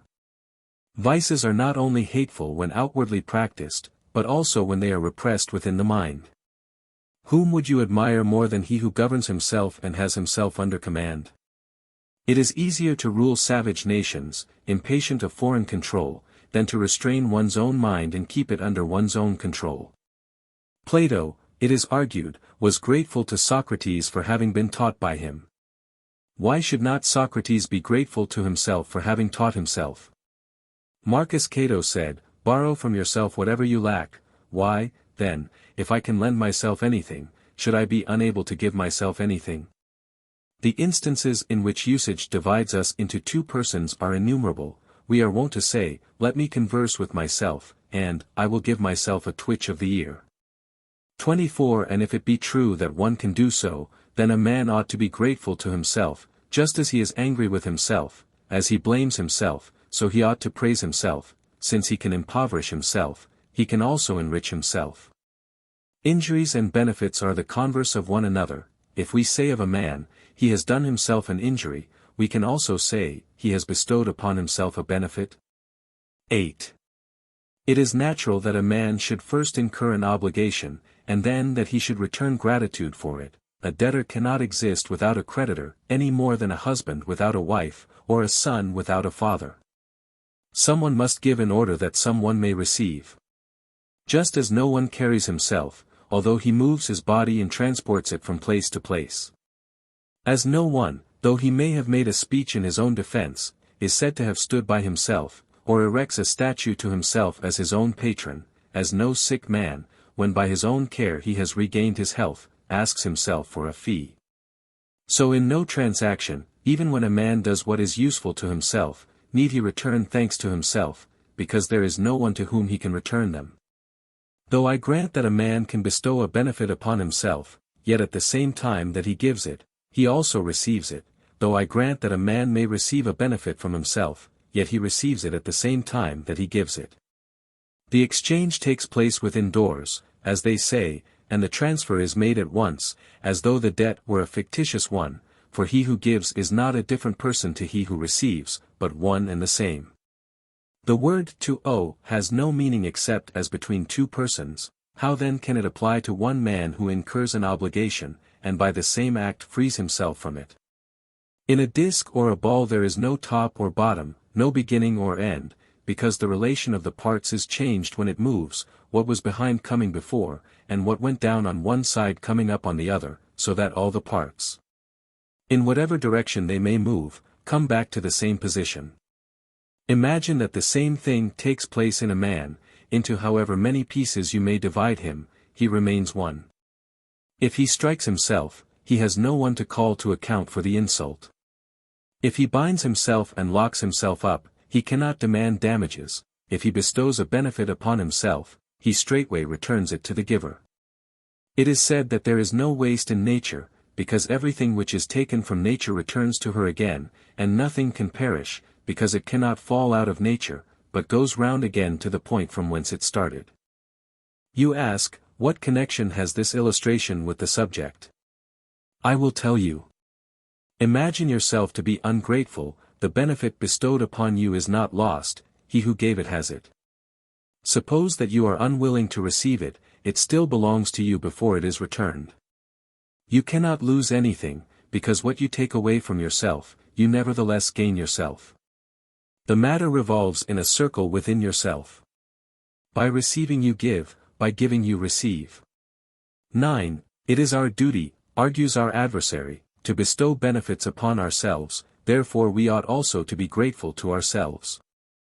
The original axiom, upon which the inference depends, is untrue, for no one bestows benefits upon himself, but obeys the dictates of his nature, which disposes him to affection for himself, and which makes him take the greatest pains to avoid hurtful things, and to follow after those things which are profitable to him. Consequently, the man who gives to himself is not generous, nor is he who pardons himself for giving, nor is he who is touched by his own misfortunes tender-hearted. It is natural to do those things to oneself which when done to others become generosity, clemency, and tenderness of heart. A benefit is a voluntary act, but to do good to oneself is an instinctive one.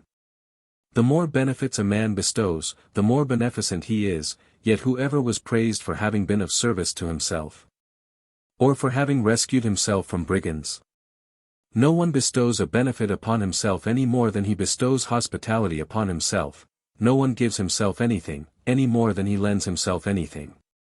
If each man bestows benefits upon himself, is always bestowing them, and bestows them without any cessation, then it is impossible for him to make any calculation of the number of his benefits.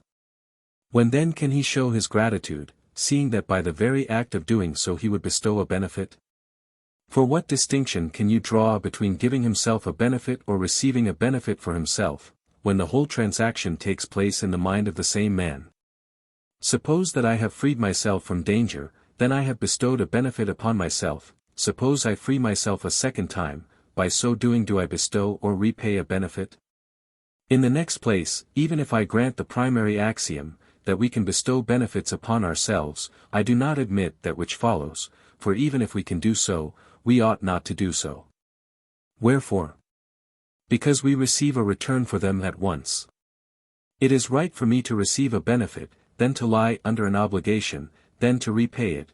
Now here there is no time for remaining under an obligation, because we receive the return without any delay. No one really gives except to another, no one owes except to another, no one repays except to another. An act which always requires two persons cannot take place within the mind of one. X. A benefit means the affording of something useful, and the word affording implies other persons. Would not a man be thought mad if he said that he had sold something to himself, because selling means alienation, and the transferring of a thing and of one's rights in that thing to another person? Yet giving, like selling anything, consists in making it pass away from you, handing over what you yourself once owned into the keeping of someone else. If this be so, no one ever gave himself a benefit, because no one gives to himself. If not, two opposites coalesce, so that it becomes the same thing to give and to receive. Yet there is a great difference between giving and receiving. How should there not be, seeing that these words are the converse of one another?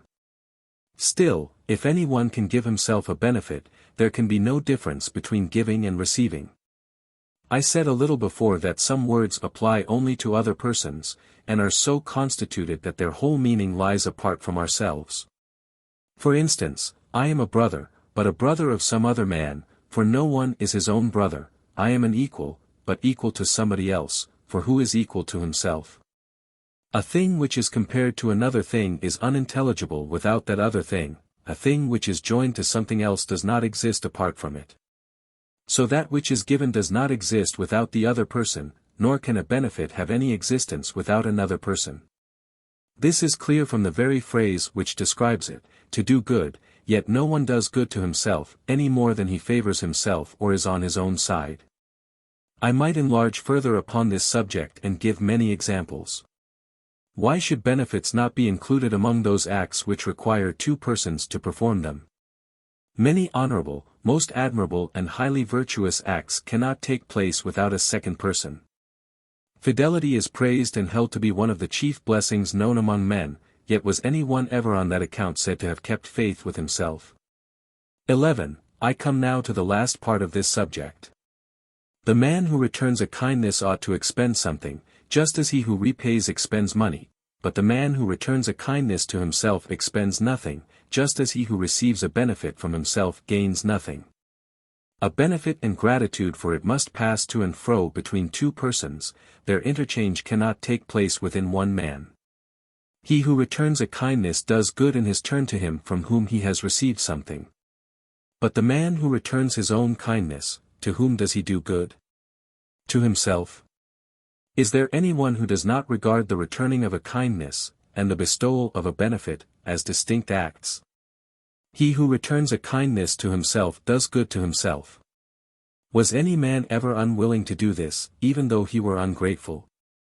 Nay, whoever was ungrateful from any other motive than this? If, it is argued, we are right in thanking ourselves, we ought to return our own kindness, yet we say, I am thankful to myself for having refused to marry that woman, or for having refused to join a partnership with that man. When we speak thus, we are really praising ourselves, and make use of the language of those who return thanks to approve our own acts. A benefit is something which, when given, may or may not be returned. Now, he who gives a benefit to himself must needs receive what he gives, therefore, this is not a benefit. A benefit is received at one time, and is returned at another. But when a man bestows a benefit upon himself, he both receives it and returns it at the same time. In a benefit, too, what we commend and admire is, that a man has for the time being forgotten his own interests, in order that he may do good to another, that he has deprived himself of something, in order to bestow it upon another. Now, he who bestows a benefit upon himself does not do this. The bestowal of a benefit is an act of companionship, it wins some man's friendship, and lays some man under an obligation. But to bestow it upon oneself is no act of companionship, it wins no man's friendship, lays no man under an obligation, raises no man's hopes, or leads him to say, this man must be courted. He bestowed a benefit upon that person, perhaps he will bestow one upon me also. A benefit is a thing which one gives not for one's own sake, but for the sake of him to whom it is given. But he who bestows a benefit upon himself, does so for his own sake, therefore, it is not a benefit. 12. Now I seem to you not to have made good what I said at the beginning of this book. You say that I am far from doing what is worth any one's while, nay, that in real fact I have thrown away all my trouble. Wait, and soon you will be able to say this more truly, for I shall lead you into covert lurking places, from which when you have escaped, you will have gained nothing except that you will have freed yourself from difficulties with which you need never have hampered yourself. What is the use of laboriously untying knots which you yourself have tied, in order that you might untie them?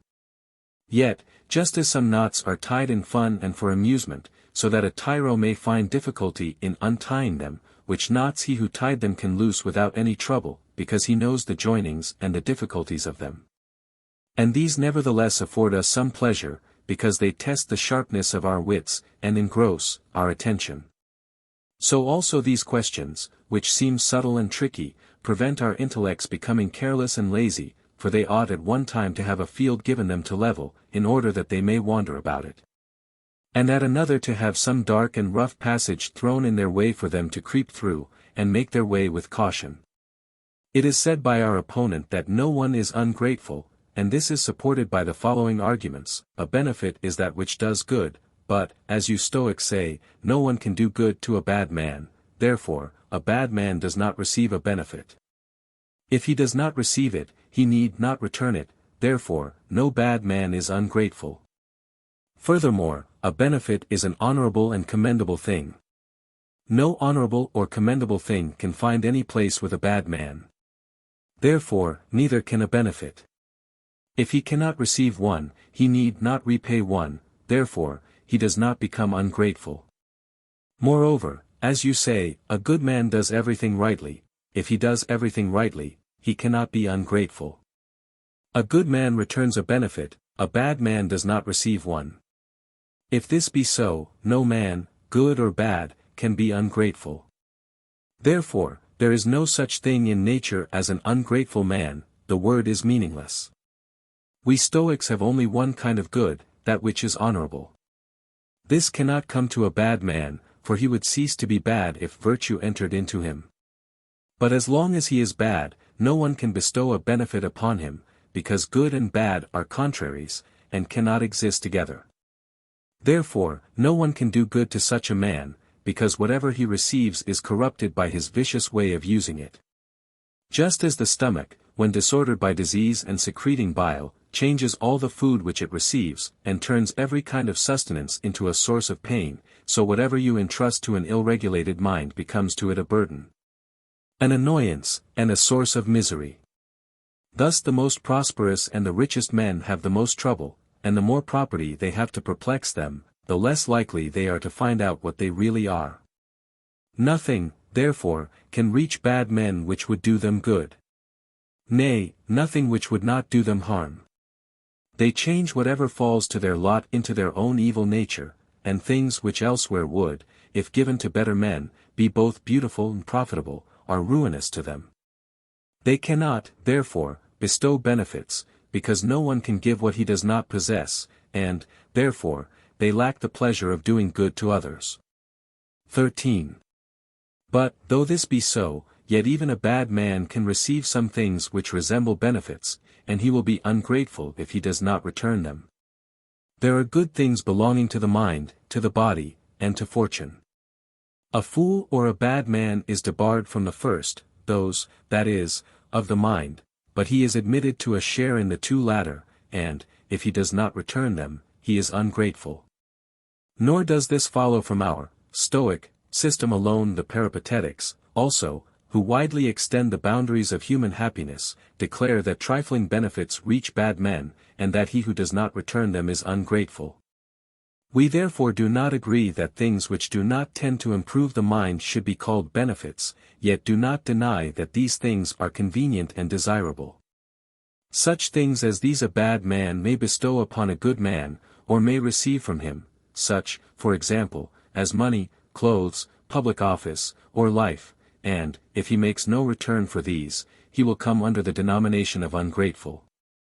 But how can you call a man ungrateful for not returning that which you say is not a benefit? Some things, on account of their similarity, are included under the same designation, although they do not really deserve it. Thus we speak of a silver or golden box. 25 Thus we call a man illiterate, although he may not be utterly ignorant, but only not acquainted with the higher branches of literature. Thus, seeing a badly dressed ragged man we say that we have seen a naked man. These things of which we spoke are not benefits, but they possess the appearance of benefits. Then, just as they are quasi-benefits, so your man is quasi-ungrateful, not really ungrateful. This is untrue, because both he who gives and he who receives them speaks of them as benefits. So he who fails to return the semblance of a real benefit is as much an ungrateful man as he who mixes a sleeping draught, believing it to be poison, is a poisoner. 14. Cleanthes speaks more impetuously than this. Granted, says he, that what he received was not a benefit, yet he is ungrateful, because he would not have returned a benefit if he had received one. So he who carries deadly weapons and has intentions of robbing and murdering, is a brigand even before he has dipped his hands in blood. His wickedness consists and is shown in action, but does not begin thereby. Men are punished for sacrilege, although no one's hands can reach to the gods. How, asks our opponent, can anyone be ungrateful to a bad man, since a bad man cannot bestow a benefit? In the same way, I answer, because that which he received was not a benefit, but was called one. If any one receives from a bad man any of those things which are valued by the ignorant, and of which bad men often possess great store, it becomes his duty to make a return in the same kind, and to give back as though they were truly good those things which he received as though they were truly good. A man is said to be in debt, whether he owes gold pieces or leather marked with a state stamp, such as the Lacedaemonians used, which passes for coined money. Pay your debts in that kind in which you incurred them. You have nothing to do with the definition of benefits, or with the question whether so great and noble a name ought to be degraded by applying it to such vulgar and mean matters as these. Nor do we seek for truth that we may use it to the disadvantage of others. Do you adjust your minds to the semblance of truth, and while you are learning what is really honorable, respect everything to which the name of honor is applied. 15. In the same way, argues our adversary, that your school proves that no one is ungrateful, you afterwards prove that all men are ungrateful. For, as you say, all fools are bad men, he who has one vice has all vices. All men are both fools and bad men, therefore all men are ungrateful. Well, what then? Are they not? Is not this the universal reproach of the human race? Is there not a general complaint that benefits are thrown away, and that there are very few men who do not requite their benefactors with the basest ingratitude?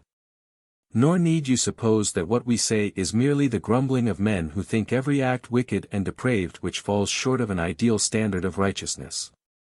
Listen. I know not who it is who speaks, yet the voice with which he condemns mankind proceeds, not from the schools of philosophers, but from the midst of the crowd. Host is not safe from guest. Father-in-law from son. But seldom love exists, twixt brothers, wives long to destroy their husbands, husbands long to slay their wives. This goes even further. According to this, crimes take the place of benefits, and men do not shrink from shedding the blood of those for whom they ought to shed their own. We requite benefits by steel and poison. We call laying violent hands upon our own country, and putting down its resistance by the fasces of its own lictors, gaining power in great place. Every man thinks himself to be in a mean and degraded position if he has not raised himself above the constitution.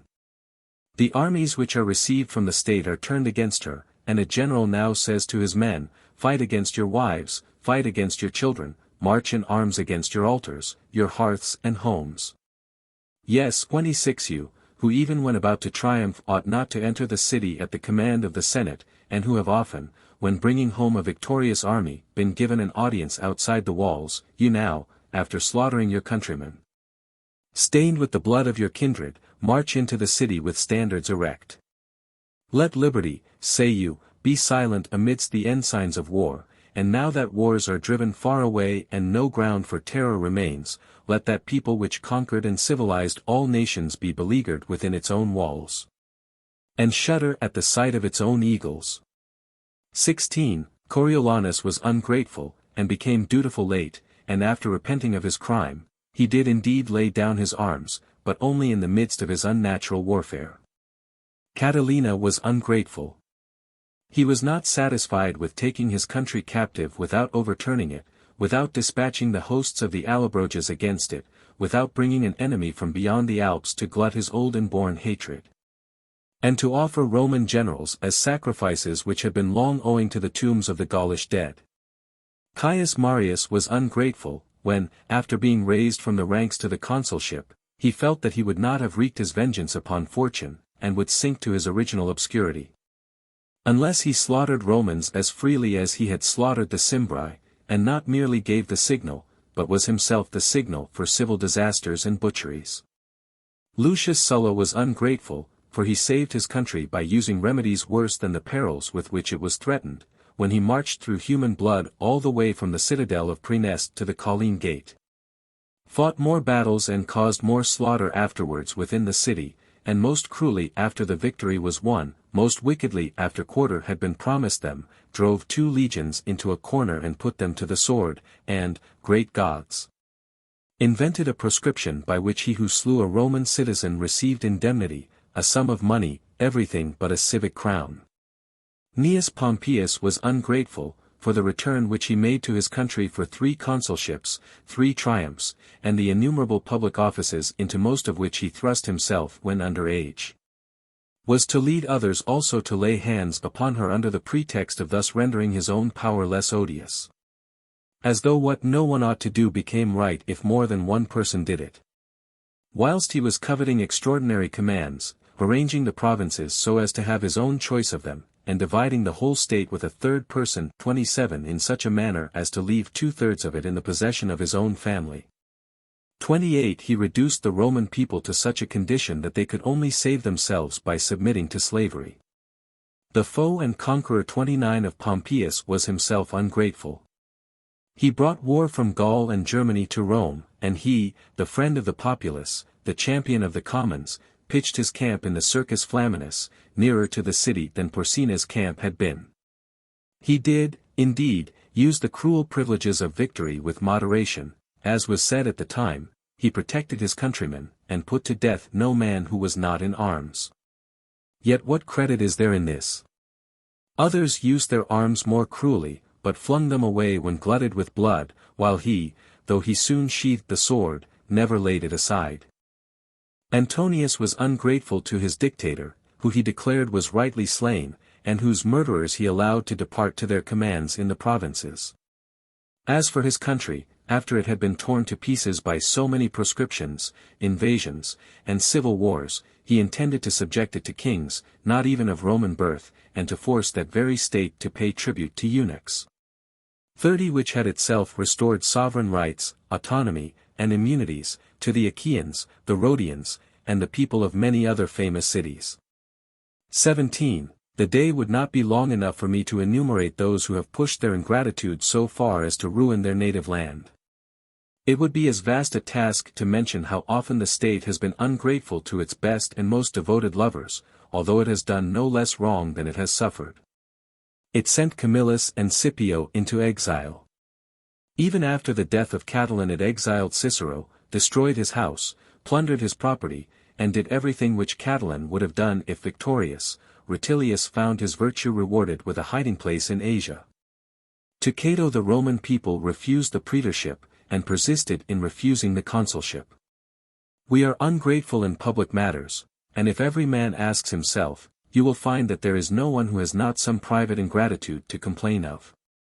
Yet it is impossible that all men should complain, unless all were deserving of complaint, therefore all men are ungrateful.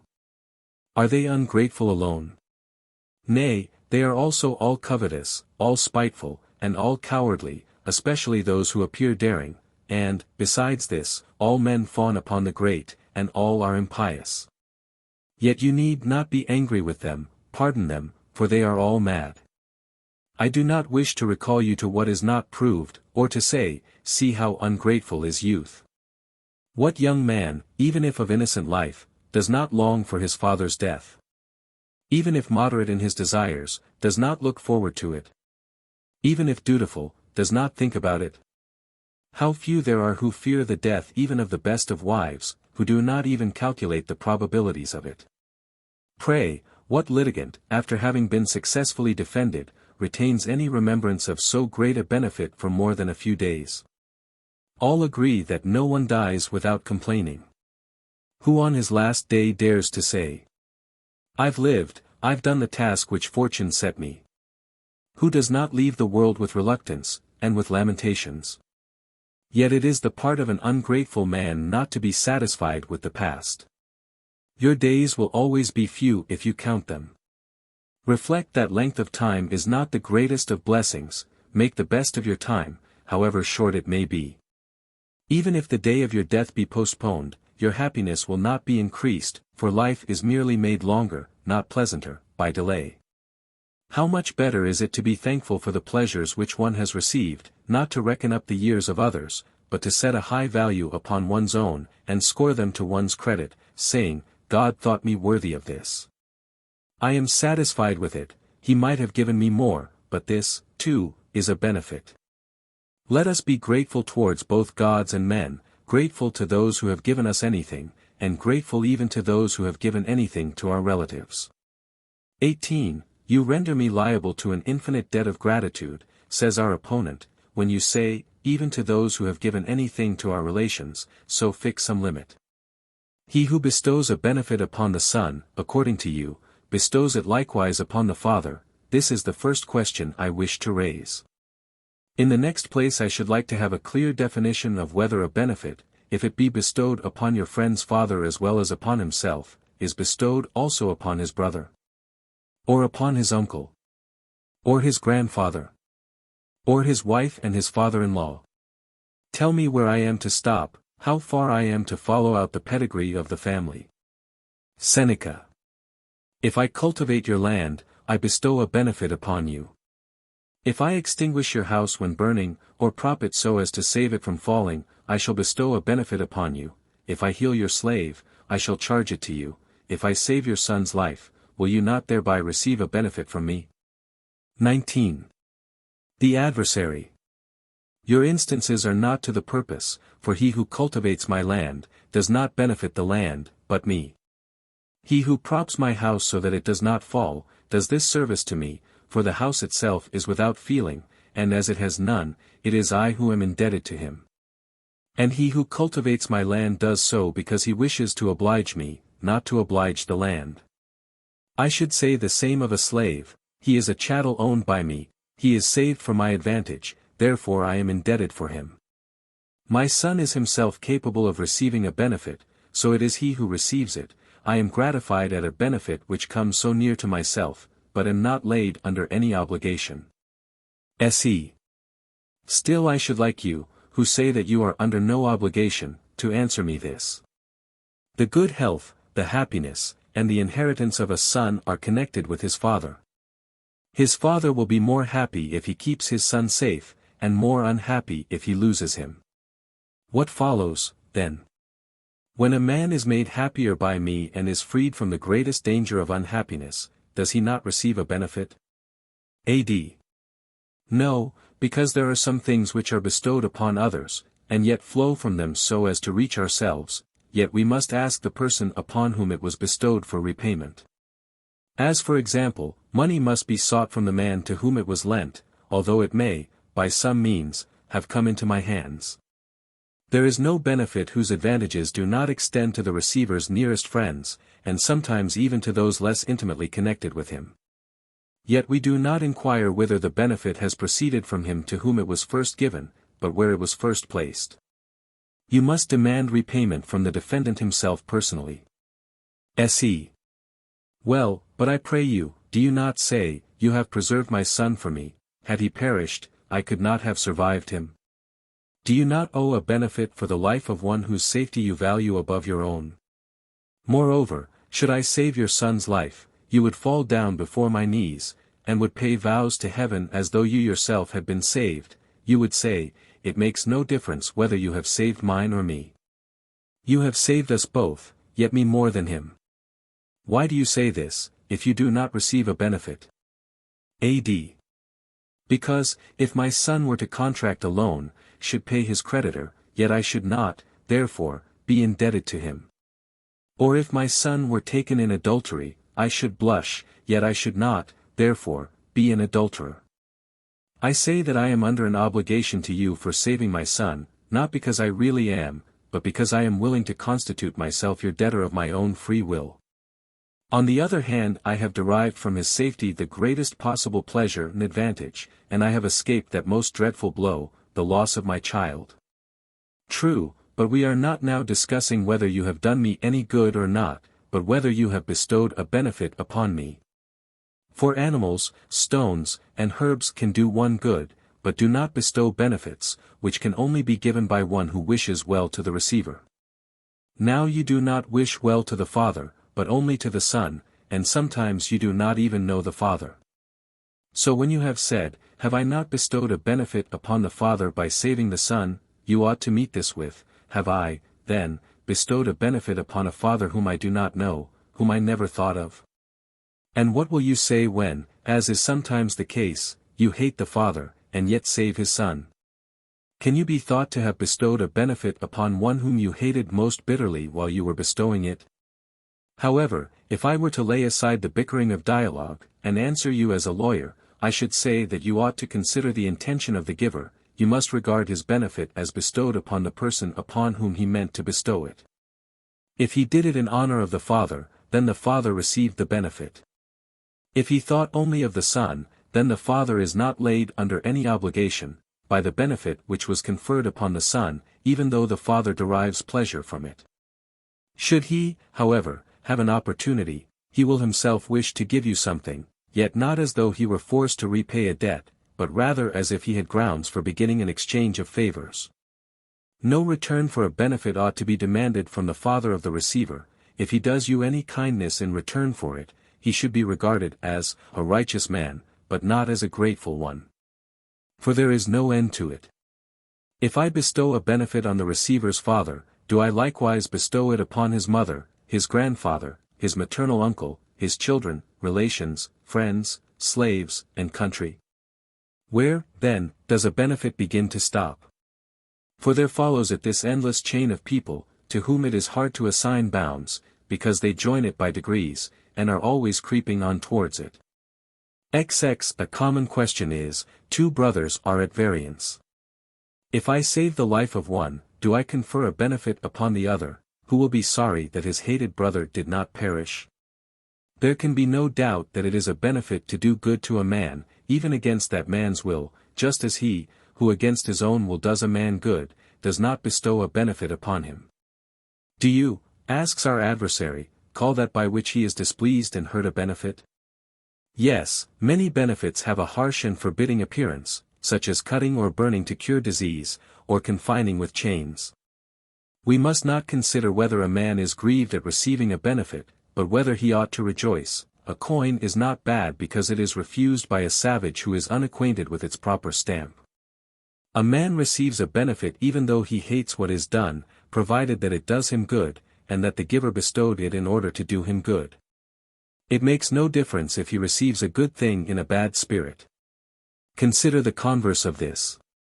Suppose that a man hates his brother, though it is to his advantage to have a brother, and I kill this brother, this is not a benefit, though he may say that it is, and be glad of it.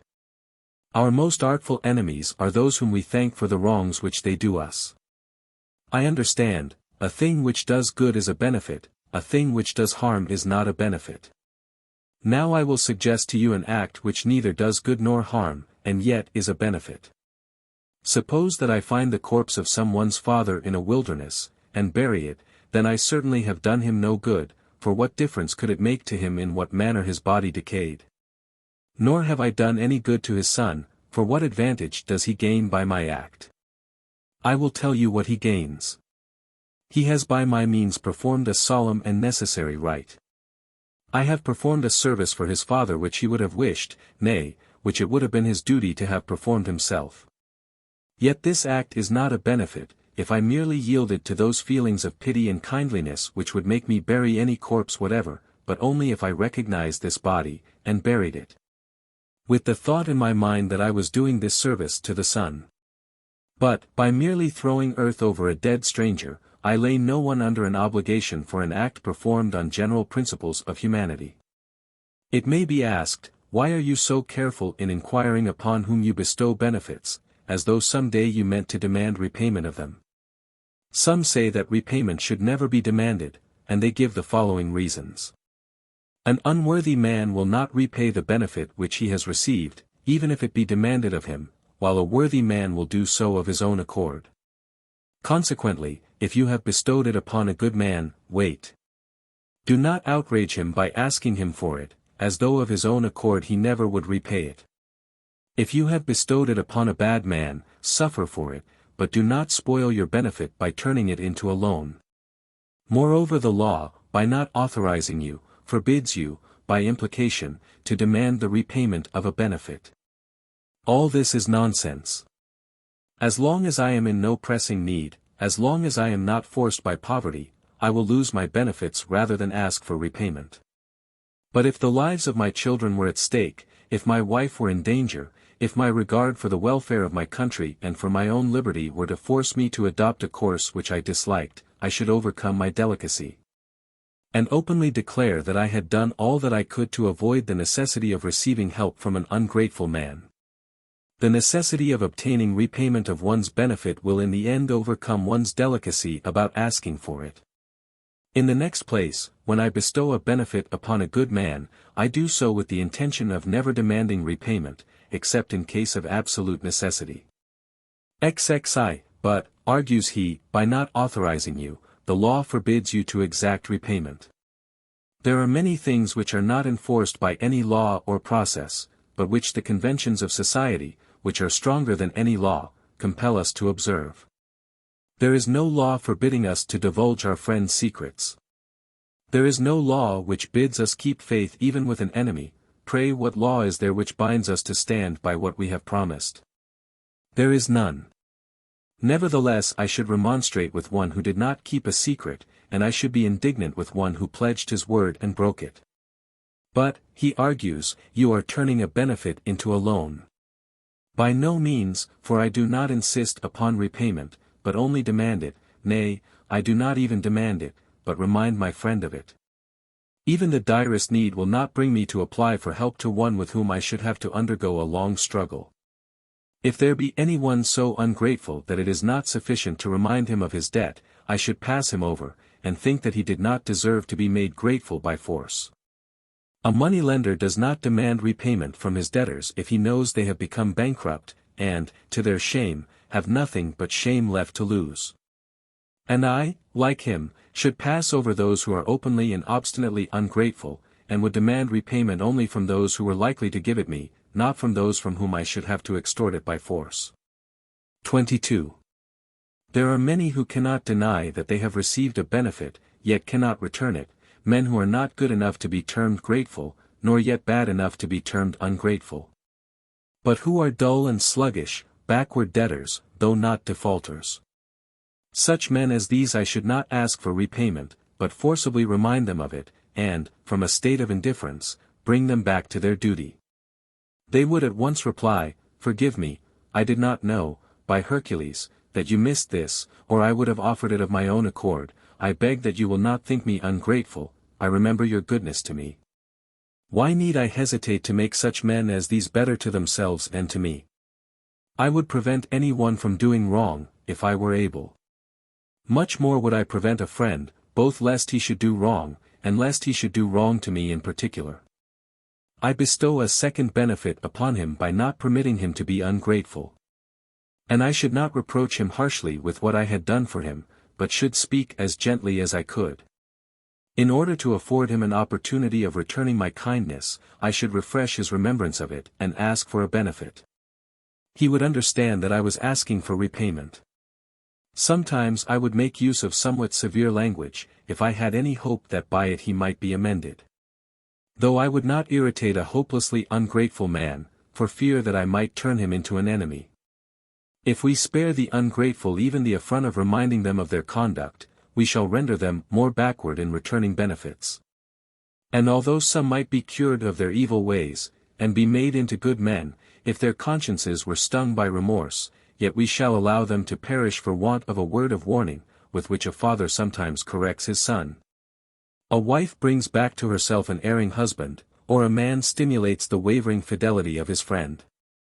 XCI, to awaken some men, it is only necessary to stir them, not to strike them. In like manner, with some men, the feeling of honor about returning a benefit is not extinct, but slumbering. Let us rouse it. Do not, they will say, make the kindness you have done me into a wrong, for it is a wrong, if you do not demand some return from me, and so make me ungrateful. What if I do not know what sort of repayment you wish for? If I am so occupied by business, and my attention is so much diverted to other subjects that I have not been able to watch for an opportunity of serving you? Point out to me what I can do for you, what you wish me to do. Why do you despair, before making a trial of me? Why are you in such haste to lose both your benefit and your friend? How can you tell whether I do not wish, or whether I do not know how to repay you, whether it be in intention or in opportunity that I am wanting? Make a trial of me.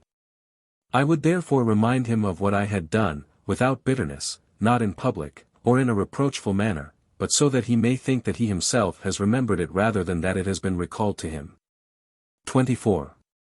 One of Julius Caesar's veterans was once pleading before him against his neighbors, and the cause was going against him. Do you remember, General, said he, that in Spain you dislocated your ankle near the river Sucro 31? When Caesar said that he remembered it, he continued, do you remember that when, during the excessive heat, you wished to rest under a tree which afforded very little shade, as the ground in which that solitary tree grew was rough and rocky? One of your comrades spread his cloak under you. Caesar answered, of course, I remember, indeed, I was perishing with thirst. And since was unable to walk to the nearest spring, would have crawled thither on my hands and knees, had not my comrade, a brave and active man, brought me water in his helmet. Could you, then, my general, recognize that man or that helmet? Caesar replied that he could not remember the helmet, but that he could remember the man well, and he added, I fancy in anger at being led away to this old story in the midst of a judicial inquiry, at any rate, you are not he. I do not blame you, Caesar, answered the man, for not recognizing me, for when this took place, I was unwounded, but afterwards, at the battle of Munda, my eye was struck out, and the bones of my skull crushed. Nor would you recognize that helmet if you saw it, for it was split by a Spanish sword. Caesar would not permit this man to be troubled with lawsuits, and presented his old soldier with the fields through which a village right-of-way had given rise to the dispute. XXV, in this case, what ought he to have done? Because his commander's memory was confused by a multitude of incidents, and because his position as the leader of vast armies did not permit him to notice individual soldiers. Ought the man not to have asked for a return for the benefit which he had conferred? To act as he did is not so much to ask for a return as to take it when it lies in a convenient position ready for us, although we have to stretch out our hands in order to receive it. I shall therefore ask for the return of a benefit, whenever I am either reduced to great straits, or where by doing so I shall act to the advantage of him from whom I ask it. Tiberius Caesar, when some one addressed him with the words, do you remember, answered, before the man could mention any further proofs of former acquaintance, I do not remember what I was. Why should it not be forbidden to demand of this man repayment of former favors? He had a motive for forgetting them, he denied all knowledge of his friends and comrades, and wished men only to see, to think, and to speak of him as emperor. He regarded his old friend as an impertinent meddler. We ought to be even more careful to choose a favorable opportunity when we ask for a benefit to be repaid to us than when we ask for one to be bestowed upon us. We must be temperate in our language, so that the grateful may not take offense, or the ungrateful pretend to do so. If we lived among wise men, it would be our duty to wait in silence until our benefits were returned. Yet even to wise men it would be better to give some hint of what our position required. We ask for help even from the gods themselves, from whose knowledge nothing is hid, although our prayers cannot alter their intentions towards us, but can only recall them to their minds. Homer's priest 32 I say, recounts even to the gods his duteous conduct and his pious care of their altars. The second best form of virtue is to be willing and able to take advice. 33 A horse who is docile and prompt to obey can be guided hither and thither by the slightest movement of the reins. Very few men are led by their own reason, those who come next to the best are those who return to the right path in consequence of advice, and these we must not deprive of their guide. When our eyes are covered they still possess sight. But it is the light of day which, when admitted to them, summons them to perform their duty. Tools lie idle, unless the workman uses them to take part in his work. Similarly men's minds contain a good feeling, which, however, lies torpid, either through luxury and disuse, or through ignorance of its duties.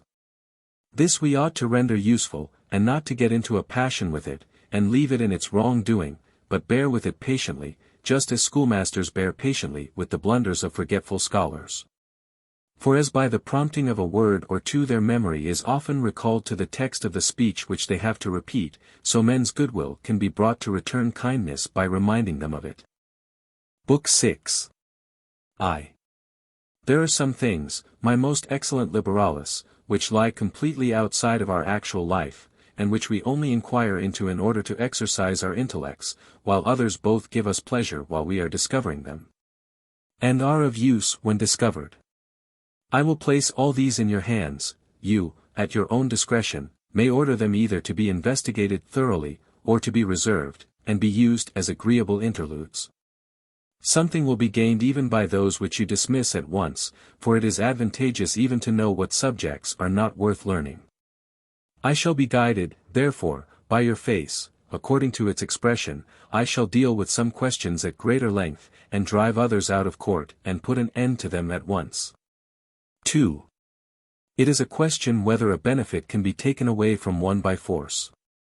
Some say that it cannot, because it is not a thing, but an act. A gift is not the same as the act of giving, any more than a sailor is the same as the act of sailing.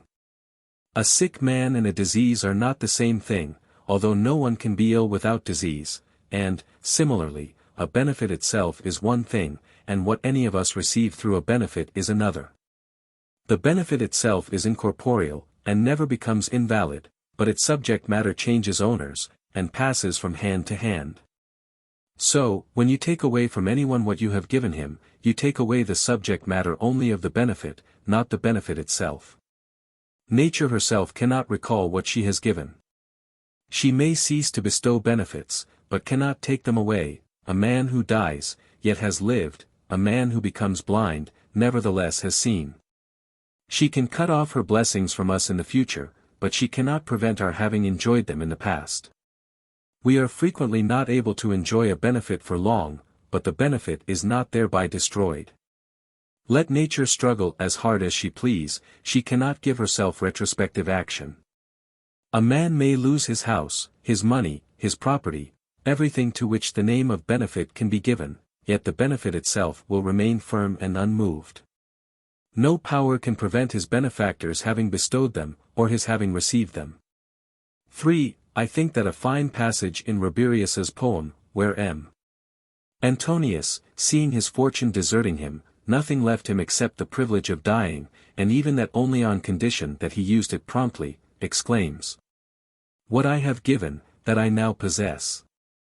How much he might have possessed, had he chosen.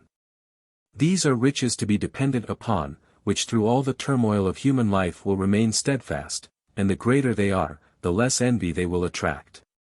Why are you sparing of your property, as though it were your own?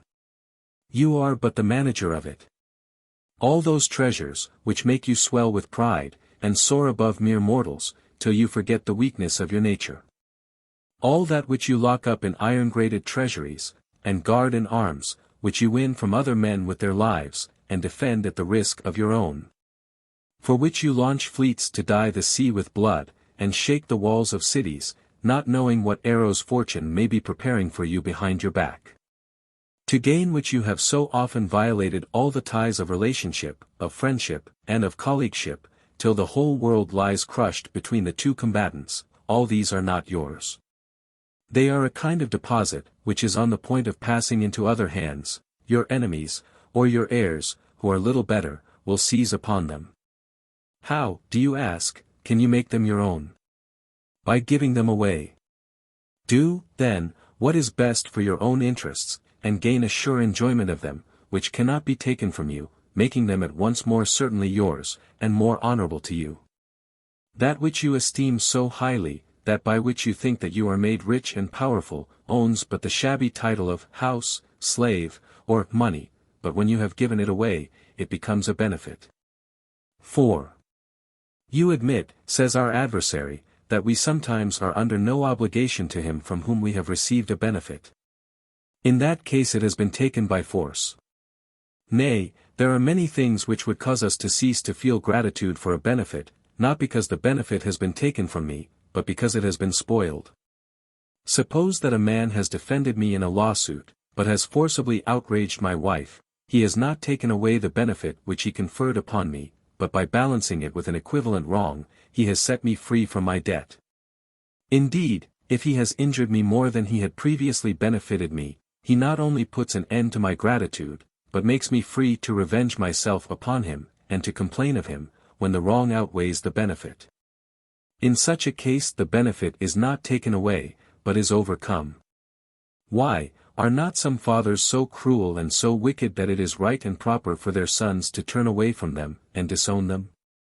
Yet, pray, have they taken away the life which they gave?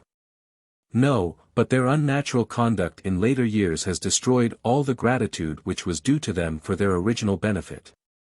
In these cases it is not a benefit itself, but the gratitude owing for a benefit which is taken away, and the result is, not that one does not possess the benefit, but that one is not laid under any obligation by it.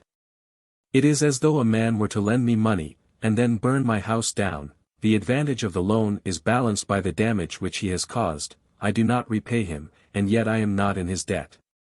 In like manner anyone who may have acted kindly and generously to me, and who afterwards has shown himself haughty, insulting, and cruel, places me in just the same position as though I never had received anything from him. He has murdered his own benefits.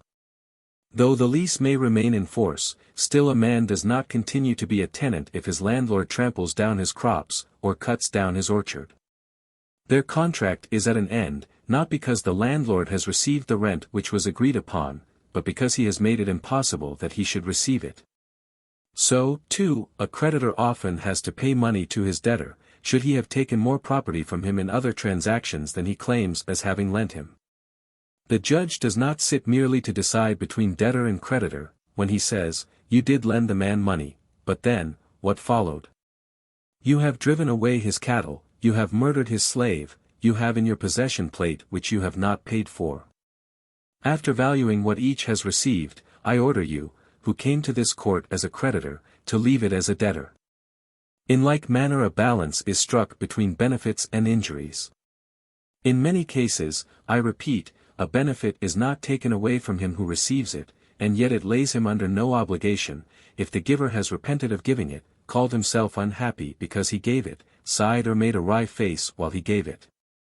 If he thought that he was throwing it away rather than giving it, if he gave it to please himself, or to please any one except me, the receiver. If he persistently makes himself offensive by boasting of what he has done, if he brags of his gift everywhere, and makes it a misery to me, then indeed the benefit remains in my hands, but I owe him nothing for it. Just as sums of money to which a creditor has no legal right are owed to him, but cannot be claimed by him. Though you have bestowed a benefit upon me, yet you have since done me a wrong. The benefit demanded gratitude, the wrong required vengeance. The result is that I do not owe you gratitude, nor do you owe me compensation, each is cancelled by the other. When we say, I returned him his benefit, we do not mean that we restored to him the very thing which we had received, but something else in its place. To return is to give back one thing instead of another, because, of course, in all repayment it is not the thing itself, but its equivalent which is returned. We are said to have returned money even though we count out gold pieces instead of silver ones, or even if no money passes between us, but the transaction be effected verbally by the assignment of a debt. I think I see you say, you are wasting your time. Of what use is it to me to know whether what I do not owe to another still remains in my hands or not? These are like the ingenious subtleties of the lawyers, who declare that one cannot acquire an inheritance by prescription, but can only acquire those things of which the inheritance consists. As though there were any difference between the heritage and the things of which it consists. Rather decide this point for me, which may be of use. If the same man confers a benefit upon me, and afterwards does me a wrong, is it my duty to return the benefit to him, and nevertheless to avenge myself upon him, having, as it were, two distinct accounts open with him, or to mix them both together? And do nothing, leaving the benefit to be wiped out by the injury by the benefit? I see that the former course is adopted by the law of the land. You know best what the law may be among you Stoic philosophers in such a case. I suppose that you keep the action which I bring against another distinct from that which he strings against me, and the two processes are not merged into one. For instance, if a man entrusts me with money, and afterwards robs me, I shall bring an action against him for theft, and he will bring one against me for unlawfully detaining his property. 6. The cases which you have mentioned, my Liberalis, come under well-established laws, which it is necessary for us to follow. One law cannot be merged in another, each one proceeds its own way. There is a particular action which deals with deposits just as there is one which deals with theft. A benefit is subject to no law, it depends upon my own arbitration. I am at liberty to contrast the amount of good or harm which any one may have done me, and then to decide which of us is indebted to the other. In legal processes we ourselves have no power, we must go whither they lead us. In the case of a benefit the supreme power is mine, I pronounce sentence. Consequently I do not separate or distinguish between benefits and wrongs, but send them before the same judge. Unless I did so, you would bid me love and hate, give thanks and make complaints at the same time, which human nature does not admit of. I would rather compare the benefit and the injury with one another, and see whether there were any balance in my favor. If anybody puts lines of other writing upon my manuscript he conceals, though he does not take away, the letters which were there before, and in like manner a wrong coming after a benefit does not allow it to be seen. 7. Your face, by which I have agreed to be guided, now becomes wrinkled with frowns, as though I were straying too widely from the subject. You seem to say to me, why steer to seaward? Hither bend thy course, hug close the shore. I do hug it as close as possible. So now, if you think that we have dwelt sufficiently upon this point, let us proceed to the consideration of the next, that is, whether we are at all indebted to any one who does us good without wishing to do so. I might have expressed this more clearly, if it were not right that the question should be somewhat obscurely stated. In order that by the distinction immediately following it may be shown that we mean to investigate the case both of him who does us good against his will, and that of him who does us good without knowing it. That a man who does us good by acting under compulsion does not thereby lay us under any obligation, is so clear, that no words are needed to prove it. Both this question, and any other of the like character which may be raised, can easily be settled if in each case we bear in mind that, for anything to be a benefit, it must reach us in the first place through some thought. And secondly through the thought of a friend and well-wisher. Therefore we do not feel any gratitude towards rivers, albeit they may bear large ships, afford an ample and unvarying stream for the conveyance of merchandise, or flow beauteously and full of fish through fertile fields. No one conceives himself to be indebted for a benefit to the Nile, any more than he would owe it a grudge if its waters flooded his fields to excess, and retired more slowly than usual. The wind does not bestow benefits, gentle and favorable though it may be, nor does wholesome and useful food, for he who would bestow a benefit upon me, must not only do me good, but must wish to do so. No obligation can therefore be incurred towards dumb animals, yet how many men have been saved from peril by the swiftness of a horse? Nor yet towards trees, yet how many sufferers from summer heat have been sheltered by the thick foliage of a tree? What difference can it make, whether I have profited by the act of one who did not know that he was doing me good, or one who could not know it, when in each case the will to do me good was wanting? You might as well bid me be grateful to a ship, a carriage, or a lance for saving me from danger, as bid me be grateful to a man who may have done me good by chance, but with no more intention of doing me good than those things could have. 8. Some men may receive benefits without knowing it, but no man can bestow them without knowing it. Many sick persons have been cured by chance circumstances, which do not therefore become specific remedies.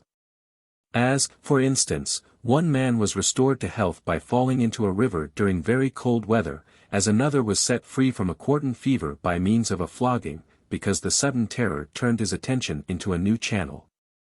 So that the dangerous hours passed unnoticed. Yet none of these are remedies, even though they may have been successful. And in like manner some men do us good, though they are unwilling, indeed, because they are unwilling to do so, yet we need not feel grateful to them as though we had received a benefit from them.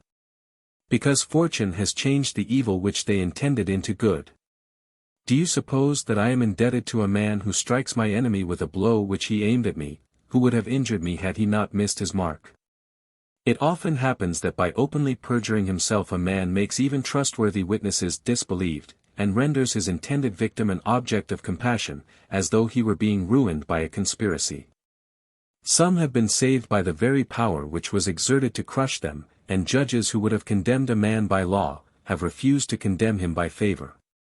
Yet they did not confer a benefit upon the accused, although they rendered him a service, because we must consider at what the dart was aimed, not what it hits, and a benefit is distinguished from an injury not by its result, but by the spirit in which it was meant. By contradicting himself, by irritating the judge by his arrogance, or by rashly allowing his whole case to depend upon the testimony of one witness, my opponent may have saved my cause. I do not consider whether his mistakes benefited me or not, for he wished me ill. 9. In order that I may be grateful, I must wish to do what my benefactor must have wished in order that he might bestow a benefit. Can anything be more unjust than to bear a grudge against a person who may have trodden upon one's foot in a crowd, or splashed one, or pushed one the way which one did not wish to go? Yet it was by his act that we were injured, and we only refrained from complaining of him, because he did not know what he was doing. The same reason makes it possible for men to do us good without conferring benefits upon us, or to harm us without doing us wrong, because it is intention which distinguishes our friends from our enemies. How many have been saved from service in the army by sickness? Some men have been saved from sharing the fall of their house, by being brought up upon their recognizances to a court of law by their enemies. Some have been saved by shipwreck from falling into the hands of pirates. Yet we do not feel grateful to such things, because chance has no feeling of the service it renders, nor are we grateful to our enemy, though his lawsuit, while it harassed and detained us, still saved our lives. Nothing can be a benefit which does not proceed from goodwill, and which is not meant as such by the giver. If any one does me a service, without knowing it, I am under no obligation to him. Should he do so, meaning to injure me, I shall imitate his conduct. Let us turn our attention to the first of these. Can you desire me to do anything to express my gratitude to a man who did nothing in order to confer a benefit upon me? Passing on to the next, do you wish me to show my gratitude to such a man, and of my own will to return to him what I received from him against his will? What am I to say of the third, he who, meaning to do an injury, blunders into bestowing a benefit. That you should have wished to confer a benefit upon me is not sufficient to render me grateful. But that you should have wished not to do so is enough to set me free from any obligation to you. A mere wish does not constitute a benefit. And just as the best and heartiest wish is not a benefit when fortune prevents its being carried into effect, neither is what fortune bestows upon us a benefit, unless good wishes preceded it. In order to lay me under an obligation, you must not merely do me a service, but you must do so intentionally. 11. Cleanthes makes use of the following example: I sent, says he, 2 slaves to look for Plato and bring him to me from the academy. One of them searched through the whole of the colonnade, and every other place in which he thought that he was likely to be found, and returned home alike weary and unsuccessful. The other sat down among the audience of a mountebank close by, and, while amusing himself in the society of other slaves like a careless vagabond as he was, found Plato, without seeking for him, as he happened to pass that way. We ought, says he, to praise that slave who, as far as lay in his power, did what he was ordered, and we ought to punish the other whose laziness turned out so fortunate. It is goodwill alone which does one real service. Let us then consider under what conditions it lays us under obligations. It is not enough to wish a man well, without doing him good, nor is it enough to do him good without wishing him well. Suppose that someone wished to give me a present, but did not give it. I have his goodwill, but I do not have his benefit, which consists of subject matter and goodwill together. I owe nothing to one who wished to lend me money but did not do so, and in like manner I shall be the friend of one who wished but was not able to bestow a benefit upon me, but I shall not be under any obligation to him. I also shall wish to bestow something upon him, even as he did upon me. But if fortune be more favorable to me than to him, and I succeed in bestowing something upon him, my doing so will be a benefit bestowed upon him, not a repayment out of gratitude for what he did for me.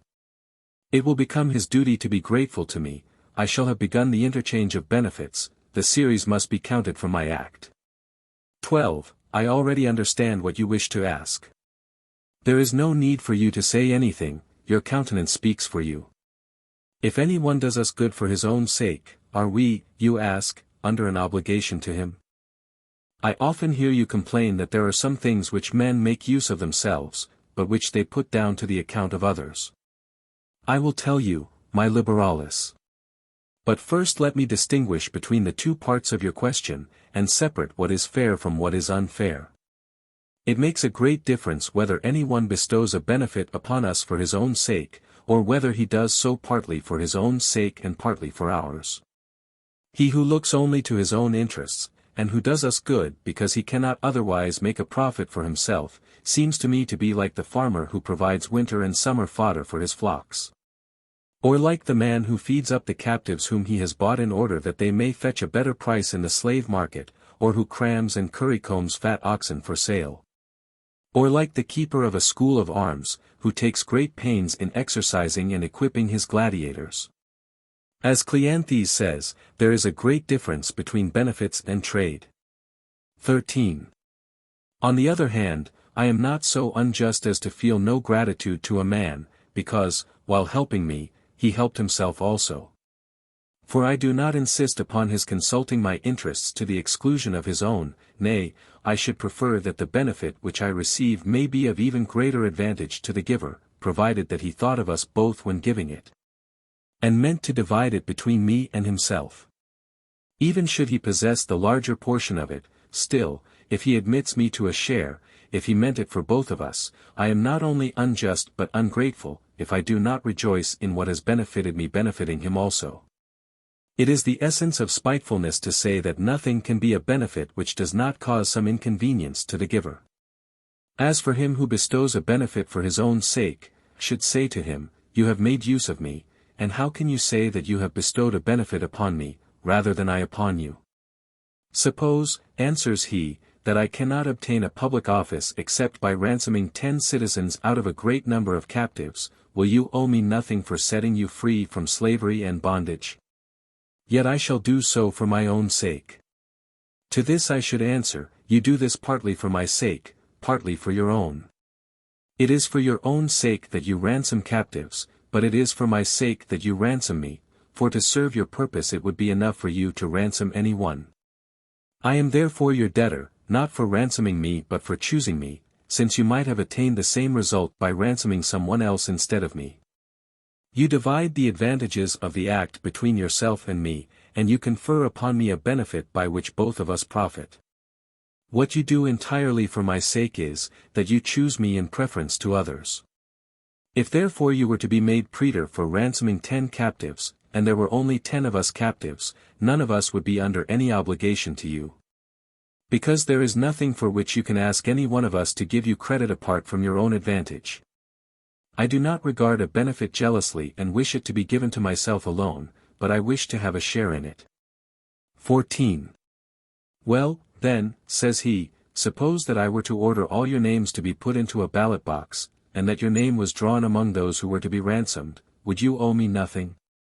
Yes, I should owe you something, but very little. How little, I will explain to you.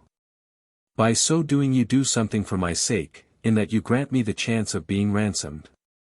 I owe to fortune that my name was drawn, all I owe to you is that my name could be drawn.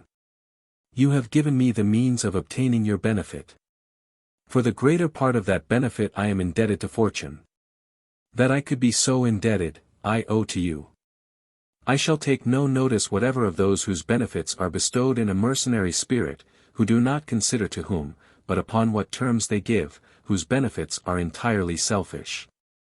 Suppose that some one sells me corn, I cannot live unless I buy it, yet I do not owe my life to him because I have bought it. I do not consider how essential it was to me, and that I could not live without it. But how little thanks are due for it, since I could not have had it without paying for it, and since the merchant who imported it did not consider how much good he would do me, but how much he would gain for himself. I owe nothing for what I have bought and paid for. 15. According to this reasoning, says my opponent, you would say that you owe nothing to a physician beyond his paltry fee, nor to your teacher, because you have paid him some money. Yet these persons are all held very dear, and are very much respected. In answer to this I should urge that some things are of greater value than the price which we pay for them. You buy of a physician life and good health, the value of which cannot be estimated in money, from a teacher of the liberal sciences you buy the education of a gentleman and mental culture. Therefore you pay these persons the price, not of what they give us, but of their trouble in giving it. You pay them for devoting their attention to us, for disregarding their own affairs to attend to us. They receive the price, not of their services, but of the expenditure of their time. Yet this may be more truly stated in another way, which I will at once lay before you, having first pointed out how the above may be confuted. Our adversary would say, if some things are of greater value than the price which we pay for them, then, though you may have bought them, you still owe me something more for them. I answer, in the first place, what does their real value matter, since the buyer and seller have settled the price between them? Next, I did not buy it at its own price, but at yours. It is, you say, worth more than its sale price. True, but it cannot be sold for more. The price of everything varies according to circumstances. After you have well praised your wares, they are worth only the highest price at which you can sell them. A man who buys things cheap is not on that account under any obligation to the seller. In the next place, even if they are worth more, there is no generosity in your letting them go for less, since the price is settled by custom and the rate of the market, not by the uses and powers of the merchandise. What would you state to be the proper payment of a man who crosses the seas, holding a true course through the midst of the waves after the land has sunk out of sight, who foresees coming storms, and suddenly, when no one expects danger, orders sails to be furled, yards to be lowered, and the crew to stand at their posts ready to meet the fury of the unexpected gale? And yet the price of such great skill is fully paid for by the passage money. At what sum can you estimate the value of a lodging in a wilderness, of a shelter in the rain, of a bath or fire in cold weather? Yet I know on what terms I shall be supplied with these when I enter an inn. How much the man does for us who props our house when it is about to fall, and who, with a skill beyond belief, suspends in the air a block of building which has begun to crack at the foundation. Yet we can contract for underpinning at a fixed and cheap rate. The city wall keeps us safe from our enemies, and from sudden inroads of brigands. Yet it is well known how much a day a smith would earn for erecting towers and scaffoldings 34 to provide for the public safety. 16. I might go on forever collecting instances to prove that valuable things are sold at a low price. What then? Why is it that I owe something extra both to my physician and to my teacher, and that I do not acquit myself of all obligation to them by paying them their fee? It is because they pass from physicians and teachers into friends, and lay us under obligations, not by the skill which they sell to us, but by kindly and familiar goodwill. If my physician does no more than feel my pulse and class me among those whom he sees in his daily rounds, pointing out what I ought to do or to avoid without any personal interest, then I owe him no more than his fee. Because he views me with the eye not of a friend, but of a commander.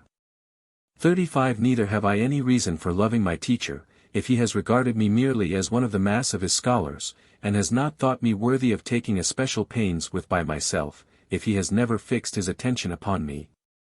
And if when he discharged his knowledge on the public, I might be said rather to have picked it up than to have learnt it from him. What then is our reason for owing them much? It is, not that what they have sold us is worth more than we paid for it, but that they have given something to us personally. Suppose that my physician has spent more consideration upon my case than was professionally necessary. That it was for me, not for his own credit, that he feared, that he was not satisfied with pointing out remedies, but himself applied them, that he sat by my bedside among my anxious friends, and came to see me at the crises of my disorder.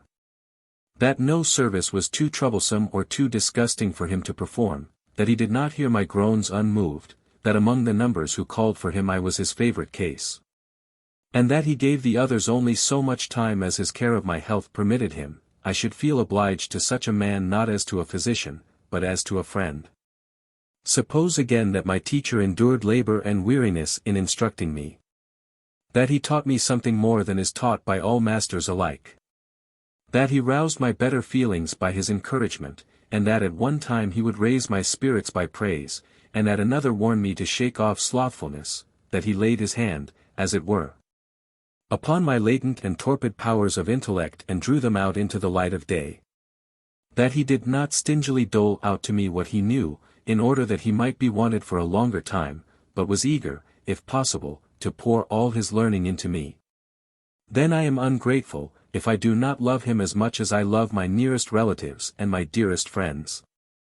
17. We give something additional even to those who teach the meanest trades, if their efforts appear to be extraordinary. We bestow a gratuity upon pilots, upon workmen who deal with the commonest materials and hire themselves out by the day. In the noblest arts, however, those which either preserve or beautify our lives, a man would be ungrateful who thinks he owes the artist no more than he bargained for. Besides this, the teaching of such learning as we have spoken of blends mind with mind. Now when this takes place, both in the case of the physician and of the teacher the price of his work is paid, but that of his mind remains owing. 18. Plato once crossed a river, and as the ferryman did not ask him for anything, he supposed that he had let him pass free out of respect, and said that the ferryman had laid Plato under an obligation. Shortly afterwards, seeing the ferryman take one person after another across the river with the same pains, and without charging anything, Plato declared that the ferryman had not laid him under an obligation. If you wish me to be grateful for what you give, you must not merely give it to me, but show that you mean it specially for me. You cannot make any claim upon one for having given him what you fling away broadcast among the crowd. What then? Shall I owe you nothing for it? Nothing, as an individual, I will pay, when the rest of mankind do, what I owe no more than they. 19. Do you say, inquires my opponent, that he who carries me gratis in a boat across the river does not bestow any benefit upon me? I do. He does me some good, but he does not bestow a benefit upon me. For he does it for his own sake, or at any rate not for mine. In short, he himself does not imagine that he is bestowing a benefit upon me, but does it for the credit of the state, or of the neighborhood, or of himself, and expects some return for doing so. Different from what he would receive from individual passengers. Well, asks my opponent, if the emperor were to grant the franchise to all the Gauls, or exemption, from taxes to all the Spaniards, would each individual of them owe him nothing on that account? Of course he would, but he would be indebted to him, not as having personally received a benefit intended for himself alone, but as a partaker in one conferred upon his nation. He would argue, the emperor had no thought of me at the time when he benefited us all, he did not care to give me the franchise separately, he did not fix his attention upon me. Why then should I be grateful to one who did not have me in his mind when he was thinking of doing what he did? In answer to this, I say that when he thought of doing good to all the Gauls, he thought of doing good to me also, for I was a Gaul, and he included me under my national, if not under my personal appellation. In like manner, I should feel grateful to him, not as for a personal, but for a general benefit. Being only one of the people, I should regard the debt of gratitude as incurred, not by myself, but by my country, and should not pay it myself, but only contribute my share towards doing so. I do not call a man my creditor because he has lent money to my country, nor should I include that money in a schedule of my debts were I either a candidate for a public office, or a defendant in the courts. Yet I would pay my share towards extinguishing such a debt. Similarly, I deny that I am laid under an obligation by a gift bestowed upon my entire nation, because although the giver gave it to me, yet he did not do so for my sake, but gave it without knowing whether he was giving it to me or not. Nevertheless I should feel that I owed something for the gift, because it did reach me, though not directly. To lay me under an obligation, a thing must be done for my sake alone. XX, according to this, argues our opponent, you are under no obligation to the sun or the moon, for they do not move for your sake alone. No, but since they move with the object of preserving the balance of the universe, they move for my sake also, seeing that I am a fraction of the universe. Besides, our position and theirs is not the same, for he who does me good in order that he may by my means do good to himself, does not bestow a benefit upon me, because he merely makes use of me as an instrument for his own advantage. Whereas the sun and the moon, even if they do us good for their own sakes, still cannot do good to us in order that by our means they may do good to themselves, for what is there which we can bestow upon them? 21. I should be sure, replies he, that the sun and the moon wish to do us good, if they were able to refuse to do so, but they cannot help moving as they do. In short, let them stop and discontinue their work. See now, in how many ways this argument may be refuted. One who cannot refuse to do a thing may nevertheless wish to do it. Indeed, there is no greater proof of a fixed desire to do anything, than not to be able to alter one's determination. A good man cannot leave undone what he does, for unless he does it he will not be a good man. Is a good man, then, not able to bestow a benefit, because he does what he ought to do, and is not able not to do what he ought to do? Besides this, it makes a great difference whether you say, he is not able not to do this, because he is forced to do it, or, he is not able to wish not to do it. For, if he could not help doing it, then I am not indebted for it to him, but to the person who forced him to do it. If he could not help wishing for it because he had nothing better to wish for, then it is he who forces himself to do it, and in this case the debt which as acting under compulsion he could not claim, is due to him as compelling himself. Let the sun and moon cease to wish to benefit us, says our adversary. I answer, remember what has been said.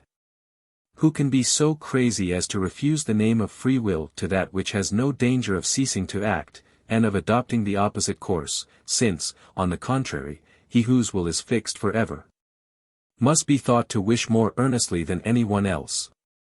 Surely if he, who may at any moment change his mind, can be said to wish, we must not deny the existence of will in a being whose nature does not admit of change of mind. XXI, well, says he, let them stop, if it be possible. What you say is this: let all those heavenly bodies, placed as they are at vast distances from each other, and arranged to preserve the balance of the universe, leave their appointed posts, let sudden confusion arise. So that constellations may collide with constellations, that the established harmony of all things may be destroyed and the works of God be shaken into ruin.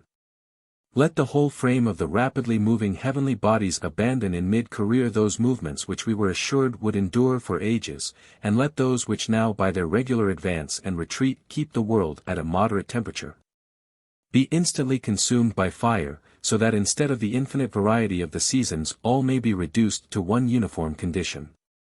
Let fire rage everywhere, followed by dull night, and let the bottomless abyss swallow up all the gods.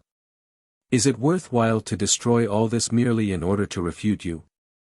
Even though you do not wish it, they do you good, and they wheel in their courses for your sake, though their motion may be due to some earlier and more important cause.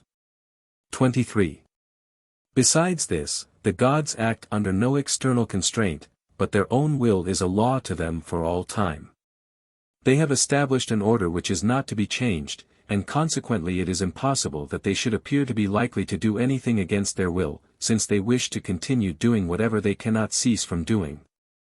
And they never regret their original decision. No doubt it is impossible for them to stop short, or to desert to the other side, but it is so for no other reason than that their own force holds them to their purpose. It is from no weakness that they persevere, no, they have no mind to leave the best course, and by this it is fated that they should proceed. When, at the time of the original creation, they arranged the entire universe, they paid attention to us as well as to the rest, and took thought about the human race.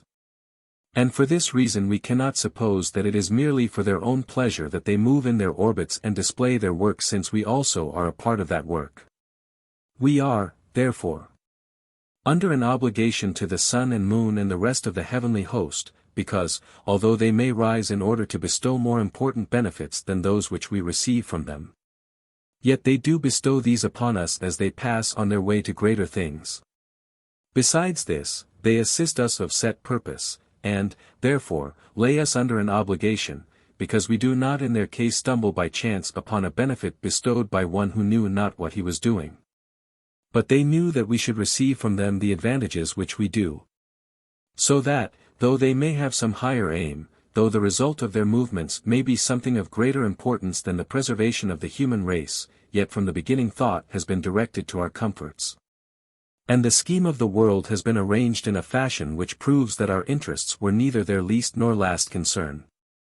It is our duty to show filial love for our parents, although many of them had no thought of children when they married.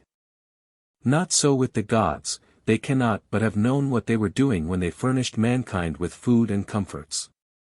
Those for whose advantage so much was created, could not have been created without design. Nature conceived the idea of us before she formed us, and, indeed, we are no such trifling piece of work as could have fallen from her hands unheeded. See how great privileges she has bestowed upon us, how far beyond the human race the empire of mankind extends. Consider how widely she allows us to roam, not having restricted us to the land alone, but permitted us to traverse every part of herself. Consider, too, the audacity of our intellect, the only one which knows of the gods or seeks for them, and how we can raise our mind high above the earth, and commune with those divine influences. You will perceive that man is not a hurriedly put together, or an unstudied piece of work. Among her noblest products nature has none of which she can boast more than man, and assuredly no other which can comprehend her boast. What madness is this, to call the gods in question for their bounty? If a man declares that he has received nothing when he is receiving all the while, and from those who will always be giving without ever receiving anything in return, how will he be grateful to those whose kindness cannot be returned without expense? And how great a mistake is it not to be thankful to a giver, because he is good even to him who disowns him, or to use the fact of his bounty being poured upon us in an uninterrupted stream, as an argument to prove that he cannot help bestowing it. Suppose that such men as these say, I do not want it, let him keep it to himself, who asks him for it. And so forth, with all the other speeches of insolent minds. Still, he whose bounty reaches you, although you say that it does not, lays you under an obligation nevertheless.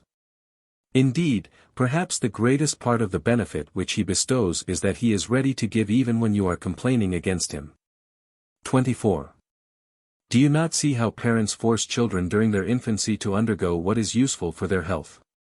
Though the children cry and struggle, they swathe them and bind their limbs straight lest premature liberty should make them grow crooked, afterwards instill into them a liberal education, threatening those who are unwilling to learn, and finally, if spirited young men do not conduct themselves frugally, modestly, and respectably, they compel them to do so. Force and harsh measures are used even to youths who have grown up and are their own masters, if they, either from fear or from insolence, refuse to take what is good for them. Thus the greatest benefits that we receive either without knowing it, or against our will, from our parents. 25. Those persons who are ungrateful and repudiate benefits, not because they do not wish to receive them, but in order that they may not be laid under an obligation for them, are like those who fall into the opposite extreme, and are overgrateful. Who pray that some trouble or misfortune may befall their benefactors to give them an opportunity of proving how gratefully they remember the benefit which they have received. It is a question whether they are right, and show a truly dutiful feeling. Their state of mind is morbid, like that of frantic lovers who long for their mistress to be exiled, that they may accompany her when she leaves her country forsaken by all her friends.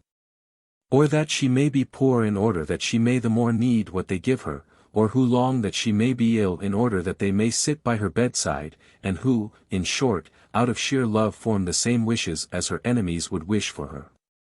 Thus the results of hatred and of frantic love are very nearly the same. And these lovers are very like those who hope that their friends may meet with difficulties which they may remove, and who thus do a wrong that they may bestow a benefit, whereas it would have been much better for them to do nothing than by a crime to gain an opportunity of doing good service. What should we say of a pilot who prayed to the gods for dreadful storms and tempests, in order that danger might make his skill more highly esteemed? What of a general who should pray that a vast number of the enemy surround his camp, fill the ditches by a sudden charge, tear down the rampart round his panic-stricken army, and plant its hostile standards at the very gates, in order that he might gain more glory by restoring his broken ranks and shattered fortunes? All such men confer their benefits upon us by odious means, for they beg the gods to harm those whom they mean to help, and wish them to be struck down before they raise them up. It is a cruel feeling, brought about by a distorted sense of gratitude, to wish evil to befall one whom one is bound in honor to succor. 26. My wish, argues our opponent, does him no harm, because when I wish for the danger I wish for the rescue at the same time. What you mean by this is not that you do no wrong, but that you do less than if you wished that the danger might befall him, without wishing for the rescue. It is wicked to throw a man into the water in order that you may pull him out, to throw him down that you may raise him up, or to shut him up that you may release him. You do not bestow a benefit upon a man by ceasing to wrong him, nor can it ever be a piece of good service to anyone to remove from him a burden which you yourself imposed on him. True, you may cure the hurt which you inflict, but I had rather that you did not hurt me at all. You may gain my gratitude by curing me because I am wounded, but not by wounding me in order that you may cure me. No man likes scars except as compared with wounds, which he is glad to see thus healed, though he had rather not have received them. It would be cruel to wish such things to befall one from whom you had never received a kindness. How much more cruel is it to wish that they may befall one in whose debt you are. 27. I pray, replies he, at the same time, that I may be able to help him. In the first place, if I stop you short in the middle of your prayer, it shows at once that you are ungrateful. I have not yet heard what you wish to do for him. I have heard what you wish him to suffer. You pray that anxiety and fear and even worse evil than this may come upon him. You desire that he may need aid, this is to his disadvantage. You desire that he may need your aid, this is to your advantage. You do not wish to help him, but to be set free from your obligation to him, for when you are eager to repay your debt in such a way as this, you merely wish to be set free from the debt, not to repay it. So the only part of your wish that could be thought honorable proves to be the base and ungrateful feeling of unwillingness to lie under an obligation, for what you wish for is, not that you may have an opportunity of repaying his kindness, but that he may be forced to beg you to do him a kindness. You make yourself the superior, and you wickedly degrade beneath your feet the man who has done you good service. How much better would it be to remain in his debt in an honorable and friendly manner, than to seek to discharge the debt by these evil means. You would be less to blame if you denied that you had received it, for your benefactor would then lose nothing more than what he gave you, whereas now you wish him to be rendered inferior to you, and brought by the loss of his property and social position into a condition below his own benefits. Do you think yourself grateful? Just utter your wishes in the hearing of him to whom you wish to do good. Do you call that a prayer for his welfare, which can be divided between his friend and his enemy, which, if the last part were omitted, you would not doubt was pronounced, by one who opposed and hated him? Enemies in war have sometimes wished to capture certain towns in order to spare them, or to conquer certain persons in order to pardon them, yet these were the wishes of enemies, and what was the kindest part of them began by cruelty. Finally, what sort of prayers do you think those can be which he, on whose behalf they are made, hopes more earnestly than any one else may not be granted? In hoping that the gods may injure a man, and that you may help him, you deal most dishonorably with him, and you do not treat the gods themselves fairly, for you give them the odious part to play, and reserve the generous one for yourself. The gods must do him wrong in order that you may do him a service. If you were to suborn an informer to accuse a man, and afterwards withdrew him, if you engaged a man in a law-suit and afterwards gave it up, no one would hesitate to call you a villain. What difference does it make whether you attempt to do this by chicanery or by prayer, unless it be that by prayer you raise up more powerful enemies to him than by the other means? You cannot say, "Why, what harm do I do him?" Your prayer is either futile or harmful, indeed it is harmful even though nothing comes of it. You do your friend wrong by wishing him harm, you must thank the gods that you do him no harm. The fact of your wishing it is enough. We ought to be just as angry with you as if you had effected it. Atenei, if, argues our adversary, my prayers had any efficacy, they would also have been efficacious to save him from danger. In the first place, I reply, the danger into which you wish me to fall is certain, the help which I should receive is uncertain. Or call them both certain, it is that which injures me that comes first. Besides, you understand the terms of your wish. I shall be tossed by the storm without being sure that I have a haven of rest at hand. Think what torture it must have been to me, even if I receive your help, to have stood in need of it, if I escape safely, to have trembled for myself. If I be acquitted, to have had to plead my cause. To escape from fear, however great it may be, can never be so pleasant as to live in sound unassailable safety. Pray that you may return my kindnesses when I need their return, but do not pray that I may need them. You would have done what you prayed for, had it been in your power. 29.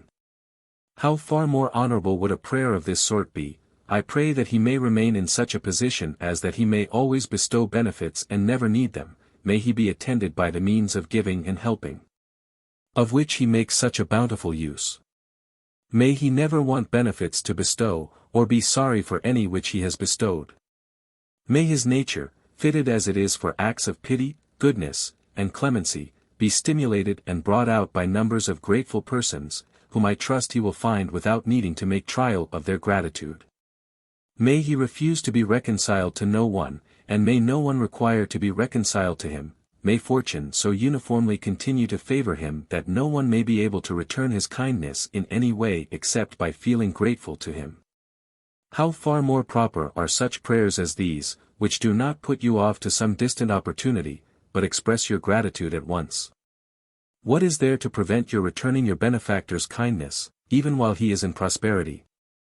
How many ways are there by which we can repay what we owe even to the affluent, for instance, by honest advice, by constant intercourse, by courteous conversation, pleasing him without flattering him, by listening attentively to any subject which he may wish to discuss, by keeping safe any secret that he may impart to us, and by social intercourse.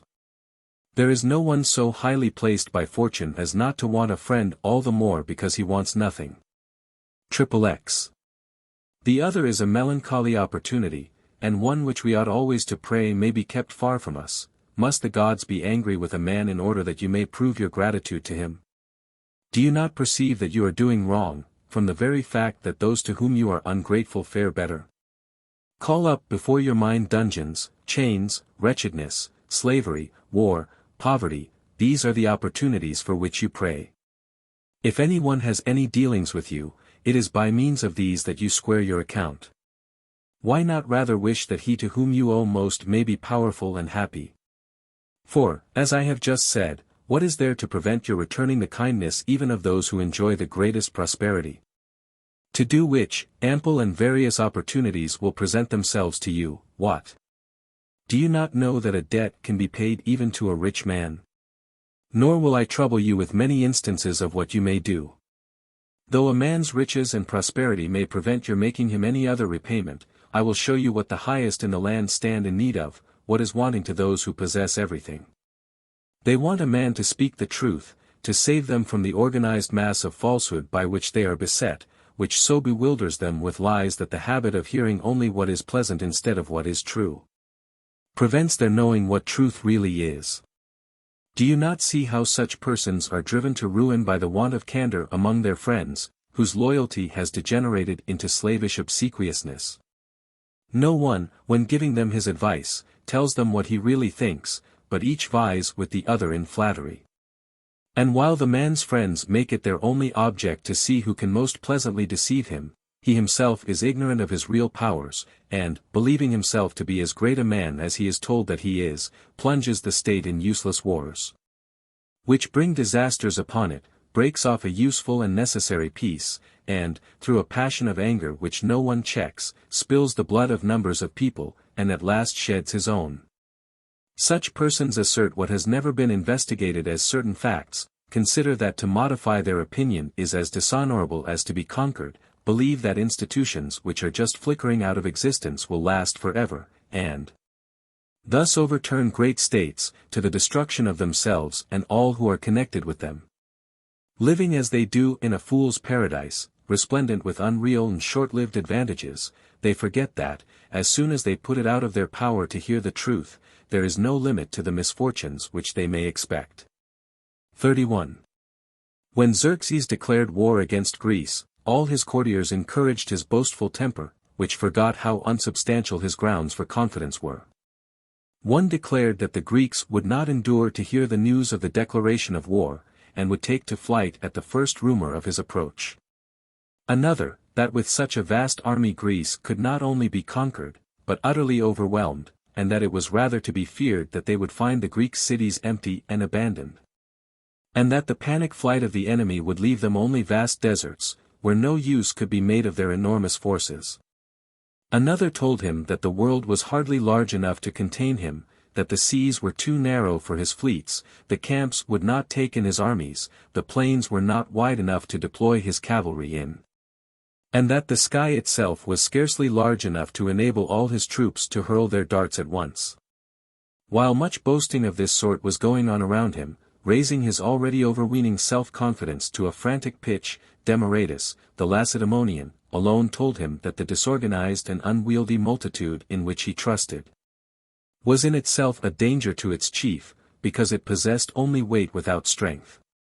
For an army which is too large cannot be governed, and one which cannot be governed, cannot long exist.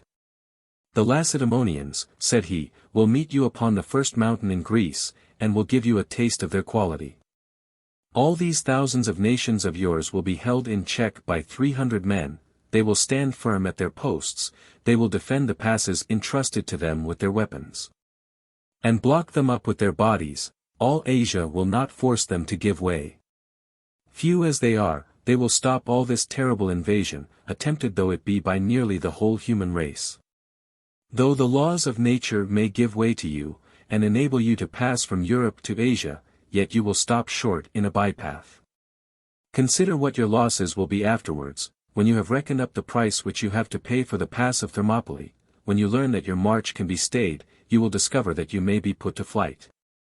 The Greeks will yield up many parts of their country to you, as if they were swept out of them by the first terrible rush of a mountain torrent.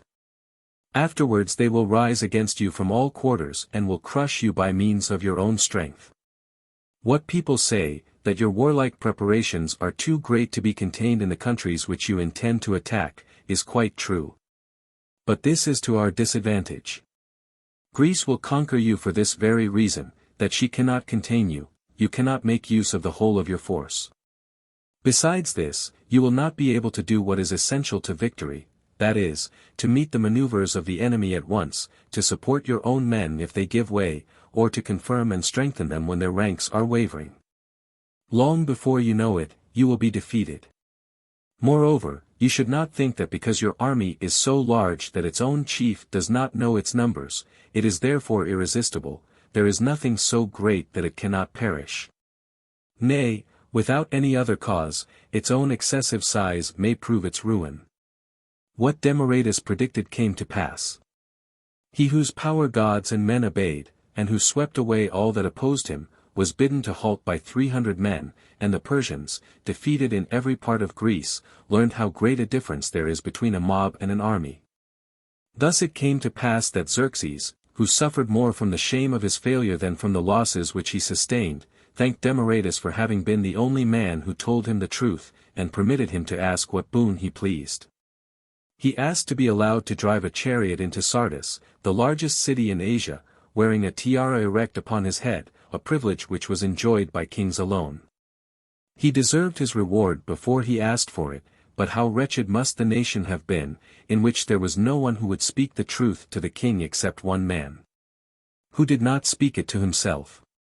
32.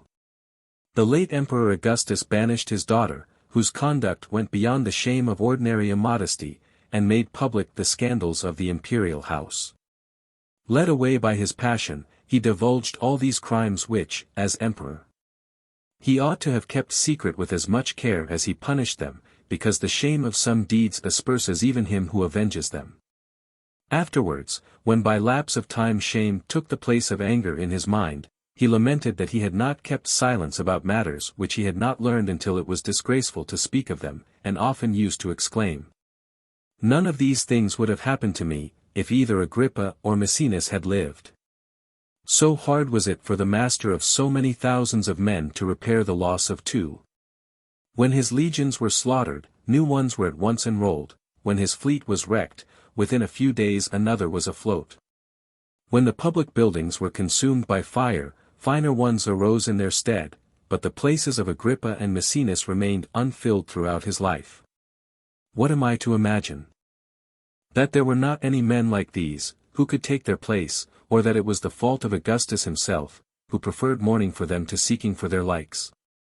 We have no reason for supposing that it was the habit of Agrippa or Maecenas to speak the truth to him. Indeed, if they had lived they would have been as great dissemblers as the rest. It is one of the habits of kings to insult their present servants by praising those whom they have lost, and to attribute the virtue of truthful speaking to those from whom there is no further risk of hearing it. 33.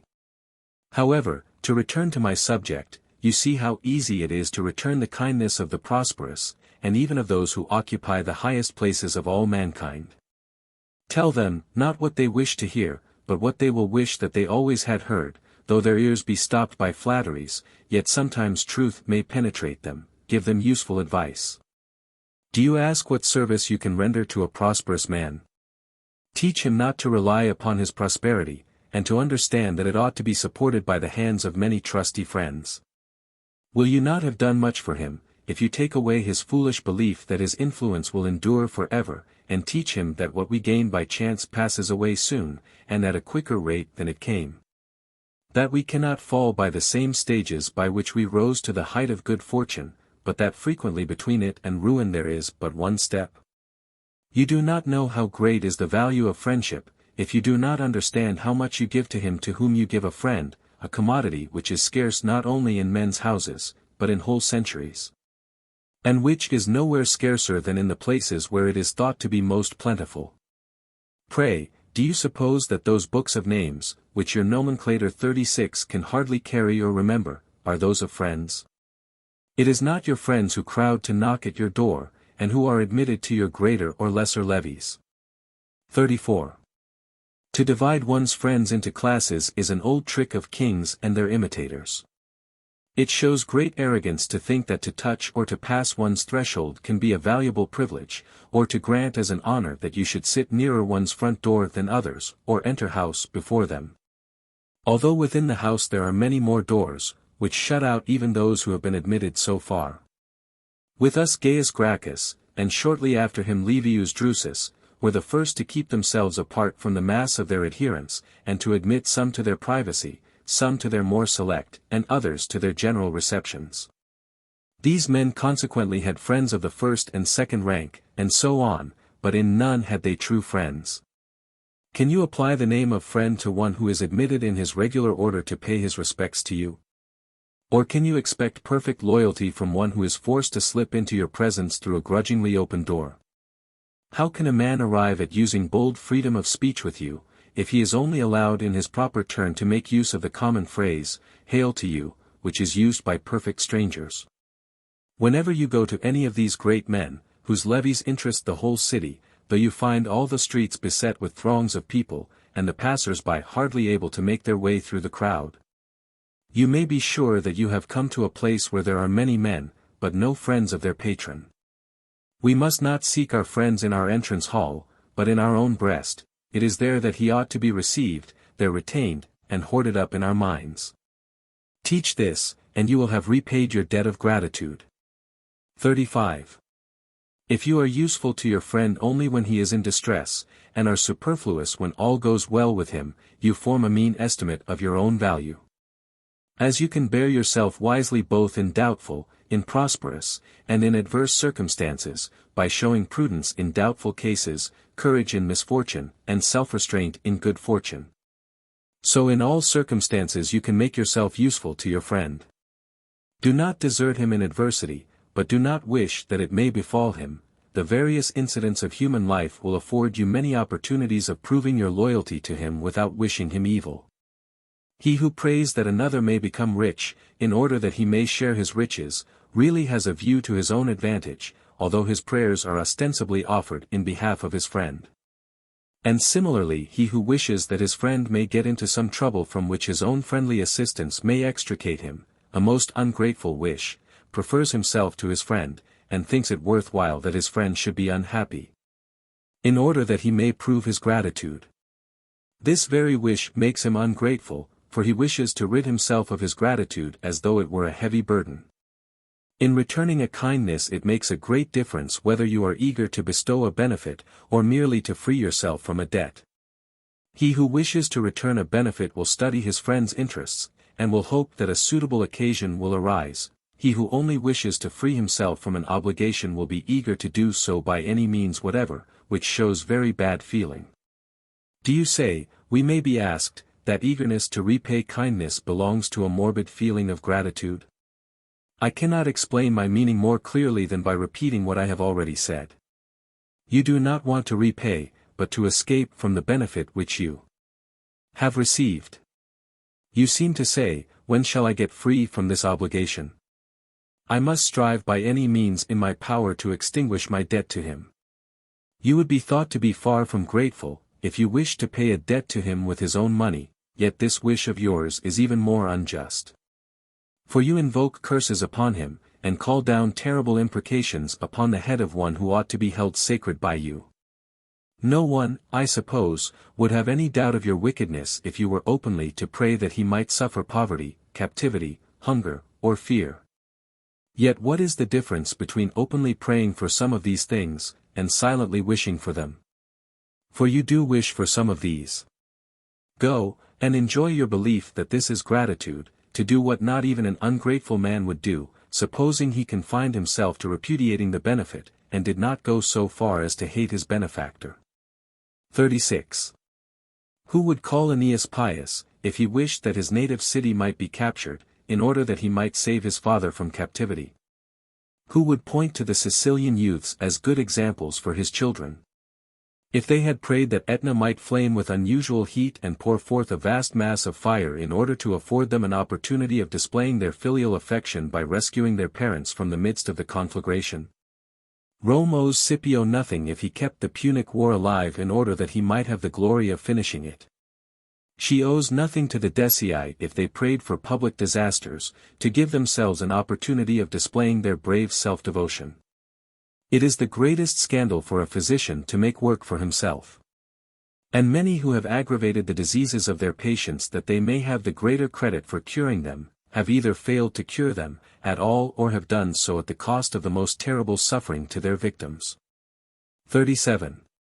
It is said, at any rate Hecaton tells us, that when Callistratus with many others was driven into exile by his factious and licentiously free country, some one prayed that such trouble might befall the Athenians that they would be forced to recall the exiles, on hearing which, he prayed that God might forbid his return upon such terms.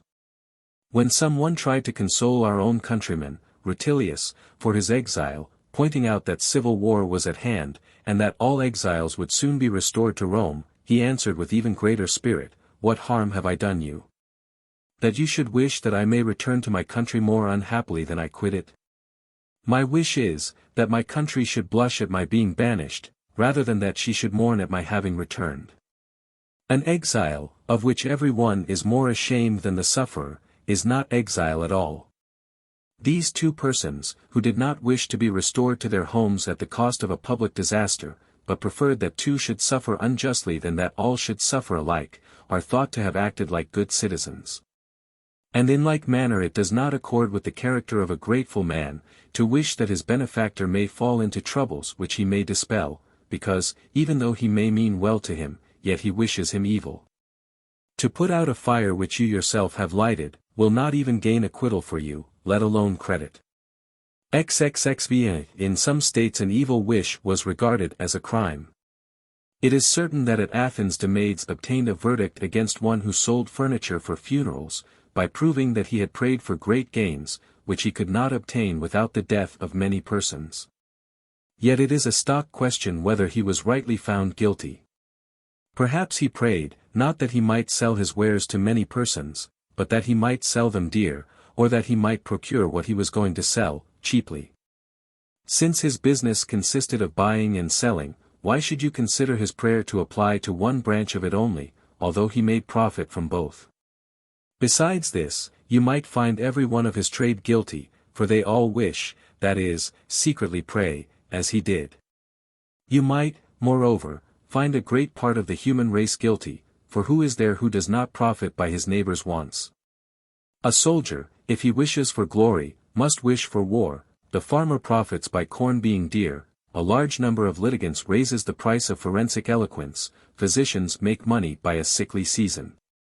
Dealers in luxuries are made rich by the effeminacy of youth. Suppose that no storms and no conflagrations injured our dwellings, the builder's trade would be at a standstill. The prayer of one man was detected, but it was just like the prayers of all other men. Do you imagine that Aruntius and Haterius, and all other professional legacy hunters do not put up the same prayers as undertakers and gravediggers? Though the latter know not whose death it is that they wish for, while the former wish for the death of their dearest friends, from whom, on account of their intimacy, they have most hopes of inheriting a fortune. No one's life does the undertaker any harm, whereas these men starve if their friends are long about dying. They do not, therefore, merely wish for their deaths in order that they may receive what they have earned by a disgraceful servitude, but in order that they may be set free from a heavy tax. There can, therefore, be no doubt that such persons repeat with even greater earnestness the prayer for which the undertaker was condemned, for whoever is likely to profit such men by dying, does them an injury by living. Yet the wishes of all these are alike well known and unpunished. Lastly, let every man examine his own self, let him look into the secret thoughts of his heart and consider what it is that he silently hopes for. How many of his prayers he would blush to acknowledge, even to himself, how few there are which we could repeat in the presence of witnesses. 39. Yet we must not condemn everything which we find worthy of blame, as, for instance, this wish about our friends which we have been discussing, arises from a misdirected feeling of affection, and falls into the very error which it strives to avoid. For the man is ungrateful at the very time when he hurries to prove his gratitude. He prays aloud, "May he fall into my power, may he need my influence, may not be able to be safe and respectable without my aid, may he be so unfortunate that whatever return I make to him may be regarded as a benefit. To the gods alone," he adds, "may domestic treasons encompass him, which can be quelled by me alone, may some powerful and virulent enemy, some excited and armed mob, assail him, may he be set upon by a creditor or an informer. See, how just you are, you would never have wished any of these misfortunes to befall him, if he had not bestowed a benefit upon you. Not to speak of the graver guilt which you incur by returning evil for good, you distinctly do wrong in not waiting for the fitting time for each action, for it is as wrong to anticipate this as it is not to take it when it comes. A benefit ought not always to be accepted, and ought not in all cases to be returned. If you were to return it to me against my will, you would be ungrateful. How much more ungrateful are you, if you force me to wish for it? Wait patiently. Why are you unwilling to let my bounty abide with you? Why do you chafe at being laid under an obligation? Why, as though you were dealing with a harsh usurer, are you in such a hurry to sign and seal an equivalent bond? Why do you wish me to get into trouble? Why do you call upon the gods to ruin me? If this is your way of returning a kindness, what would you do if you were exacting repayment of a debt? Above all, therefore, my Liberalis, let us learn to live calmly under an obligation to others, and watch for opportunities of repaying our debt without manufacturing them. Let us remember that this anxiety to seize the first opportunity of setting ourselves free shows ingratitude. For no one repays with goodwill that which he is unwilling to owe, and his eagerness to get it out of his hands shows that he regards it as a burden rather than as a favor. How much better and more righteous is it to bear in mind what we owe to our friends, and to offer repayment, not to obtrude it, nor to think ourselves too much indebted, because a benefit is a common bond which connects two persons. Say, I do not delay to repay your kindness to me, I hope that you will accept my gratitude cheerfully. If irresistible fate hangs over either of us, and destiny rules either that you must receive your benefit back again, or that I must receive a second benefit, why then, of us two, let him give that was wont to give. I am ready to receive it. 'Tis not the part of Turnus to delay. That is the spirit which I shall show whenever the time comes, in the meanwhile the gods shall be my witnesses. 42. I have noted in you, my Liberalis, and as it were touched with my hand a feeling of fussy anxiety not to be behindhand in doing what is your duty. This anxiety is not suitable to a grateful mind, which, on the contrary, produces the utmost confidence in oneself, and which drives away all trouble by the consciousness of real affection towards one's benefactor. To say, take back what you gave me, is no less a reproach than to say, you are in my debt. Let this be the first privilege of a benefit, that he who bestowed it may choose the time when he will have it returned. But I fear that men may speak ill of me. You do wrong if you are grateful only for the sake of your reputation, and not to satisfy your conscience. You have in this matter two judges, your benefactor, whom you ought not, and yourself, whom you cannot deceive. But, say you, if no occasion of repayment offers, am I always to remain in his debt? Yes.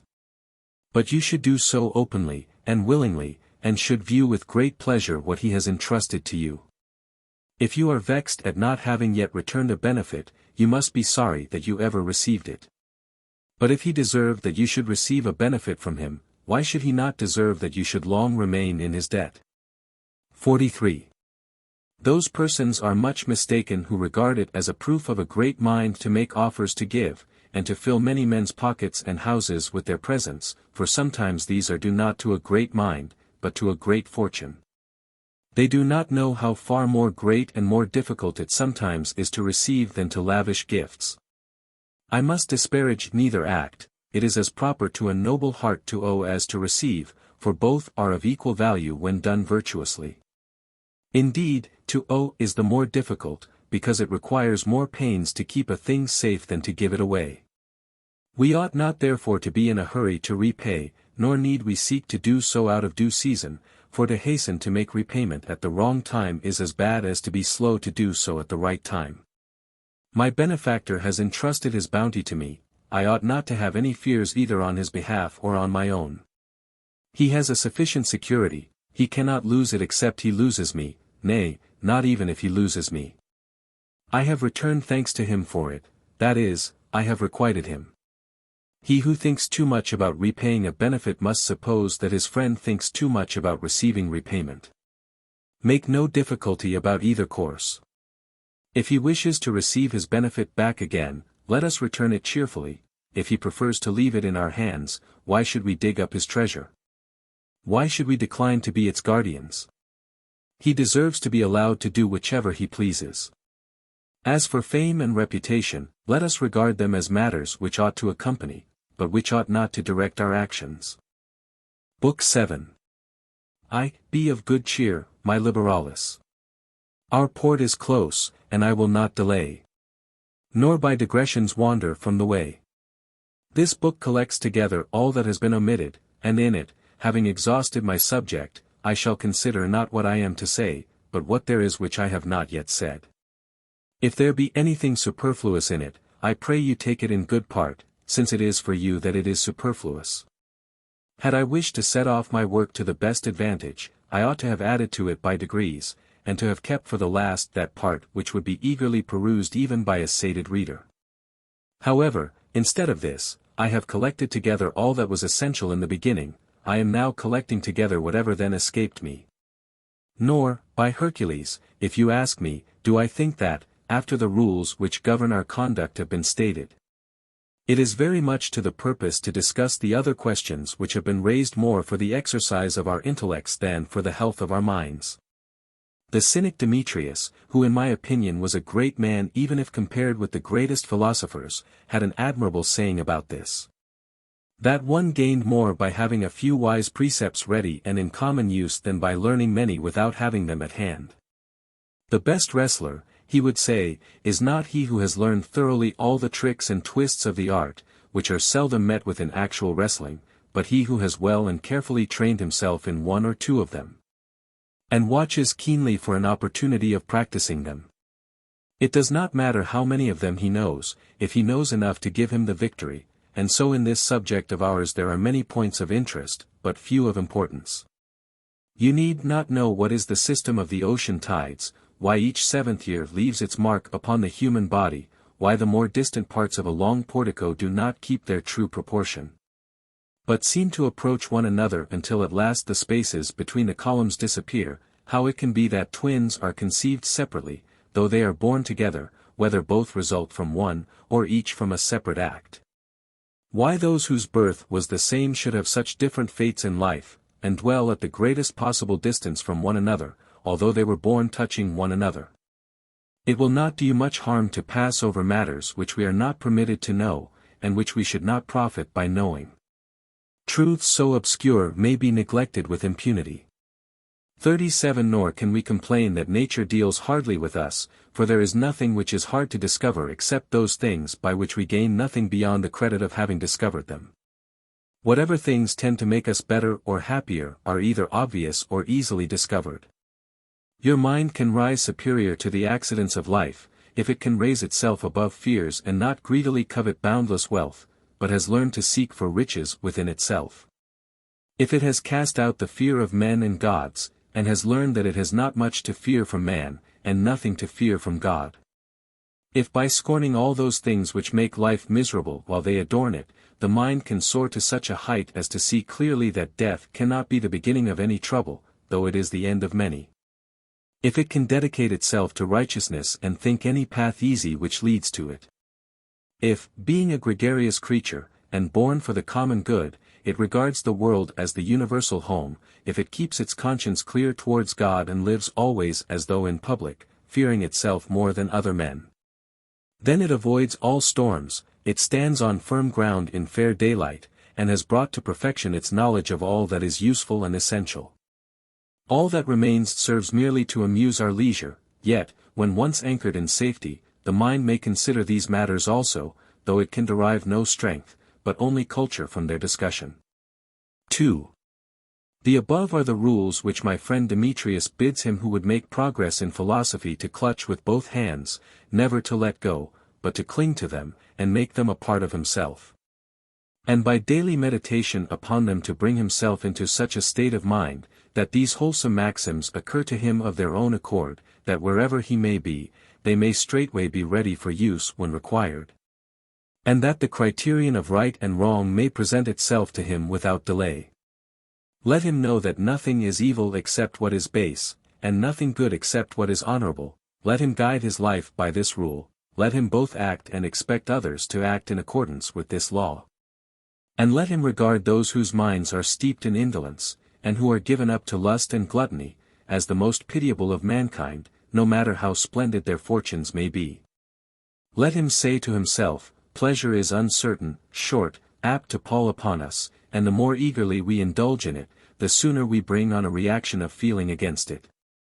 We must necessarily afterwards blush for it, or be sorry for it.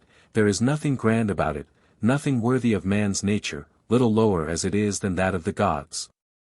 Pleasure is a low act, brought about by the agency of our inferior and baser members, and shameful in its result. True pleasure, worthy of a human being and of a man, is, not to stuff or swell his body with food and drink, nor to excite lusts which are least hurtful when they are most quiet, but to be free from all forms of mental disturbance. Both those which arise from men's ambitious struggles with one another, and those which come from on high and are more difficult to deal with, which flow from our taking the traditional view of the gods, and estimating them by the analogy of our own vices. This equable, secure, uncloying pleasure is enjoyed by the man now described, a man skilled, so to say, in the laws of gods and men alike. Such a man enjoys the present without anxiety for the future, for he who depends upon what is uncertain can rely confidently upon nothing. Thus he is free from all those great troubles which unhinge the mind, he neither hopes for, nor covets anything, and engages in no uncertain adventures, being satisfied with what he has. Do not suppose that he is satisfied with a little. For everything is his, and that not in the sense in which all was Alexander's, who, though he reached the shore of the Red Sea, yet wanted more territory than that through which he had come. He did not even own those countries which he held or had conquered, while Onesicratus, whom he had sent on before him to discover new countries, was wandering about the ocean and engaging in war in unknown seas. Is it clear that he who pushed his armies beyond the bounds of the universe, who with reckless greed dashed headlong into a boundless and unexplored sea, must in reality have been full of wants? It matters not how many kingdoms he may have seized or given away, or how great a part of the world may pay him tribute, such a man must be in need of as much as he desires. 3. This was not the vice of Alexander alone, who followed with a fortunate audacity in the footsteps of Bacchus and Hercules, but it is common to all those whose covetousness is whetted rather than appeased by good fortune. Look at Cyrus and Cambyses and all the royal house of Persia. Can you find one among them who thought his empire large enough, or was not at the last gasp still aspiring after further conquests? We need not wonder at this, for whatever is obtained by covetousness is simply swallowed up and lost, nor does it matter how much is poured into its insatiable maw. Only the wise man possesses everything without having to struggle to retain it. He alone does not need to send ambassadors across the seas, measure out camps upon hostile shores, place garrisons in commanding forts, or maneuver legions and squadrons of cavalry. Like the immortal gods, who govern their realm without recourse to arms, and from their serene and lofty heights protect their own, so the wise man fulfills his duties, however far-reaching they may be, without disorder, and looks down upon the whole human race, because he himself is the greatest and most powerful member thereof. You may laugh at him, but if you in your mind survey the east and the west, reaching even to the regions separated from us by vast wildernesses, if you think of all the creatures of the earth, all the riches which the bounty of nature lavishes, it shows a great spirit to be able to say, as though you were a god, all these are mine. Thus it is that he covets nothing, for there is nothing which is not contained in everything, and everything is his. For, this, say you, is the very thing that I wanted. I have caught you. I shall be glad to see how you will extricate yourself from the toils into which you have fallen of your own accord.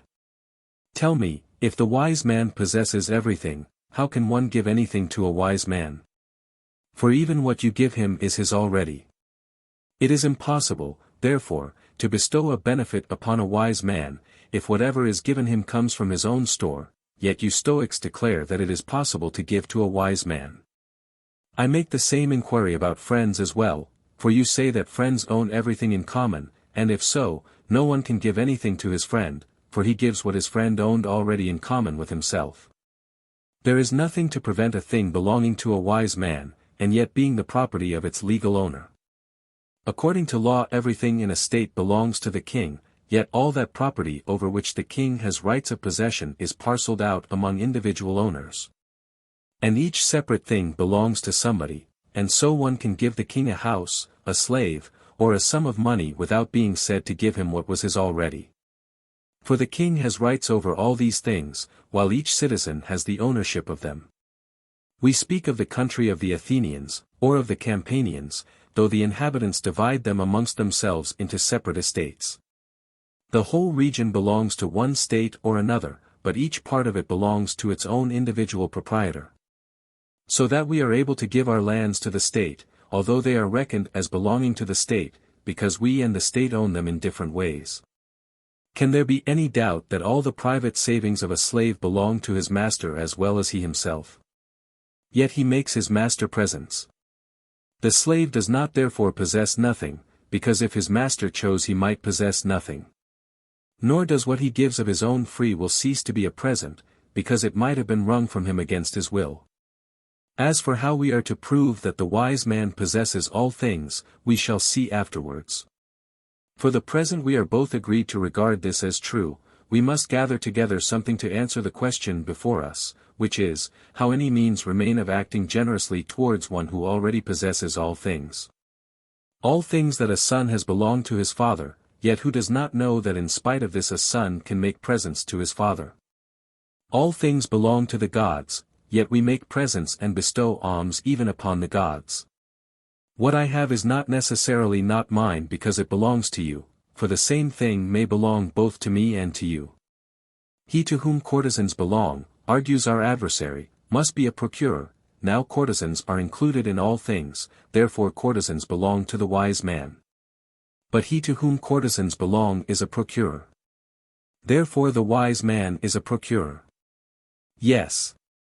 By the same reasoning, our opponents would forbid him to buy anything, arguing, no man buys his own property. Now all things are the property of the wise man, therefore the wise man buys nothing.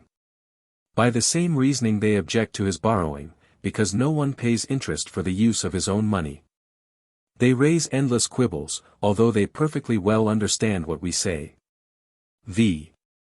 For, when I say that the wise man possesses everything, I mean that he does so without thereby impairing each man's individual rights in his own property, in the same way as in a country ruled by a good king, everything belongs to the king.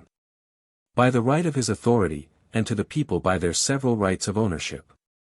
This I shall prove in its proper place. In the meantime it is a sufficient answer to the question to declare that I am able to give to the wise man that which is in one way mine, and in another way his. Nor is it strange that I should be able to give anything to one who possesses everything. Suppose I have hired a house from you, some part of that house is mine, some is yours, the house itself is yours, the use of your house belongs to me. Crops may ripen upon your land, but you cannot touch them against the will of your tenant. And if corn be dear, or at famine price, you will in vain another's mighty store behold. Grown upon your land, lying upon your land, and to be deposited in your own barns. Though you be the landlord, you must not enter my hired house, nor may you take away your own slave from me if I have contracted for his services. Nay, if I hire a carriage from you, I bestow a benefit by allowing you to take your seat in it, although it is your own. You see, therefore, that it is possible for a man to receive a present by accepting what is his own. 6. In all the cases which I have mentioned, each party is the owner of the same thing. How is this? It is because the one owns the thing, the other owns the use of the thing. We speak of the books of Cicero. Dorus, the bookseller, calls these same books his own, the one claims them because he wrote them, the other because he bought them. So that they may quite correctly be spoken of as belonging to either of the two, for they do belong to each, though in a different manner. Thus Titus Livius may receive as a present, or may buy his own books from Dorus.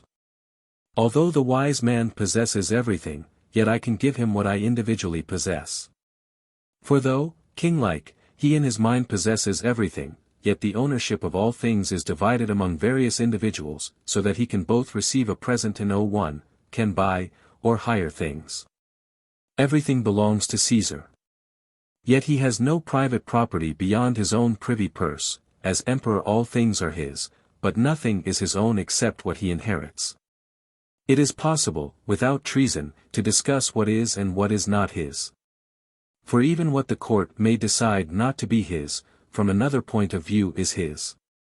In the same way the wise man in his mind possesses everything, in actual right and ownership he possesses only his own property.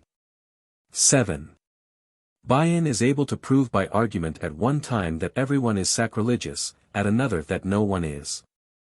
When he is in a mood for casting all men down the Tarpeian rock, he says, "Whosoever touches that which belongs to the gods, and consumes it or converts it to his own uses, is sacrilegious."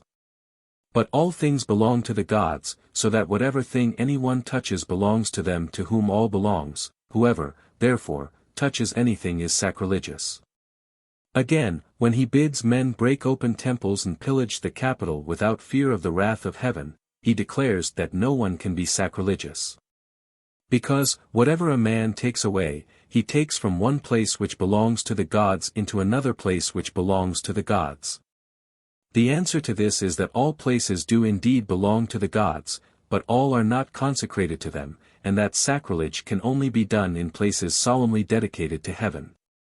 Thus, also, the whole world is a temple of the immortal gods, and, indeed, the only one worthy of their greatness and splendor, and yet there is a distinction between things sacred and profane.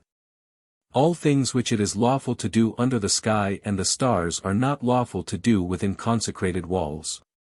The sacrilegious man cannot do God any harm, for he is placed beyond his reach by his divine nature. Yet he is punished because he seems to have done him harm. His punishment is demanded by our feeling on the matter, and even by his own. In the same way, therefore, as he who carries off any sacred things is regarded as sacrilegious, although that which he stole is nevertheless within the limits of the world. So it is possible to steal from a wise man, for in that case it will be some, not of that universe which he possesses, but some of those things of which he is the acknowledged owner, and which are severally his own property, which will be stolen from him. The former of these possessions he will recognize as his own, the latter he will be unwilling, even if he be able to possess.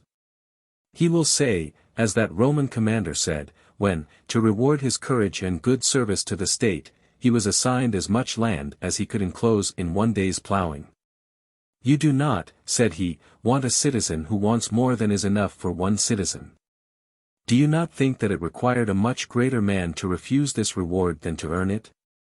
For many have taken away the landmarks of other men's property, but no one sets up limits to his own." 8. When, then, we consider that the mind of the truly wise man has power over all things and pervades all things, we cannot help declaring that everything is his, although, in the estimation of our common law, it may chance that he may be rated as possessing no property whatever. It makes a great difference whether we estimate what he owns by the greatness of his mind, or by the public register. He would pray to be delivered from that possession of everything of which you speak. I will not remind you of Socrates, Chrysippus, Zeno, and other great men, all the greater, however, because envy prevents no one from praising the ancients. But a short time ago I mentioned Demetrius, who seems to have been placed by nature in our times that he might prove that we could neither corrupt him nor be corrected by him.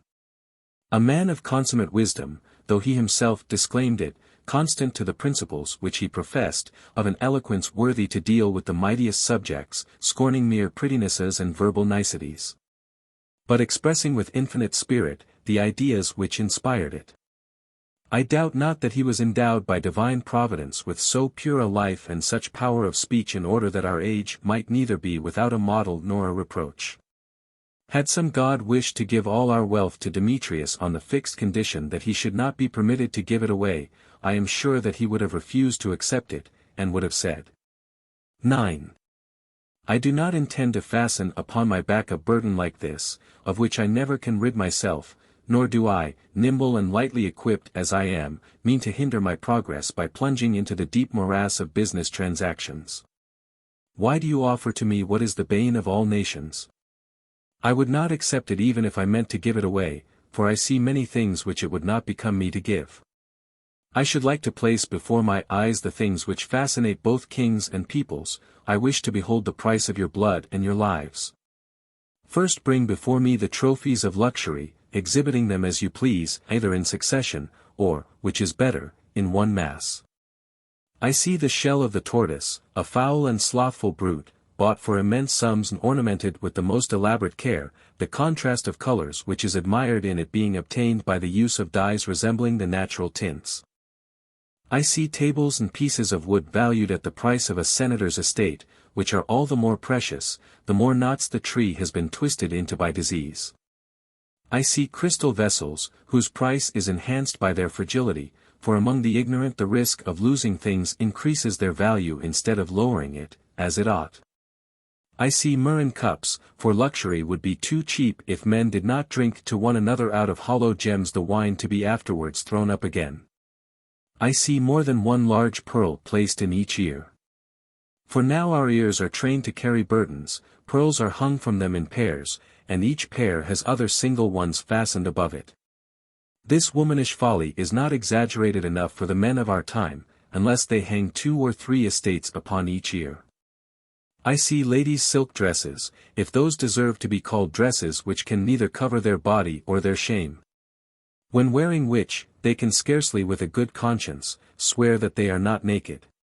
These are imported at a vast expense from nations unknown even to trade, in order that our matrons may show as much of their persons in public as they do to their lovers in private.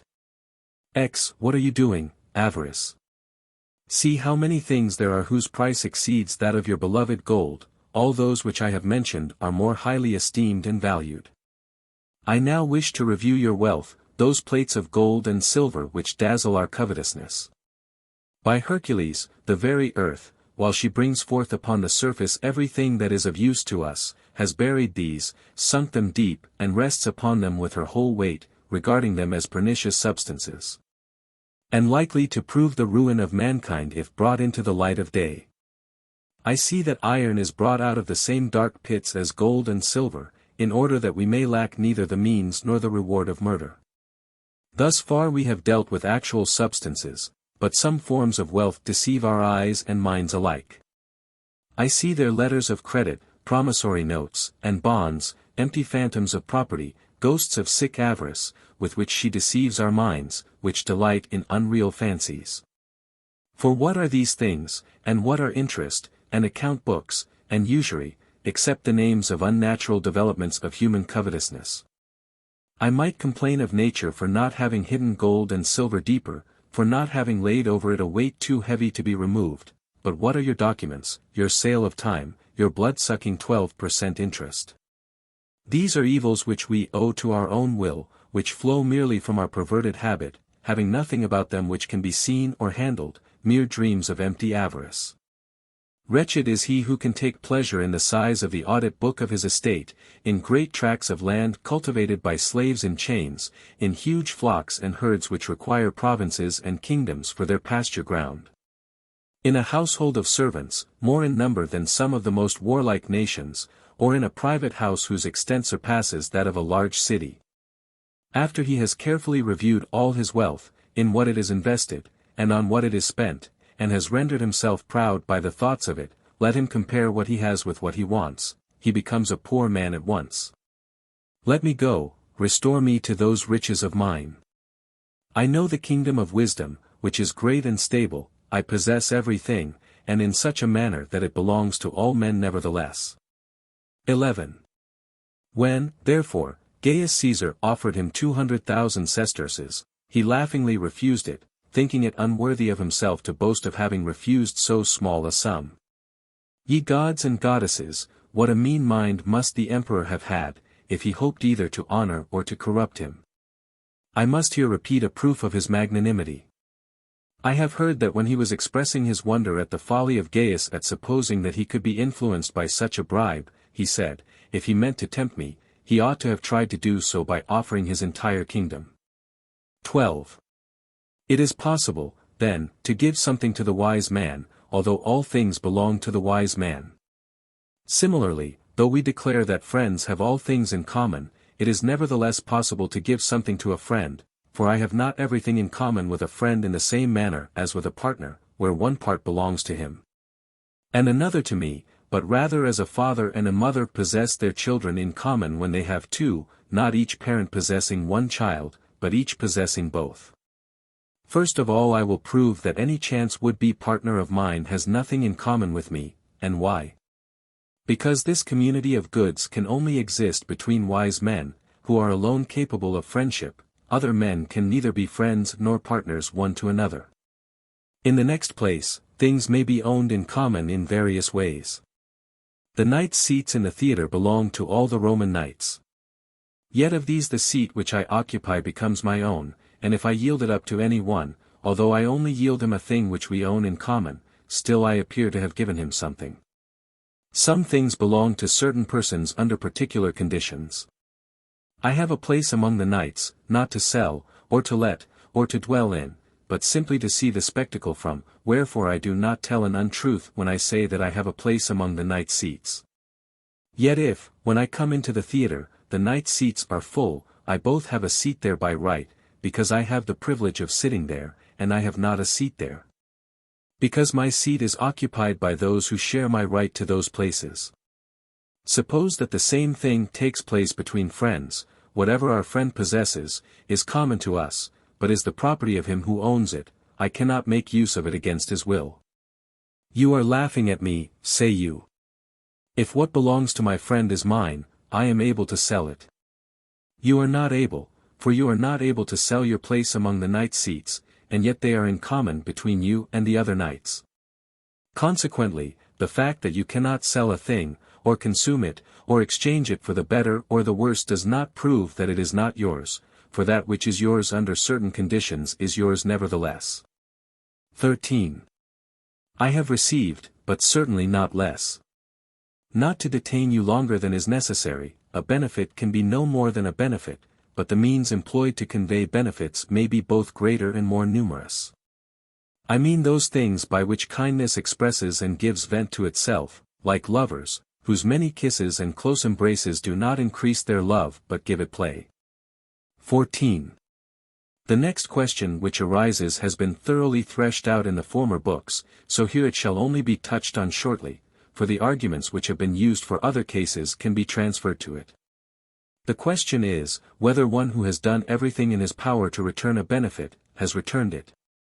You may know, says our adversary, that he has not returned it, because he did everything in his power to return it. It is evident, therefore, that he did not do that which he did not have an opportunity of doing. A man who searches everywhere for his creditor without finding him does not thereby pay him what he owes. Some are in such a position that it is their duty to effect something material. In the case of others to have done all in their power to effect it is as good as effecting it. If a physician has done all in his power to heal his patient he has performed his duty. An advocate who employs his whole powers of eloquence on his client's behalf, performs his duty even though his client be convicted. The generalship even of a beaten commander is praised if he has prudently, laboriously, and courageously exercised his functions. Your friend has done all in his power to return your kindness, but your good fortune stood in his way. No adversity befell you in which he could prove the truth of his friendship. He could not give you money when you were rich, or nurse you when you were in health, or help you when you were succeeding. Yet he repaid your kindness, even though you did not receive a benefit from him. Moreover, this man, being always eager, and on the watch for an opportunity of doing this, as he has expended much anxiety and much trouble upon it, has really done more than he who quickly had an opportunity of repaying your kindness. The case of a debtor is not the same, for it is not enough for him to have tried to find the money unless he pays it. In his case a harsh creditor stands over him who will not let a single day pass without charging him interest. In yours there is a most kind friend, who seeing you busy, troubled, and anxious would say, "Dismiss this trouble from thy breast. Leave off disturbing yourself, I have received from you all that I wish. You wrong me, if you suppose that I want anything further, you have fully repaid me in intention. Tell me," says our adversary, if he had repaid the benefit you would say that he had returned your kindness. Is, then, he who repays it in the same position as he who does not repay it?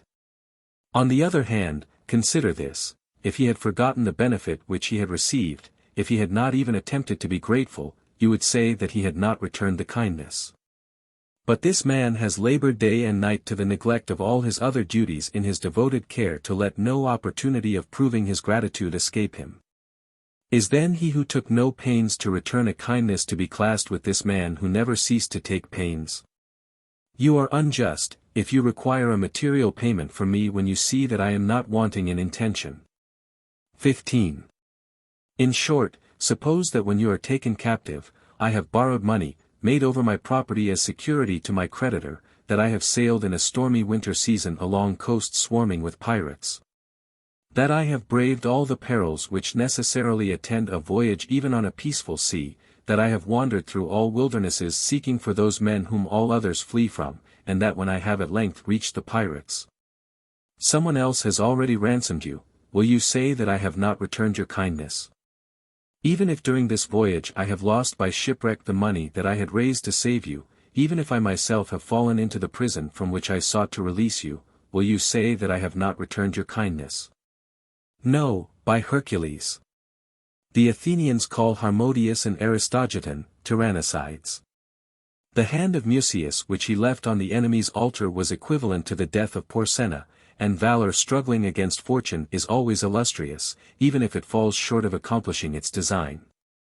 He who watches each opportunity as it passes, and tries to avail himself of one after another, does more to show his gratitude than he whom the first opportunity enabled to be grateful without any trouble whatever.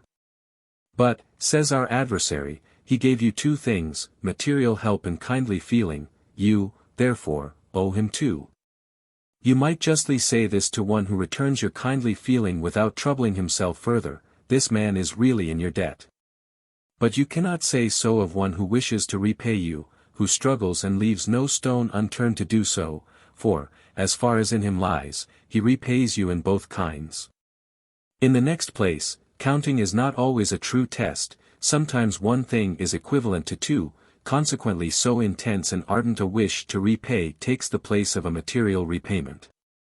Indeed, if a feeling of gratitude has no value in repaying a kindness without giving something material, then no one can be grateful to the gods, whom we can repay by gratitude alone. We cannot, says our adversary, give the gods anything else. Well, but if I am not able to give this man, whose kindness I am bound to return, anything beside my gratitude, why should that which is all that I can bestow on a god be insufficient to prove my gratitude towards a man? 16. If, however, you ask me what I really think, and wish me to give a definite answer, I should say that the one party ought to consider his benefit to have been returned, while the other ought to feel that he has not returned it. The one should release his friend from the debt, the other should hold himself bound to pay it, the one should say, I have received, the other should answer, I owe. In our whole investigation, we ought to look entirely to the public good. We ought to prevent the ungrateful having any excuses in which they can take refuge, and under cover of which they can disown their debts. I have done all in my power, say you. Well, keep on doing so still. Do you suppose that our ancestors were so foolish, as not to understand that it is most unjust that the man who has wasted the money which he received from his creditor on debauchery, or gambling, should be classed with one who has lost his own property as well as that of others in a fire, by robbery, or some sadder mischance?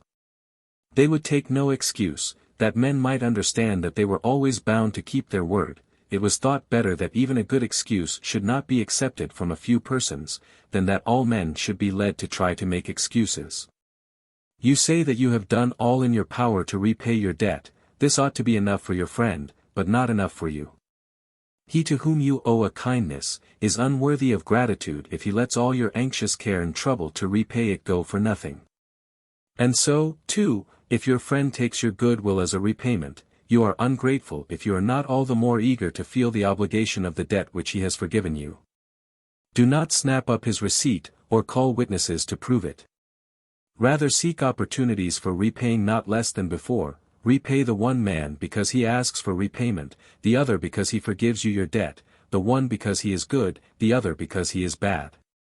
You need not, therefore, think that you have anything to do with the question whether a man be bound to repay the benefit which he has received from a wise man, if that man has ceased to be wise and has turned into a bad man. You would return a deposit which you had received from a wise man, you would return a loan even to a bad man. What grounds have you for not returning a benefit also?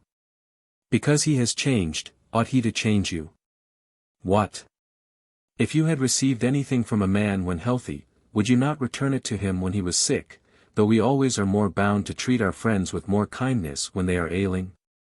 So, too, this man is sick in his mind. We ought to help him, and bear with him. Folly is a disease of the mind. 17. I think here we ought to make a distinction, in order to render this point more intelligible. Benefits are of two kinds: 1, the perfect and true benefit, which can only be bestowed by one wise man upon another; the other, the common vulgar form which ignorant men like ourselves interchange. With regard to the latter, there is no doubt that it is my duty to repay it whether my friend turns out to be a murderer, a thief, or an adulterer. Crimes have laws to punish them. Criminals are better reformed by judges than by ingratitude. A man ought not to make you bad by being so himself. I will fling a benefit back to a bad man, I will return it to a good man. I do so to the latter, because I owe it to him; to the former, that I may not be in his debt. 18. With regard to the other class of benefit, the question arises whether if I was not able to take it without being a wise man, I am able to return it, except to a wise man. For suppose I do return it to him, he cannot receive it, he is not any longer able to receive such a thing, he has lost the knowledge of how to use it. You would not bid me throw back 38 a ball to a man who has lost his hand. It is folly to give anyone what he cannot receive. If I am to begin to reply to the last argument, I say that I should not give him what he is unable to take, but I would return it, even though he is not able to receive it. I cannot lay him under an obligation unless he takes my bounty, but by returning it I can free myself from my obligations to him. You say, he will not be able to use it. Let him see to that, the fault will lie with him, not with me. 19. To return a thing, says our adversary, is to hand it over to one who can receive it. Why, if you owed some wine to any man, and he bade you pour it into a net or a sieve, would you say that you had returned it? Or would you be willing to return it in such a way that in the act of returning it was lost between you? To return is to give that which you owe back to its owner when he wishes for it. It is not my duty to perform more than this. That he should possess what he has received from me is a matter for further consideration. I do not owe him the safekeeping of his property, but the honorable payment of my debt, and it is much better that he should not have it, than that I should not return it to him. I would repay my creditor, even though he would at once take what I paid him to the market; even if he deputed an adulteress to receive the money from me, I would pay it to her.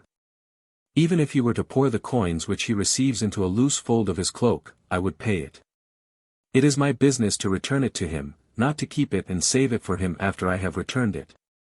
I am bound to take care of his bounty when I have received it, but not when I have returned it to him. While it remains with me, it must be kept safe. But when he asks for it again I must give it to him, even though it slips out of his hands as he takes it. I will repay a good man when it is convenient, I will repay a bad man when he asks me to do so. You cannot, argues our adversary, return him a benefit of the same kind as that which you received, for you received it from a wise man, and you are returning it to a fool. Do I not return to him such a benefit, as he is now able to receive? It is not my fault if I return it to him worse than I received it, the fault lies with him, and so, unless he regains his former wisdom, I shall return it in such a form as he in his fallen condition is able to receive. But what, asks he, if he become not only bad, but savage and ferocious, like Apollodorus or Phalaris, would you return even to such a man as this a benefit which you had received from him? I answer, nature does not admit of so great a change in a wise man. Men do not change from the best to the worst; even in becoming bad, he would necessarily retain some traces of goodness. Virtue is never so utterly quenched as not to imprint on the mind marks which no degradation can efface. If wild animals bred in captivity escape into the woods, they still retain something of their original tameness, and are as remote from the gentlest in the one extreme as they are in the other from those which have always been wild, and have never endured to be touched by man's hand. No one who has ever applied himself to philosophy ever becomes completely wicked. His mind becomes so deeply colored with it, that its tints can never be entirely spoiled and blackened. In the next place, I ask whether this man of yours be ferocious merely in intent, or whether he breaks out into actual outrages upon mankind? You have instanced the tyrants Apollodorus and Phalaris. If the bad man restrains their evil likeness within himself, why should I not return his benefit to him, in order to set myself free from any further dealings with him? If, however, he not only delights in human blood, but feeds upon it. If he exercises his insatiable cruelty in the torture of persons of all ages, and his fury is not prompted by anger, but by a sort of delight in cruelty, if he cuts the throats of children before the eyes of their parents. If, not satisfied with merely killing his victims, he tortures them, and not only burns but actually roasts them, if his castle is always wet with freshly shed blood, then it is not enough not to return his benefits. All connection between me and such a man has been broken off by his destruction of the bonds of human society. If he had bestowed something upon me, but were to invade my native country, he would have lost all claim to my gratitude, and it would be counted a crime to make him any return, if he does not attack my country, but is the scourge of his own. If he has nothing to do with my nation, but torments and cuts to pieces his own, then in the same manner such depravity, though it does not render him my personal enemy, yet renders him hateful to me. And the duty which I owe to the human race is anterior to and more important than that which I owe to him as an individual. XX. However, although this be so, and although I am freed from all obligation towards him, from the moment when, by outraging all laws, he rendered it impossible for any man to do him a wrong, nevertheless, I think I ought to make the following distinction in dealing with him. If my repayment of his benefit will neither increase nor maintain his powers of doing mischief to mankind, and is of such a character that I can return it to him without disadvantage to the public, I would return it. For instance, I would save the life of his infant child. For what harm can this benefit do to any of those who suffer from his cruelty? But I would not furnish him with money to pay his bodyguard. If he wishes for marbles, or fine clothes, the trappings of his luxury will harm no one. But with soldiers and arms I would not furnish him.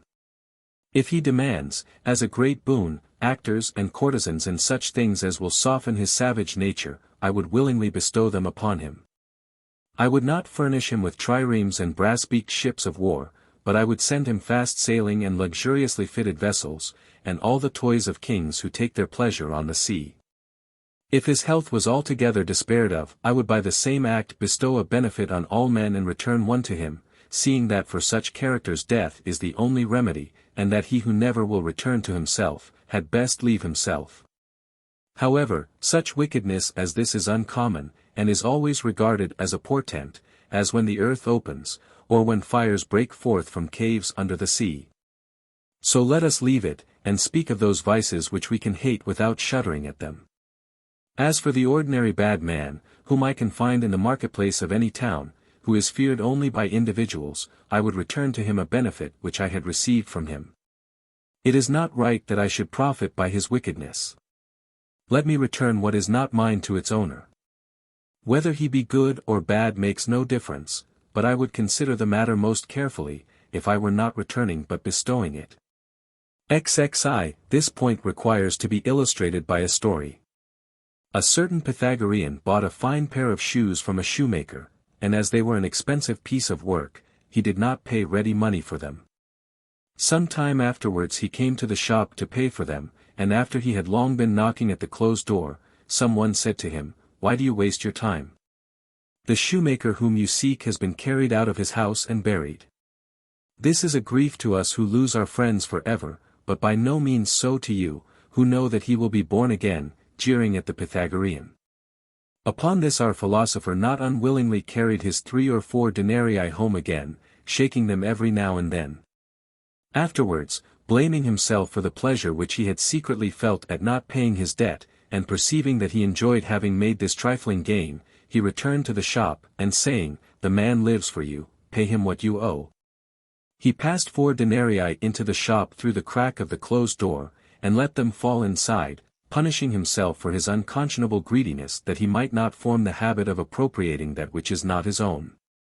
XXII If you owe anything, seek for someone to whom you may repay it, and if no one demands it, done your own self, whether the man be good or bad is no concern of yours, repay him, and then blame him. You have forgotten, how your several duties are divided, it is right for him to forget it, but we have bidden you bear it in mind. When, however, we say that he who bestows a benefit ought to forget it, it is a mistake to suppose that we rob him of all recollection of the business, though it is most creditable to him. Some of our precepts are stated over strictly in order to reduce them to their true proportions. When we say that he ought not to remember it, we mean he ought not to speak publicly, or boast of it offensively. There are some, who, when they have bestowed a benefit, tell it in all societies, talk of it when sober, cannot be silent about it when drunk, force it upon strangers, and communicate it to friends. It is to quell this excessive and reproachful consciousness that we bid him who gave it forget it, and by commanding him to do this, which is more than he is able, encourage him to keep silence. 23. When you distrust those whom you order to do anything, you ought to command them to do more than enough in order that they may do what is enough. The purpose of all exaggeration is to arrive at the truth by falsehood. Consequently, he who spoke of horses as being whiter than snows and swifter than the winds, said what could not possibly be in order that they might be thought to be as much so as possible. And he who said, more firm than crags, more headlong than the stream, did not suppose that he should make any one believe that a man could ever be as firm as a crag. Exaggeration never hopes all its daring flights to be believed, but affirms what is incredible, that thereby it may convey what is credible. When we say, let the man who has bestowed a benefit, forget it, what we mean is, let him be as though he had forgotten it, let not his remembrance of it appear or be seen. When we say that repayment of a benefit ought not to be demanded, we do not utterly forbid its being demanded, for repayment must often be extorted from bad men, and even good men require to be reminded of it. Am I not to point out a means of repayment to one who does not perceive it? Am I not to explain my wants to one who does not know them? Why should he, if a bad man, have the excuse, or, if a good man, have the sorrow of not knowing them? Men ought sometimes to be reminded of their debts, though with modesty, not in the tone of one demanding a legal right. Socrates once said in the hearing of his friends, would have bought a cloak, if I had had the money for it. He asked no one for money, but he reminded them all to give it. There was a rivalry between them, as to who should give it, and how should there not be? Was it not a small thing which Socrates received? Yes, but it was a great thing to be the man from whom Socrates received it. Could he blame them more gently? I would, said he, have bought a cloak if I had had the money for it. After this, however eager any one was to give, he gave too late. For he had already been wanting in his duty to Socrates. Because some men harshly demand repayment of debts, we forbid it, not in order that it may never be done, but that it may be done sparingly. 25. Aristippus once, when enjoying a perfume, said, bad luck to those effeminate persons who have brought so nice a thing into disrepute. We also may say, bad luck to those base extortioners who pester us for a fourfold return of their benefits, and have brought into disrepute so nice a thing as reminding our friends of their duty. I shall nevertheless make use of this right of friendship, and I shall demand the return of a benefit from any man from whom I would not have scrupled to ask for one. Such a man as would regard the power of returning a benefit as equivalent to receiving a second one. Never, not even when complaining of him, would I say, a wretch forlorn upon the shore he lay. His ship, his comrades, all were swept away. Fool that I was, I pitied his despair, and even gave him of my realm a share. This is not to remind, but to reproach, this is to make one's benefits odious to enable him, or even to make him wish to be ungrateful. It is enough, and more than enough, to remind him of it gently and familiarly. If aught of mine hath e'er deserved thy thanks. To this his answer would be, of course you have deserved my thanks. You took me up, a wretch forlorn upon the shore. XXVI, but, says our adversary, suppose that we gain nothing by this, suppose that he pretends that he has forgotten it, what ought I to do? You now ask a very necessary question, and one which fitly concludes this branch of the subject, how, namely, one ought to bear with the ungrateful. I answer, calmly, gently, magnanimously. Never let anyone's discourtesy, forgetfulness, or ingratitude, enrage you so much that you do not feel any pleasure at having bestowed a benefit upon him. Never let your wrongs drive you into saying, I wish I had not done it. You ought to take pleasure even in the ill success of your benefit. He will always be sorry for it, even though you are not even now sorry for it. You ought not to be indignant, as if something strange had happened. You ought rather to be surprised if it had not happened. Some are prevented by difficulties, some by expense, and some by danger from returning your bounty. Some are hindered by a false shame, because by returning it, they would confess that they had received it, with others ignorance of their duty, indolence, or excess of business, stands in the way. Reflect upon the insatiability of men's desires. You need not be surprised if no one repays you in a world in which no one ever gains enough. What man is there of so firm and trustworthy a mind that you can safely invest your benefits in him? One man is crazed with lust, another is the slave of his belly, another gives his whole soul to gain, caring nothing for the means by which he amasses it. Some men's minds are disturbed by envy, some blinded by ambition till they are ready to fling themselves on the sword's point. In addition to this, one must reckon sluggishness of mind and old age.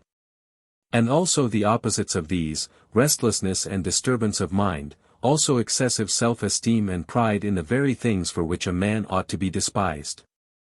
I need not mention obstinate persistence in wrongdoing, or frivolity which cannot remain constant to one point. Besides all this, there is headlong rashness, there is timidity which never gives us trustworthy counsel, and the numberless errors with which we struggle, the rashness of the most cowardly, the quarrels of our best friends. And that most common evil of trusting in what is most uncertain, and of undervaluing, when we have obtained it, that which we once never hoped to possess. Amidst all these restless passions, how can you hope to find a thing so full of rest as good faith? 27. If a true picture of our life were to rise before your mental vision, you would, I think, behold a scene like that of a town just taken by storm, where decency and righteousness were no longer regarded, and no advice is heard but that of force. As if universal confusion were the word of command. Neither fire nor sword are spared, crime is unpunished by the laws, even religion, which saves the lives of suppliants in the very midst of armed enemies, does not check those who are rushing to secure plunder. Some men rob private houses, some public buildings, all places, sacred or profane, are alike stripped, some burst their way in, others climb over. Some open a wider path for themselves by overthrowing the walls that keep them out, and make their way to their booty over ruins, some ravage without murdering, others brandish spoils dripping with their owner's blood. Everyone carries off his neighbor's goods. In this greedy struggle of the human race surely you forget the common lot of all mankind, if you seek among these robbers for one who will return what he has got. If you are indignant at men being ungrateful, you ought also to be indignant at their being luxurious, avaricious, and lustful. You might as well be indignant with sick men for being ugly, or with old men for being pale. It is, indeed, a serious vice, it is not to be borne, and sets men at variance with one another, nay, it rends and destroys that union by which alone our human weakness can be supported. Yet it is so absolutely universal, that even those who complain of it most are not themselves free from it. 28. Consider within yourself, whether you have always shown gratitude to those to whom you owe it, whether no one's kindness has ever been wasted upon you, whether you constantly bear in mind all the benefits which you have received. You will find that those which you received as a boy were forgotten before you became a man, that those bestowed upon you as a young man slipped from your memory when you became an old one. Some we have lost, some we have thrown away, some have by degrees passed out of our sight, to some we have wilfully shut our eyes. If I am to make excuses for your weakness, I must say in the first place that human memory is a frail vessel, and is not large enough to contain the mass of things placed in it. The more it receives, the more it must necessarily lose.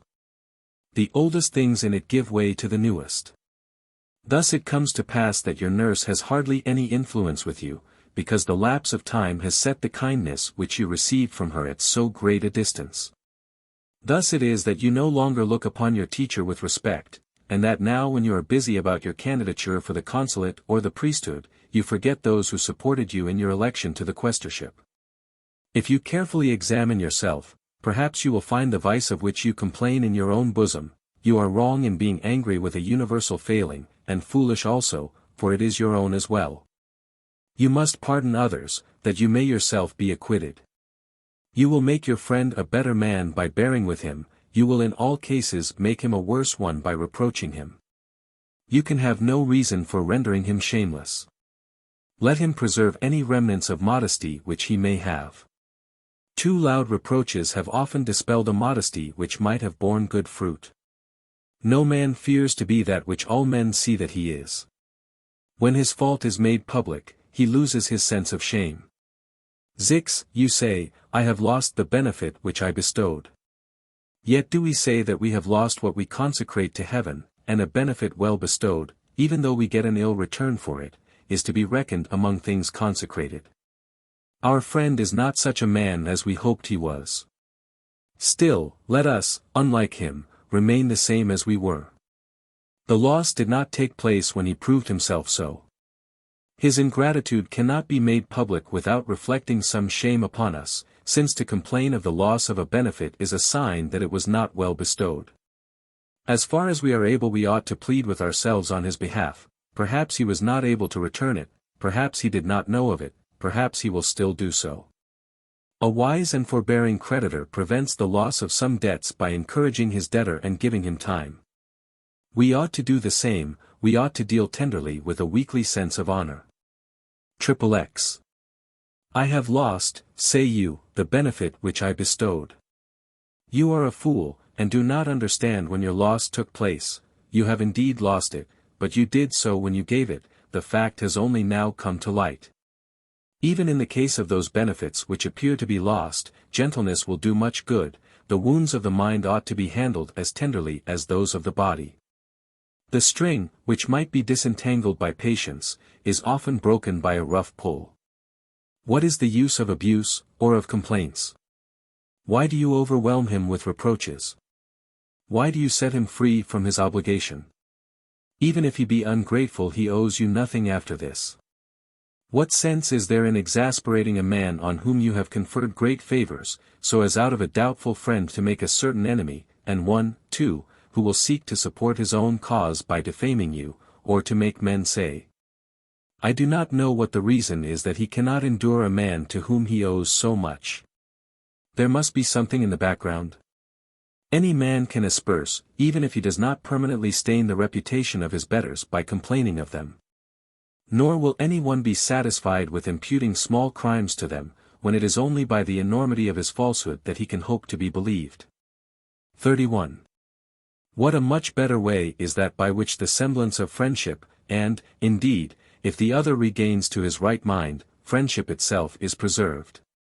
Bad men are overcome by unwearying goodness, nor does any one receive kindness in so harsh and hostile a spirit as not to love good men even while he does them wrong.